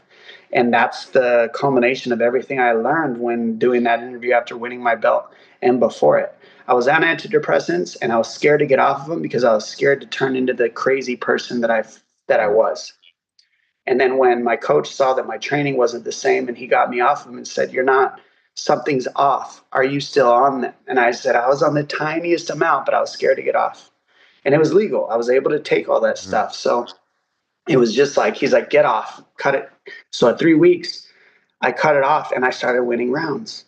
And it was really, thank God for Eric Del Fiero. And it's the reason why you got to have that person that you trust, because he could see things normal. No, if I would have brought in a new coach, they wouldn't have seen that in me. Right. He saw it in my sparring. He said, you haven't won a sparring round the entire camp. Something's off. You just don't seem to give a shit. You don't seem to care. And it was that little sliver of just, oh, well, I'll be all right. I'll get through it. The little sliver of antidepressant. And when he got me off that, I started caring about winning, caring about losing. It was a different version of me, something unlocked. And that's how I walked into that fight. I got off all that 3 weeks early, and everything was I was just sober me. And the antidepressants, I recommend them to anybody who needs like floaties. Sometimes you need floaties in life. Sometimes you need something to help you tread water, because treading is just too heavy and you start sinking. So I don't bash it. I think there's a timing for antidepressants for everybody in their life, if necessary. Everybody's different, but it really kind of saved my life at that portion. And then fighting brought me back into sobriety, into life, into realizing that the joy of life. And then after that, I kept the ball rolling. I've never touched antidepressants again in my life. I'll never need them again.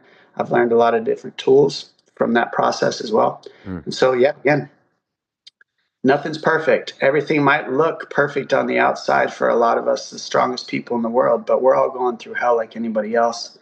And it's just, can you get through it? I also didn't know, by the way, that you came to that realization, and correct me if I'm misunderstanding, in the interview. Did you come to the answer that you gave, happiest moment of my life is when I realized I didn't need the belt to be happy? Did you come to the realization in the interview itself, when you felt the belt on your shoulder and you realized I don't need this to be happy? Yes, and you can see it in my response. I had to think about it, because it's like, I was thinking, like, is this actually the happiest version of my life? It's like, no, it's not. It's the belt. This is, once I won it, like I said, I was like, kind of like, this is it. I mean, I don't want to ruin it for people, but it's like. No, I get it. The amount of work I did to get to that point, and the amount of people that told me it wasn't possible, and then I did it, and then nobody goes, you were right, Dom, it is possible. You don't hear any of that. All you hear is silence. You don't hear anybody say how miserable you look and how bad you look and that you have no chance.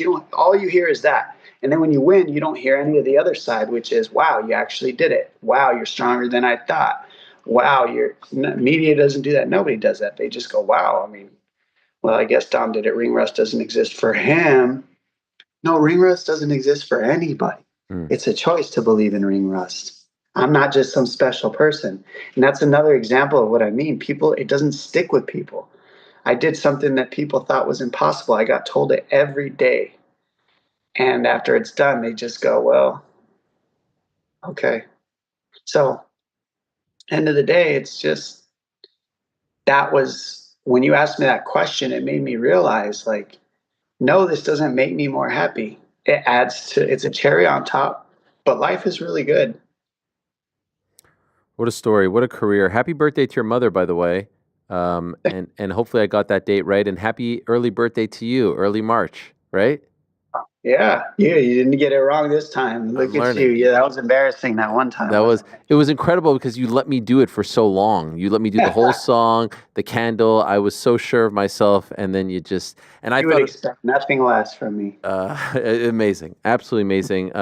You're the man, Dom. Thank you so much. Really appreciate it. Thank you for coming on. I know you've talked enough about all this, but I really did want to speak to you, and yeah, you've meant so much, and it was really such a joy to cover your career. It was really I'll never forget those fights, those moments, WC, UFC, and so I thank you for those memories. I thank you for those fights. I thank you for sacrificing your body for our entertainment, and I know for your own goals and achievements as well, and can't wait to see what you do, and can't wait for the podcast to launch. Do we have a date? Do we have a time and place? What do we got? I don't have a date for launch yet, but for instance, I'm going to be driving up, meeting people, and we're going to get this done right. It's not going to be some halfway thing. So, all right, it'll be good. Okay, and you'll know more about it. We'll post more about it. But I look Cruz forward with to me, name of it. Can't wait. Thank you, Dom. Appreciate it, and congratulations again on a Hall of Fame career. Thanks, man. There he is, the great Dominick Cruz. A true original, a true pioneer, a trailblazer. I love those conversations with Dom because you could get really deep. And by the way, in case you've never seen that interview that we talked about, it was January. It was a Sunday night show in Boston, January 2016, UFC FS1, Dominick Cruz, TJ Dillashaw. He fights TJ, he beats TJ, and he says this. Final thing, would you say, and you've had big moments in your life, is tonight the greatest moment of Dominick Cruz's life? No. The greatest moment in my life was realizing that I didn't need a belt to be happy. Wow. I can't imagine how much happier you are now. There you go. Now it's a cherry on top. Yeah. That's January 17th, 2016. I will now forever look at that interview differently. That was almost 10 years ago now. And yeah, I never really quite looked at the pause as something significant, but now you see the pause. And we've talked about that interview before. I didn't realize that he came to that realization in the interview. What a time. It was cold in Boston that day, I remember. It was very cold. It was a great card. It was a Sunday night card because it was after, I believe, it was either second round or conference championship. Probably not conference championship. Maybe conference championship. Anyway, it was like after a Fox show, and they were trying to build up FS1, which had just launched in 2013. Anyway, and the next day was Martin Luther King Day, and so no one had work. Yeah, those Boston cards were great. The year before was the Dennis Seaver, Conor McGregor card, if you recall. Jumped over the cage, got in Aldo's face. What a guy, that Dominick Cruz. Absolute legend, and not going anywhere, but we were hoping to get one more fight on Saturday. Not going to happen. It does appear as though we are getting another fight from one Miesha Tate, another legend, another trailblazer, another pioneer. She tweeted this earlier, or perhaps posted it on Instagram. It's official, May 3rd versus Yana Santos. I've still got what it takes, and if you doubt me, please stick around. Mark your calendars. All these fighters who we were watching 10, 12, 13 years ago, they're now in the doubt me at your own peril, risk. Risk, yeah. Yeah. Peril too? Would peril Yes, work? well, I mean, it's saying if you. Yeah, I guess peril works. Yeah, good job. Doubt me if you can. See, I almost doubted you. Beat me and now if I'm I in let peril. you. Yeah, that's you know what? That's a good point. Yeah. What a day, Frank. What a day. Can't wait to go home to watch that Canada hockey game. Yeah, I think they might win. That's going to be great. Do you want to put some money on that? That's going to be great viewing. Always love a good chat in studio, and always love a stacked Monday and an eclectic show, but it's time to go home. I'm actually a little bit afraid to go outside because it was so cold. I mean, It's very windy out there. It's very windy. I can't imagine it was windier or colder than those skiing slopes. Oh, I'm still... the greatest gift that this show has ever given me is that, and I say this show, I mean from day one, is that I relate to the likes of Dom, and I relate to all the mental health stuff because I've talked about it before, and I forget about everything. And so I was so sore 4 hours ago, and then I sit here, and I kind of just melt away, and I forget about everything. Now, part of me melts away because it's so hot in here. I mean, I'm schwitzing, if I'm being honest, but I love Shout it. out to the heater, right? I don't want... No, the heater's not even on. Heater's not even on. Whatever they've done, please continue to do it. I love it. I love it. Love it. I saw Keyshawn come in with his toque and his hood on. I was like, oh, this guy's going to be schwitzing in a minute. In any event, it's just nice to let you don't look at your phone. There's only 2 periods in the day where I'm not looking at my phone. When I'm sleeping and when I'm doing this show. Otherwise, I hate this damn thing. I wish I could chuck it. When I was on the chairlift with my kids, I thought for a moment, what if I chuck this thing? What happens? Do they have a chairlift on the bunny slopes? Yeah, absolutely. Yes. And it's very important. You have to put your feet up like this, and you have to land. And now you pizza Hut?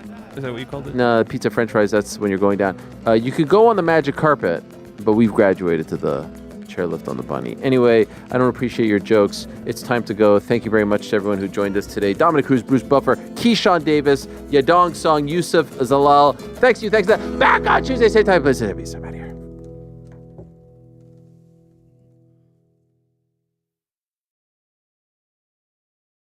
It's tough.